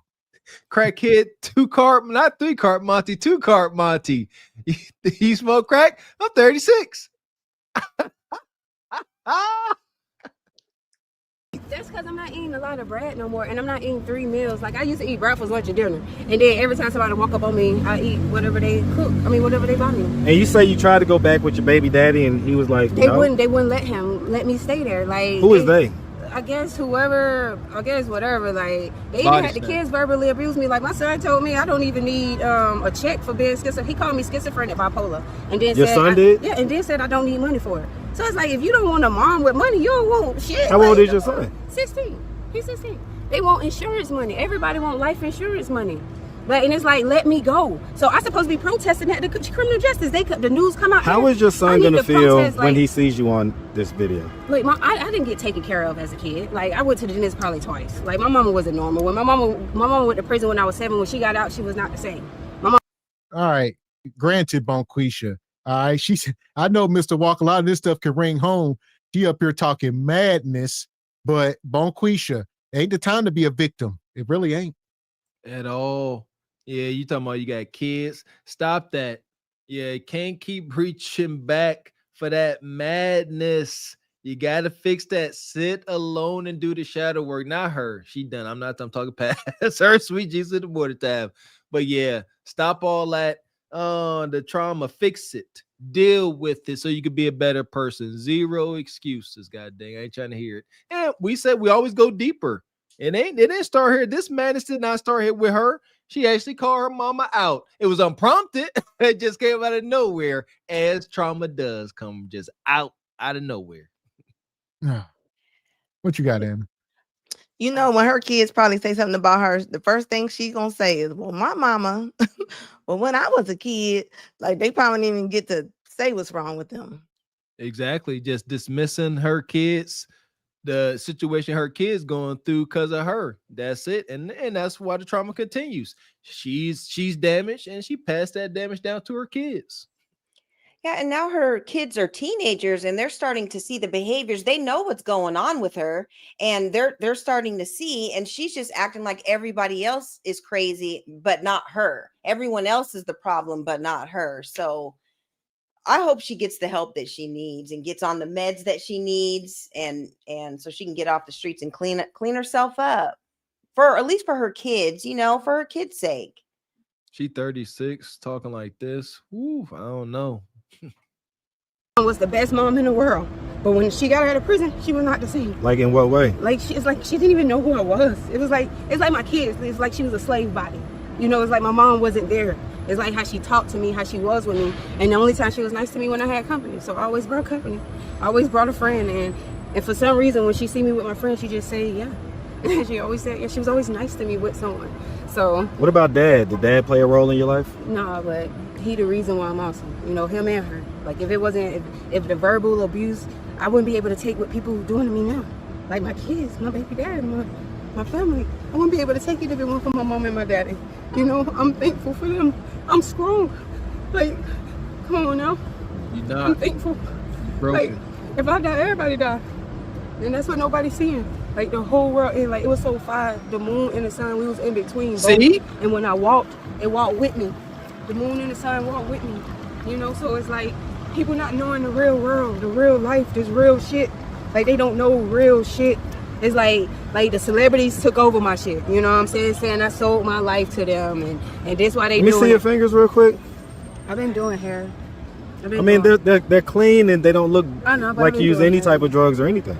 Oh yeah, I don't do drugs. I want to stay young. I even want my body on water. I'm trying to keep my body useful. Like Jesus, the real. Yeah, keep Jesus out of this. Jesus don't know you. Not in this form. Get better first before you call him. And here we go. The title of tonight's show, The Rise and the Fall. Feminism. Can we blame this on feminism that has led women to the point of no return? Yes, that's where it all started. For sure. Look, I think feminism is trauma, man. Look how this sister, she started to recall what seemed to be, true events in the past. She said her mom and dad did this, and as soon as the emotions got too deep, she snapped. Yeah, because if I perish, everybody perished. The moon was following me. Man, Jordan Peterson said, if you don't deal with trauma like that, it will grow and grow, and it will break you. It will. And that's a broken sister. It's extremely unfortunate, man. Jesus lived for 700 years. Like, I want to live for a lot of years. I want to put my body on water. Only thing I do is green. Like, smoke it, eat it. You know what I'm saying? Anything green to keep myself young and able to run a marathon. I'm running, hopping over this shit. I'm out there, flipping, turning. I saw you running earlier this morning. Like, running down there past the police station or whatever. Oh, yeah. Running up there on Pryor Street. I was looking for a thought. A who? A thought with a thought. I was looking for a thought with a thought. A thought with a thought. Explain that. It was the guy I'm talking to who got me the tent area. He was with a thought, and then now he's right now with another thought. So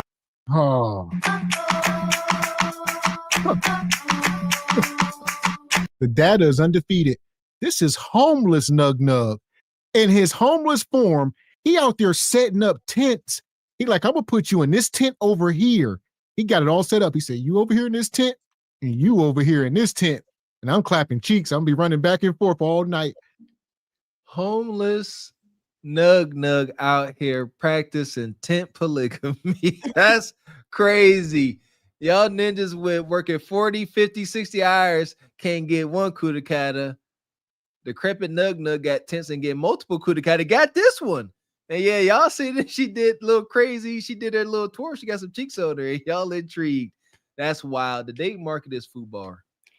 Now, I've heard of a lot of things in my lifetime, but never the tent compounds. So now you know exactly where Nug Nug is because you see the tent moving. He over here in that blue tent, it's moving. 20 minutes later, he's coming to yours. It's moving again. Hey, this is deep. The tent compounds. I seen it. I seen it in Pittsburgh, since Ebony Dean. Yeah, you ain't been here in a while. They had a little tent city. Miss X seen it right on Grant Street. Right on Grant Street. Down from the city building, City Hall. Yeah, right. A big one. So I believe the tent pimping because I was like, them some big old fancy tents. So I can see him working at, big old yards that ain't there. What you got, Raquel? You muted. I like those big tents in REI. Like, they are really nice. Some tents can be really nice. You trying to go live on the streets with a homeless? Where we going? Where we going?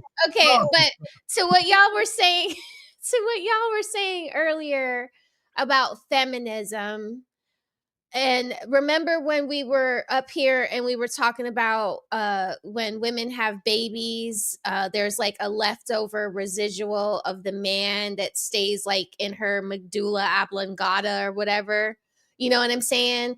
Like, I feel like part of it is feminism's fault. And I feel like it is feminism's fault because the second wave of feminism brought in that being sexual and reproductive rights and all of that. And I think as women got more sexual and were more free with their bodies, meaning having ABs, getting rid of their babies, I feel like this perpetuated delusion and craziness. And she said that she has multiple children by multiple men, probably. And so this is probably the start of her downfall. It was just too much sex, too many children by too many men. And now look at her. I mean, she says she goes to the baby's daddy's house to, find some kind of solace and relief from the streets. And he's like, no, I can't deal with you from whatever happened 10 years ago.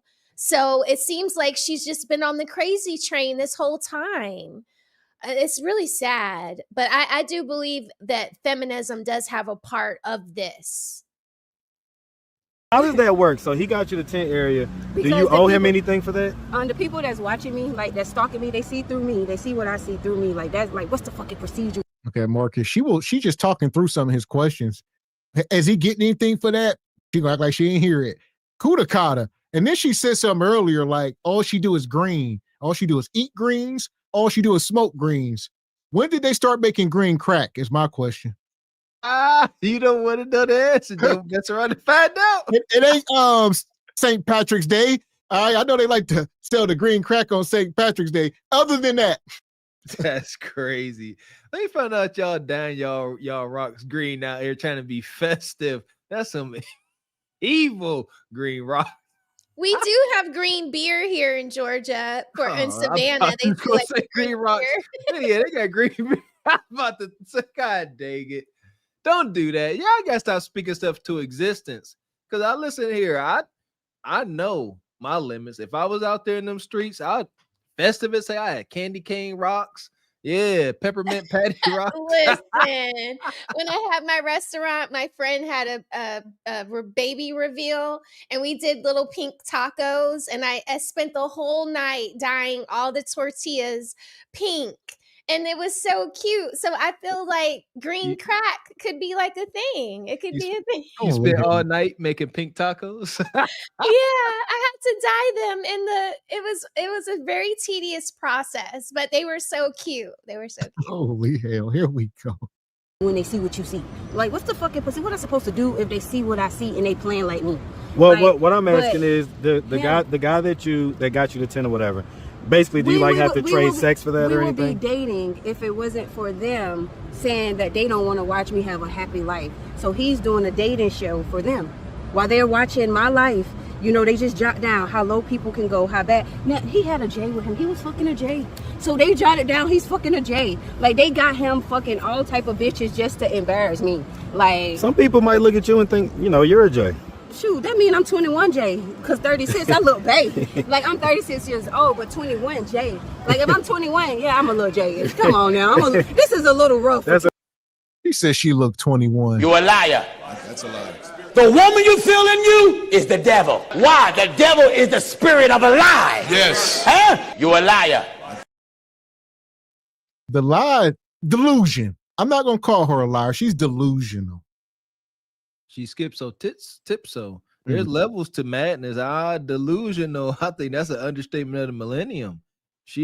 This is straight up white straitjacket work, padded room type time. She said if she perish, everybody perish.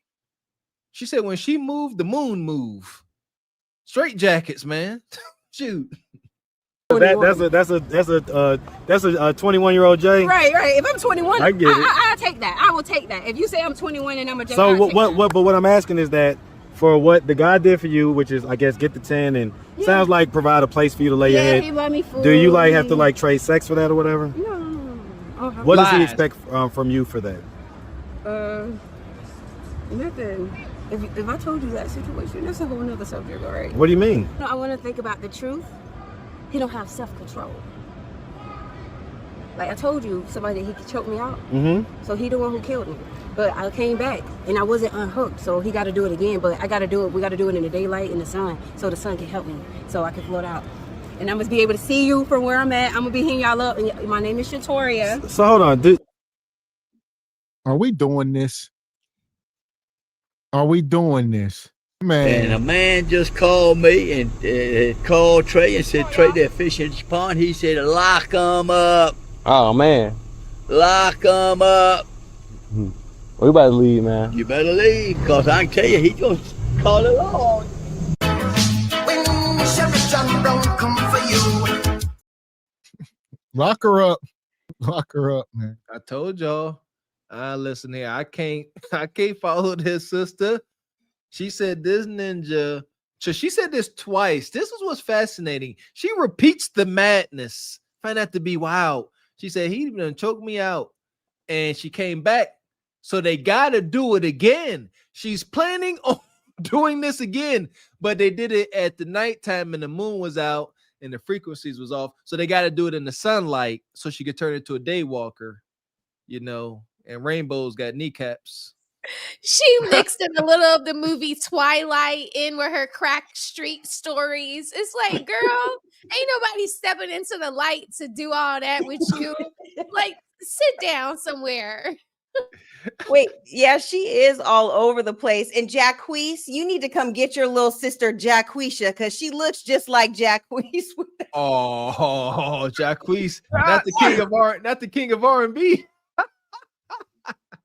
Come get your sister and go get her admitted somewhere. For real. Yeah, but she does look like him though. I'm not answering God, Jesus, Mary, Mother Earth. I'm not answering none of that shit. Do you not think that this stuff sounds odd that you're saying? And that people will label it as crazy? When Jesus did it a long time ago, why wasn't you comparing crazy? yourself to Jesus? But that's what I'm saying. That's what they saying. They saying, look at your life. They said every time somebody... Why not? Kendra did it the other night. These modern women are comparing themselves to Jesus Christ in the Bible, the guy from the Bible, if y'all don't know. Jesus, as he was being tortured and broken, by people he was trying to save, and they was breaking them on the cross. He said, "Forgive them, for they know not what they do." I ain't met a mortal that has got that much compassion for their own family, let alone strangers, especially not in the form of a hubris-filled, narcissistic, modern, bitter woman. Stop the blasphemy immediately, please, and thank you. Walk up. The police them just tried to What give me about their your own life? money. What about your The police life just tried to give me compares their to own Jesus? money. They stole the money and then told the police she Jesus. Let's just kill her. Let's just kill her for sins. Every time they rob me, they say kill me for sins. This is what the police just did on Northside Drive. When they tried to cut my hand off, they tried to cut my little hand. I got a little bruise right there. The police tried to cut my hand off for property. Pretty tiny bruise. Yeah, it was a handcuff. but think about it. You see that mark? Well, he was slicing my hand. Come on now, that was professional work. A handcuff do a cut. Okay. That was professional. That man was professional. Like the way he was yanking me. It's like, nigga, I already got on handcuffs. What you yanking me for? And then I was like, oh, my hand. Remind me real quick. Remind me where you're from. I'm from Georgia. Okay. Was there any trauma in your childhood or whatever? So you talked about how your mom went away to My mama prison. was verbal abuse. She was verbal abuse, and Okay. anytime I wanted to be extracurricular. Oh my gosh, I wanted to be smart. So I went to my mom and asked her to teach me how to read, and it didn't work out. Okay. There was no other type of abuse, like any type of molestation or anything like that? hell no. Okay. And this is why we say it starts young. We got to raise our kids. She said, I went to my mom and told her, teach me how to read. Mama was in prison all her life. She said, I don't know how to read either. So we both trying to figure this thing out. We need somebody to teach us how to read. Let's go to the library. Oh, this poor baby here, boy. Yeah, don't I know it? She said that she credits her mom and dad for making her strong. She said via her mom and dad's verbal abuse, that verbal abuse prepared her for the world that she is in now, and she's strong. Poor child. She's still trying to rationalize even with mush for brains. That's very intriguing. My mom was a drug dealer and a pimp. Don't nobody fuck with them. Okay. Don't know how to Is fuck she with still them. living? She did. She You know did? they killed her because she was better than them, her sisters. Like one day my auntie run down the stairs. My auntie doing my cousin hair, and she like, oh, Tori, y'all, don't y'all know y'all mama sell drugs? We like, what? That's why we be fresh. That's why my mama got money. We just going in. I'm 16 though. I'm 16 years old. My mama run down the stairs. Don't y'all know y'all auntie sell pussy? Her daughter started crying. You know, your That's not auntie funny, but I get it. Her daughter started. It's not at all. This family trauma is thick. We can laugh. When you're in the hood and you so engulfed in it, you really can't see but an inch in front of your face. But she's sitting here like, my auntie told us my mom sell dope.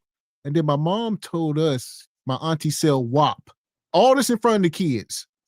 Mm-hmm. And her kids start crying. They humiliated. Yep. And then auntie chase your mom down the hill with a butcher knife. Don't ask me how I know. This happens. I can visualize these things in a project kitchen, auntie making spaghetti, and they just start drinking. They drinking midday, drinking 40s and bum beer, and they get to talking mess. Oh, you do this, you do that. Then somebody get emotional, grab a knife, and now we got bloodshed. Welcome to the hood. She got it right back. I feel like the drama started then, because like my cousin, everybody, like they've been distant. My family don't be nice to me. Like it's always I'm a hoe, or she might fuck my husband. I can't bring her. Have you done that before? I ain't never fucked a family member person. I always run into they dudes and stuff, and I just try to treat them like love. But I haven't ran into them in years, like 7 years. But back then, I run into them. So why would they say that stuff if you've never shown any signs? Because like that? they was jealous of this day. Like I got my cycle on Christmas. So when we get my cycle on Christmas, my family automatically thought I was Jesus is going to die. You know know about these Illuminati families and government families and craziness. Like I think they witches. I don't care what my family say. They witches. They witches. All right. They would put a spell on your ass. They would hypnotize you like they used to do my mama. My mama used to do what they said, man. What about your dad? My dad wasn't there, like at all. It's Is like, he still living? I either lived with him or it wasn't. Is he still living? He fucked my auntie, so he probably still fucking her. Wait, what? He effed your auntie? He fucked my auntie and he probably still fucking her. So I asked, is he still living though? Yeah, he living. If he would have Last time I seen, talked to him, he told me my mom was nothing like me. She was the opposite of me. She raised me to be the opposite of her, so I would never do it to her. He said she was like the most terrible person. My mama dead when he's saying this first time. Then my mama told me how she used to be having sex with him and my auntie would come in and rob him and stuff. So it's like my mama used to tell me all the little stories how my auntie used to get him. But then my auntie also told me my mama also told me she walked in and he was my auntie from the back. So when after he tell me my mama ain't shit, he said, so yeah, have you talked to your auntie?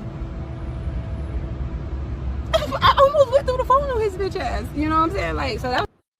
This is dark trauma. Your ancient spirit is getting her family together. I cut you. I cut you. I cut you. Take the snake out of her. I pull her. Be healed in Jesus' name. There it is. Who is that minister? We need her to go on the streets and do some work. Stop. She keeps saying Jesus. She says she started her ladies' days on Christmas, so they thought she was Jesus. There's so many things, where folks said she was Jesus. She done walked on water. She eat, drink, and smoke all green things. Here's the real question, Mr. Walker. Why are these people allowed to still be on the streets? Is this not a public safety issue? I think so. I think it's kind of, things are getting very Squid Game-ish. Mr. X, you made a point whenever they release Fleece Johnson out, and you said, why would they do this? What logical person allows this to happen? I think it's a sick experiment. I truly do. I think there are people watching like it. They can't hurt us. Let's see what happens. Let's just stir the pot. But the next person that come up here claiming to be anything like Jesus, if you don't show me some signs of stigmata, I don't believe you. You better show me wounds in your hands and your foots, and I even want to see ribs cut open. Straight stigmata. Yeah, and the problem is like we're saying like they need to go to the hospitals and everything, but these hospitals are overloaded with people and they don't even have the funding to give them all the medicine because there's so many people who need this type of care. And unfortunately, they do go slip under the rug and then they just get put on the streets. But we see it all the time downtown. They're crashing out and, like people like her mental is all gone. And these people have weapons and they're downtown and they're doing whatever they have to do to survive. So this is just really, really, really sad. Like, I don't know. I don't know what the answer is. Just don't think that there's enough money to fund all of them. There's just too many. You're right, Ebony, and that's a public health concern that we have all the time, is because there's too much pressure on the hospitals. You just heard her say that Grady is chasing her because they are responsible for her care, because I'm sure she has no insurance. And so they're on the hook for it and they're trying, but look, they can't get a hold of her. So she's just running amok. But in public health, that's what we've always said. You've taken away those institutions that used to take care of these people, and you put the responsibility on the healthcare system, hospitals, clinics, and different health centers. And they are strapped. There's not enough money to go around or policing to go and get them off the street when they run away. So this is what we got. Me and Mr. X, we open to start. Sound like Mad Max to me. And there's my point. Me and Mr. X is open to starting a new insane asylum. We'll take care of them. We'll treat them right, I think. Crazy. The last time I talked to him, that was 2018. If he would have seen this video on YouTube, he never done nothing for me in my life. Never. So he wouldn't care? How does that make you feel? It's the truth. I never lied. I never lied. How does it make you feel that he hasn't done anything truth, for I you? just didn't lie. Huh? I say, how does it make you feel that he hasn't done anything for you? I'm not lying. Because it helped me with people. What effect do you think it's had on you? Like, I love people from a distance. Well, that's not a good thing, my daddy, right? Like, I still love my kids. Like, the way they acting on me, I still love them. And that's because of my daddy. If it wasn't for my daddy, I wouldn't be able to handle this kid thing. Well, I guess the kid thing, though, is... Because I'd rather die than to be without them. I'd rather die than to keep living outside. But I'm going to have this nigga choke me again. If that shit don't work, I'm going to jump off a bridge.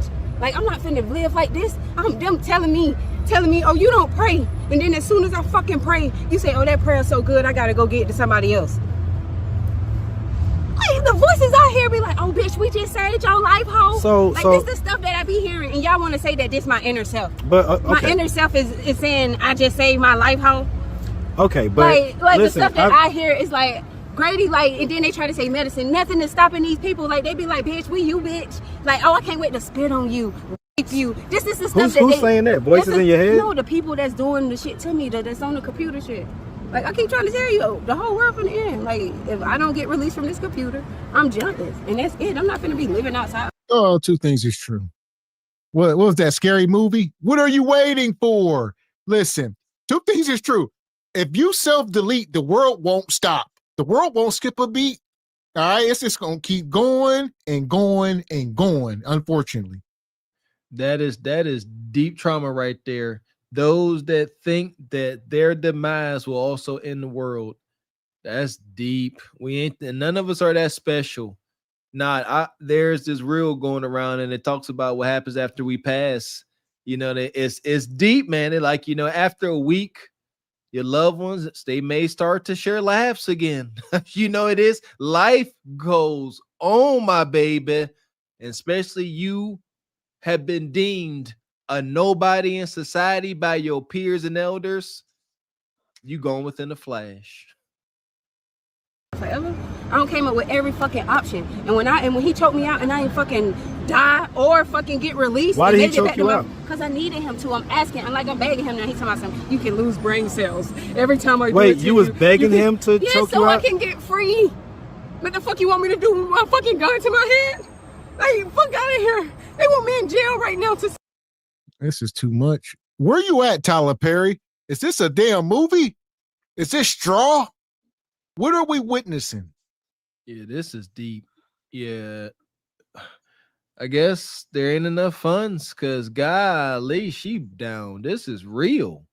Yeah, and she all over the place. And she keep breaking, talking about deleting herself. Ain't no job. When she first started this, she talking about how she trying to get a job and people about to hire her.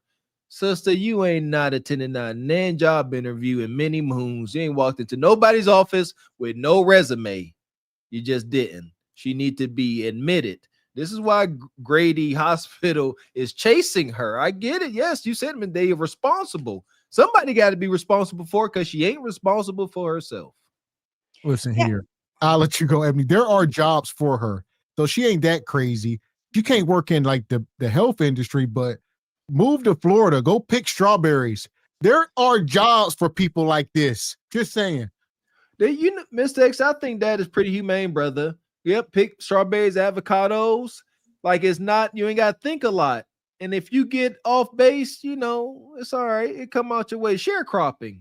Respectfully. Yeah, I was gonna say another problem is with these hospitals, when they get admitted to the hospital, they have to want to be admitted. And if they don't, then a lot of times they get released or they put them on the 15-day hold or 30-day hold or whatever. And then after that, there's nothing else that they can do for them. And then they just send them back out into the world with no, you know, with no ending. So yeah, it's unfortunate, but this got dark real quick. Yes, it did. Let me get these super chats, man.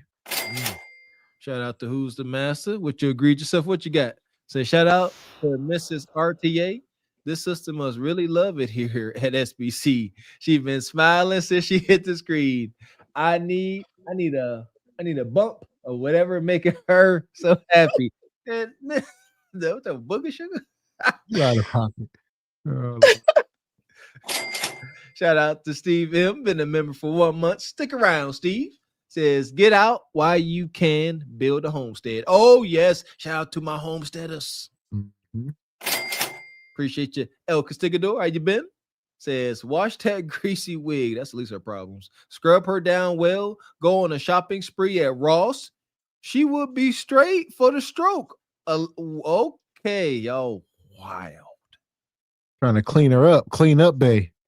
That's clean up. Pretty Woman. Wasn't that a movie?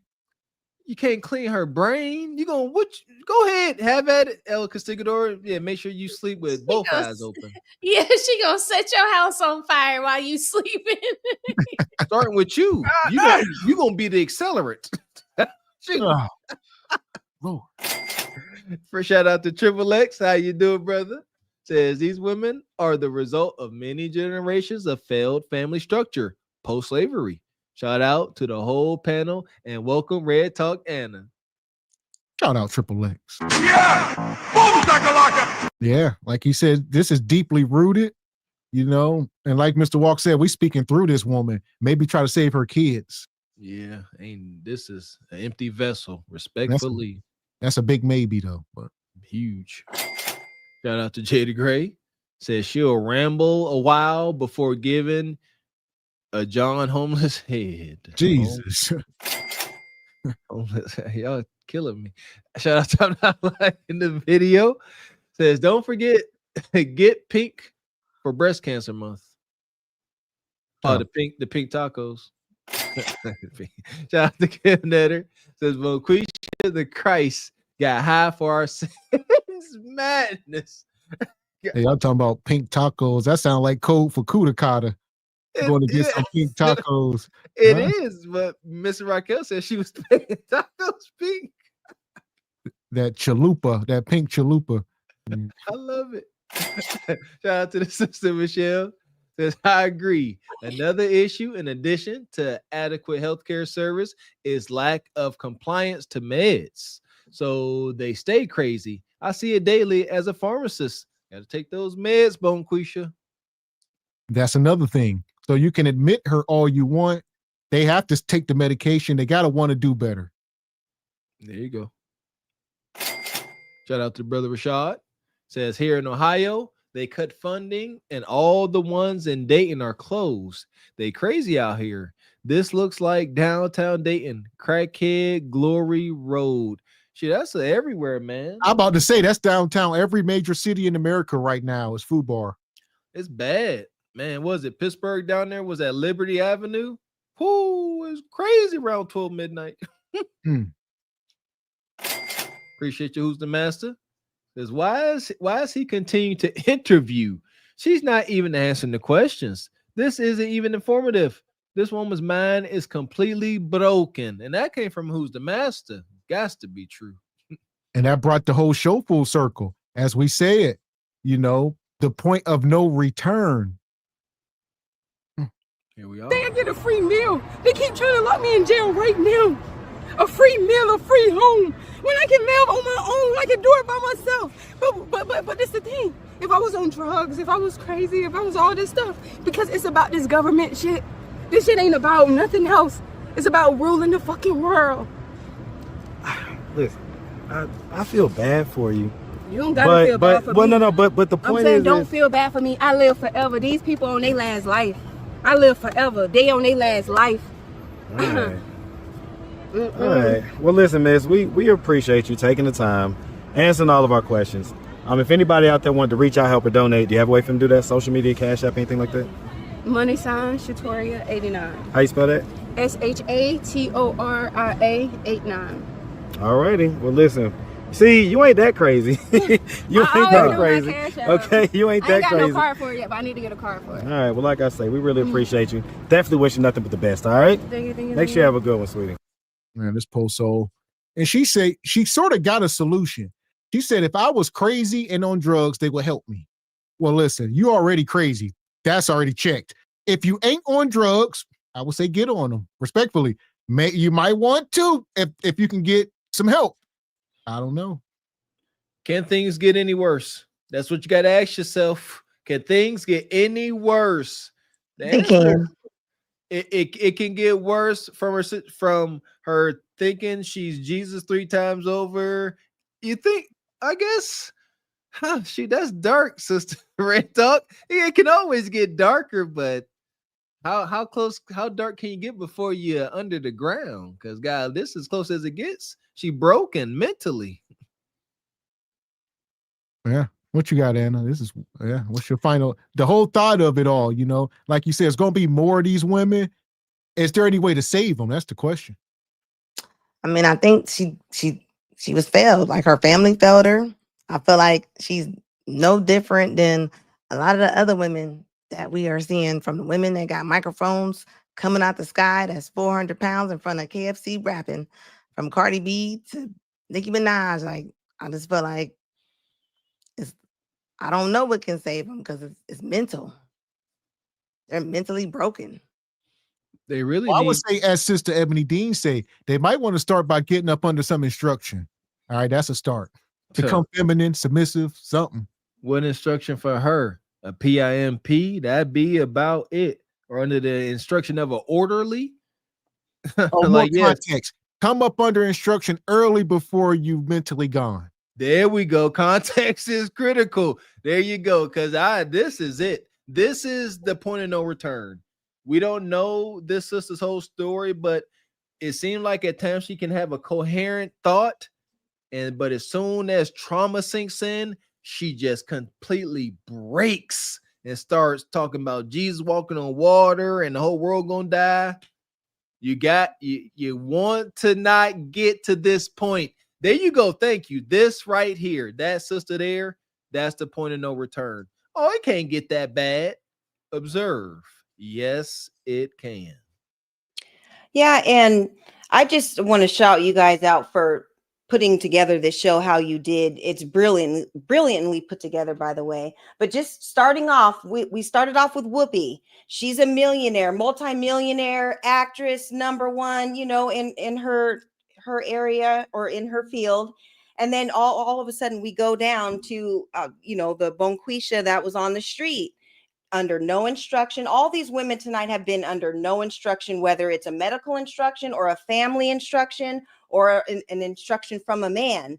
And like, even though Whoopi's a celebrity and Bonquisha, she's down in the streets, there are celebrities that have gotten down to Bonquisha status, like Maya Campbell. She was #1 90s. She was the it girl. We all loved her. She was beautiful. She was on all the shows and in all the music videos.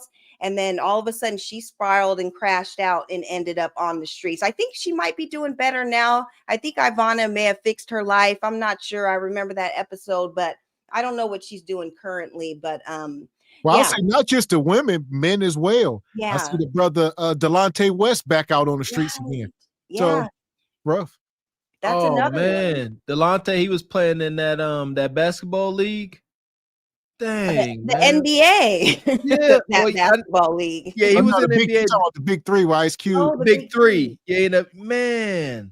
I was so happy for that brother. I was like, man, he finally got a chance. Somebody done got a hold of him, because I guess he could hoop even in that Big Three game. He was doing his thing. That's so unfortunate. Yeah, I seen the video the other day. He back out there on drugs, homeless. But the core of them are so messed up. It's the inside of them they're so messed up from the inside. So you can dress it up, you can make money, but if you're really still messed up from the inside, I mean, you messed up. He talked about it. I seen that interview with him on what's that one show with the mother football players? Nevertheless, and he talked about how his family was just draining him. He said every time he turned around, they just draining him, stealing from him, robbing from him. And I don't know that brother personally, but shout out to Darrell Revis, keeping it vague. All these athletes, they go through stuff like that, trying to hold on to friends from back home and relatives. They get extorted, straight up extorted. And that's something I hate to hear that, man. So what's your final take on this, Raquel? This is... Sorry, to the question or I'll turn the title into a question. Has feminism led modern women to the point of no return? I think yes. On one hand, absolutely yes. Like, now women can't unknow, all of the sex they can have. They can't unknow all of the options that they have in the job market, right? So it's not like we're going to put that lid on that. Like the lid is blown off and they're never going to go back to not being bad boss bees, So on one hand, yes, it's over. We're not going back to our traditional ways. But I think that with the young man that we saw earlier that had the microphone talking to the young girl on the college campus, I feel like men have the option now to recreate what the new like, because we can't go back to old traditions, right? So it's going to be that young man resetting the pace of what marriage looks like in the future. If they keep on saying this is not what they want, and then they start acting on, we're not even going to look at y'all, if you guys aren't going to, adhere to what we're saying we want, then you guys won't be, a 5, a 6, a 4, a 3, or nothing in the dating market. We just won't even consider you. I feel like men are getting to this point now because all of this feminism fatigue. So yeah, I think women have got to the point of no return. You all keep all of your beliefs about how you can be boss babes and have it all, and you don't need a man, and you rather do bad all by yourself. And these men will continue on with new ways that you guys won't be considered, or so there won't be an option for you anymore. You'll just be an outcast. And I'll say for a lot of these women, marriage, or people in general, marriage is just a dead concept. All right. Marriage is becoming like going to Sam Goody's and buying a CD. When the last time you did that? So it's unfortunate. Right. It'll be a new thing. It'll be whatever, it won't be marriage. It'll be something else. Maybe it'll be a polygyny or, whatever, but that'll be the new norm, and that'll be what y'all control. And if women don't get on that good foot, then they're just going to miss out. Like, because if you don't want to, it's crazy. Like, they want men to be traditional when it comes to providing and provision, but then they don't want to listen to a man telling them that they don't like their bust down yucky wigs. You know what I mean? So it's like, you can't have it both ways. So ladies, you're going to have to either fall in line or get out of the line altogether. You won't get picked either way. Like, you guys will be picking each other. It'll be a whole bunch of scissor me timbers going on, like the young ladies on the college campus. That is the ending of the prophecy. Mm-hmm. Kev said it. Before these sisters go get them a cat or a dog, first they gonna try each other's cudicatas. That is wild. That's wild work, but it's happening. It's unfortunate. So here we are. Appreciate you. Who's the master coming through like you do, egregious brother? Says, this is reminding me of the old guy that just got caught essaying the mentally ill woman in the back of the company van. Sweet Jesus in the morning time.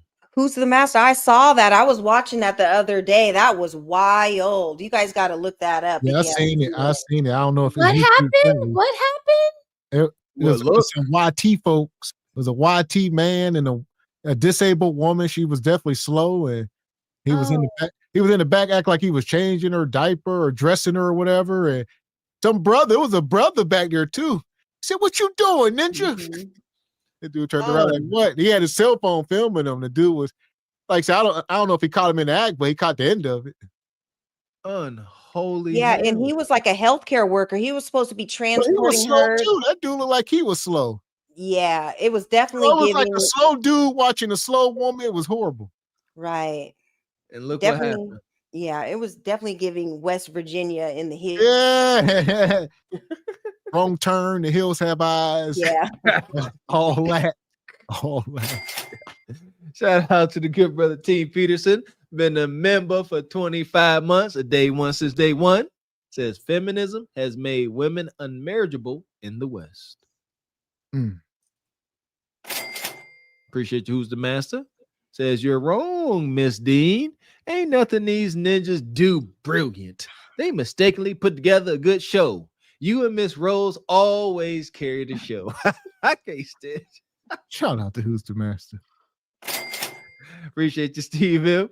Says choose your inner circle very, very carefully. That part. Yeah, I believe in that wholeheartedly. I think, when I started making the most changes in my life is when I disassociated myself with certain people. Still to this day, just cold turkey, like, nah, and no malice, don't no hate, just you ain't beneficial for where I'm going. That's it. I take life extremely seriously. If I can't benefit you, you can't benefit me. Ain't gonna happen. I ain't gonna come around. Yeah, I'm not gonna come around and try to develop a friendship or some kind of camaraderie if there's nothing here. If I'm just giving to you, I'm gonna get agitated until you get the hell out of my face eventually. And I'm not gonna stay around if I'm not a mooch, you see? So it's easily done. And Brother Lee says sometimes even family, them be the first ones to go. Yeah. So you got to pick them first. They're the people closest. That was primary. That happened immediately. Yeah, everybody Still got love them. noticed. You can still love them and not deal with them. Love them from afar. And that's the magic. Yes, don't have malice and hate in your heart for other people. What's the old saying? Having hate, in your heart for someone else, it's like ingesting poison and hoping they get sick. Learn to forgive folks. Forgive them and leave them where they are. I truly believe in deleting folks with kindness. Because when folks see they get you roused up, just like your kids, shout out to the terroristic toddlers. When they see they get you roused up, that gives them, they happy they got a response out of you. Same thing with nagging adults. I ain't gonna even give you the time. I'm gonna smile at you, wave, and go about my day. Yeah, because not all of them are meant to go on your entire journey. They're just there for a pit stop. So you just have to know who's supposed to come along for the whole ride and who is just, somewhere to stop along the way and keep it moving. So there you go. That part. So listen, wild show tonight. I see Divine has dropped Anna's YouTube in the chat. Make sure y'all go over and subscribe. All right, she came up here tonight, held it down. She was getting the feel for the panel. I see it's a lot. Be a lot going on up here, but you made it through. There you go. Hey, shout out to Red Talk Anna. She's a lot more talkative over her channel. It's funny. That part. That's what I was saying. I said, did you send your clone over here tonight or what? No, I tell you what, listen here. Mrs. Raquel and Ebony Dean went through the same thing. When Ebony first came up, she barely said anything. It happens. We expect more talking next time, man.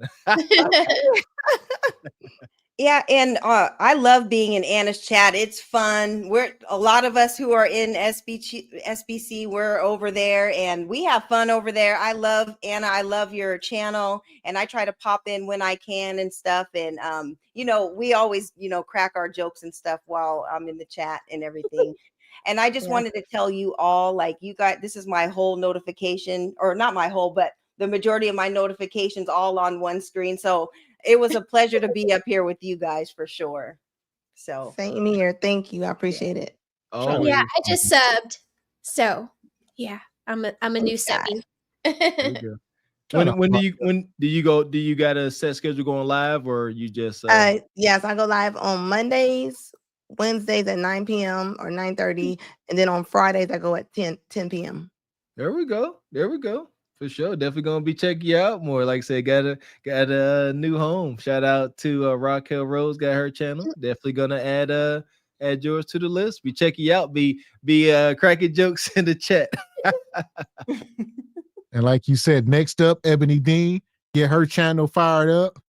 And then Ebony helped me on Wednesday night. Yeah. She helped me on Wednesday night. That was really cool. Hopefully she wants to do it again next Wednesday. Yeah, we had a good time. That was a lot of fun, Raquel. Yeah. Telling you, man, I keep seeing like y'all two doing some kind of newsing, like the Bone Creature News Network, have it set up. And I don't know. I got this vision. Hopefully it comes true. Yeah, once Ebony gets everything going on her end, I was hoping that we could she could do her videos, bring them on, and then I could do mine, and we could just laugh about them, right. You see egregious things that I don't see in your algorithm. So I think that would be fun, kind of like how they do up here, but our crazy girl take, our tip drills and all of that. Yeah. And then we came up with that idea of going on the road. Remember what we were calling it? It was Rock and Ebb hit the road, and we're trying to find like-minded wives for all the men. That was yeah. So all the single SBC guys, we might be helping y'all with a new dating pool of women. Yes. You're welcome, ninjas. Who's the master? Knock Knee, Tyron G Honda. You're welcome. Listen, not them, not the degenerates. We got to bring the good guys out. Huh? I thought we all had was degenerates. We had Triple X put us in our place about probing our husbands and our boyfriends and fiancés. So he gave the ladies a lot to chew on. I know I went to bed thinking like, "Ooh, how could I be more clever?" Asking questions so it doesn't sound like I'm probing. And that was thanks to Triple X. That was thanks to Triple X. So. Triple X, he put us under some instruction on Wednesday, and I appreciated it. It was good. He let us know. The Triple X, see that? You see that? Listen, that's amazing. You got two sisters up here sat there and say, you know what? We got corrected. That's what's up. Appreciate you, Triple X. I dare y'all to go to another channel and see two sisters sit up there and say, oh, appreciate you for your input and your wisdom. That's amazing in this space. It shouldn't be, but it is. Kudos to you. He has the best delivery. Like, he could be a pimp. He could be a pimp because seriously, because it's like he makes you think it's your idea. You don't know if he is one. Statute of limitations. Where you at? Statute of limitations, Triple X. You see how he dressed? Where my man at? He makes you think it's your idea. Like, it's not him telling you. It's like he's convincing you that you came up with this idea to do better, So it's like, it was really easy. It's easy to talk to him and it's easy to listen to him and take his instructions. So yeah. See that? That's that what they call it, not alpha, was Sigma man, I can't remember, but more purple pill. There you go. It's all about, yes, you're masculine, dominant, but you're all about getting the desired outcome. I likes it. Yeah. He was getting the desired outcome out of us. Appreciate you, OG, coming through like you do. Think one of tonight's sponsors says, I'm gonna keep it 100. After ending a 25-year marriage, watching this show the last 6 months got me moving real strategic. Not much fishnet intrusion. Okay. Way to go, Caesar. We see you. There you go, brother. The curious Julius. He'll be our first match. We'll match him with someone. We got you. Just give us some time. We got you. We're gonna find you somebody. I love it. Come up out the chat. Where y'all at? Mo on the go, Rose. Who else?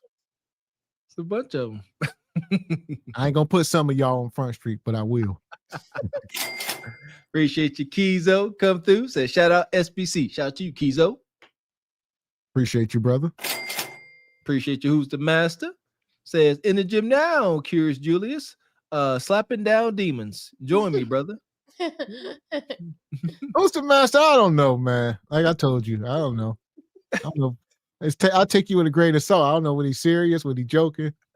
That's why I like him. Talking about what is gym code for? It's just too much. Yeah, slapping down demons. That sounds diabolically sexual. What that is? He's trying not to grab the lotion. In the like he's like pumping iron, trying not to grab the lotion. That's not how that works at all. No, after the gym, man, listen here. No, the gym don't count. I don't know. The gym ain't never calmed me down. Dude, calm. And shout out to Tabitha. She come through with a 10 ball in the Cash App. She says that woman on Atlanta Street interviews looking like George Clinton protege in the studio.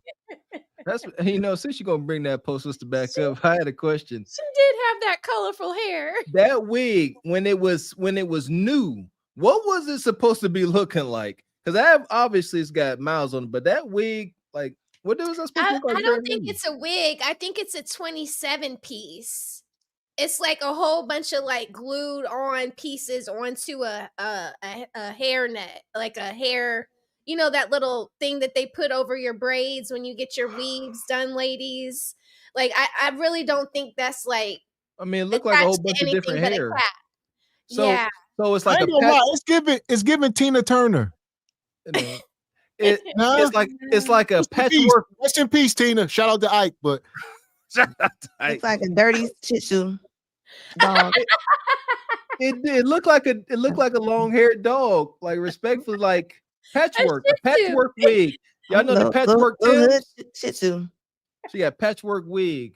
Or one of those carpets from the 70s that was like fuzzy. A shag carpet. Y'all know this woman's sick. Y'all just I know. giving it to her. Sorry. Oh, baby, look at her. I forgot for a minute. I forgot. I'm sorry. Oh, Sorry. look at her. Oh, here we go. Listen, we appreciate y'all coming up tonight. I dropped Raquel's link in the chat as well. Thank you. So make sure y'all go over to the ladies and subscribe. If y'all can drop Anna's link one more time. There we go. Appreciate y'all coming Thank through. you guys. Always awesome having y'all. Yeah. Nice. Nice to meet Ebony. Yeah, it was great having you up. Yes, it was cool talking with you. I can't wait to OD on your channel. I'm about to start watching now. Okay, Oh, so if you see me up late at night, it's because I can't go to sleep yet, and I'm watching you. Thank you. I appreciate it. I'm definitely gonna check out your channel too. Awesome, cool. Well, thanks. Bye, ladies. Bye. Thank you. Good night, fellas. SBC. Thank you, guys. Thank you. Bye. We at here. Shout out to Who's the Master. Says after a breakup or divorce, instead of letting it consume you, work on your body and job. There you go. Good information there. Who's the Master? You make some sense every now and again, and we appreciate you for it. Well, even a dumpster get a steak every once in a while. That's true. Shout out to Mr. X. That's true. Are you a dumpster? Think that mean you're a dumpster? Or the steak, we don't know. Chewed up steak. $1 steak. But here we are.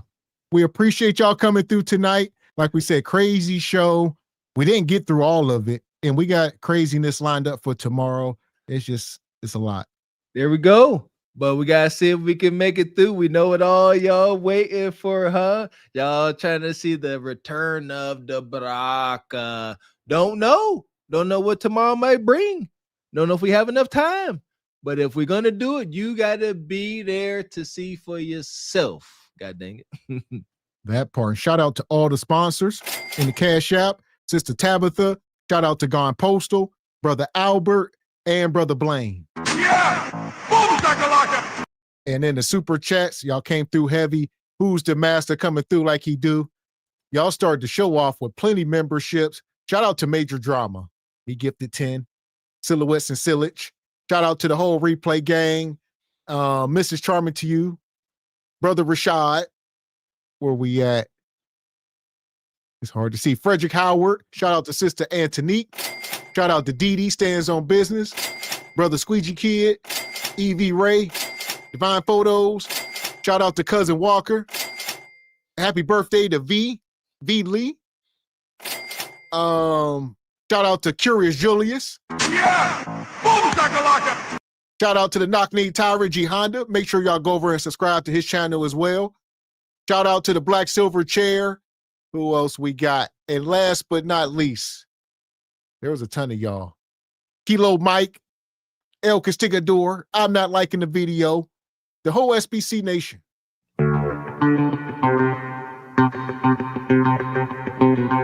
We appreciate y'all coming through like y'all do, man. Love the culture you have created over here. Coming through with big support. We ain't even got to pester y'all, but we do got to pester y'all to hit the gosh daggone like button. One of the few things that cost you absolutely nothing. Hitting that like button, hitting that subscribe button, and sharing this content with your friends and frenemies. All right, get it out there. And we appreciate y'all coming through like you do. Make sure that you guys are joining the Patreon. We are moving, man. We are developing a whole catalog of unreleased videos that you can't catch over here. So if you want to see what's going on in the big house, you got to join the Patreon. That part. And so I just dropped the link for that. Shout out to Ola Wall. She dropped the email. So that's the email in the chat if you want to be a part of the Regal Rumble. You know, like I said, we planning on growing the show, as y'all can see. Shout out to Sister Anna come up tonight. All right, maybe next week we can get maybe 2 people. We'll see. But we moving. There we go. We definitely appreciate you again. Shout out to Red Talk Anna, came through. Unlike some of you jive chickens in the chat, she said she wanted to come up and did. And we appreciate that. Thank you, Anna. And appreciate you, Frederick Howard. Says the Braka and Monroe. Egregious. The Braka. We'll see. We'll see if we get some big dime. It ain't just her, it's a family affair. So you got her. It's Ebony, it's baby daddies, it's too much. See, that's that, like Mr. X said, that could be a whole show in itself. Exactly. So it ain't, trust me, because it's, you can't, see, again, we be begging for the Braka. 2 minutes in, y'all holding y'all stomach, hair falling out. You can't watch a video of hers for more than 15 seconds at a time because you get lost in the madness of wash. It's just crazy. So we'll see. And then 2 hours later, you're like, yeah. It's madness. Entertaining, heart-wrenching, but entertaining. Appreciate you, Who's the Master, coming through, brother. Says Theodore said, if he catch y'all in the streets, he gonna hurl lazy bone at you. He has cat herpes. Don't be doing that to Lazy Bones. Shout out to Theo, man. He told this story about Lazy Bones. I didn't know Lazy Bones almost was up out of here. Yeah, Lazy Bones was sick, I guess, when Theo first came on the intranet.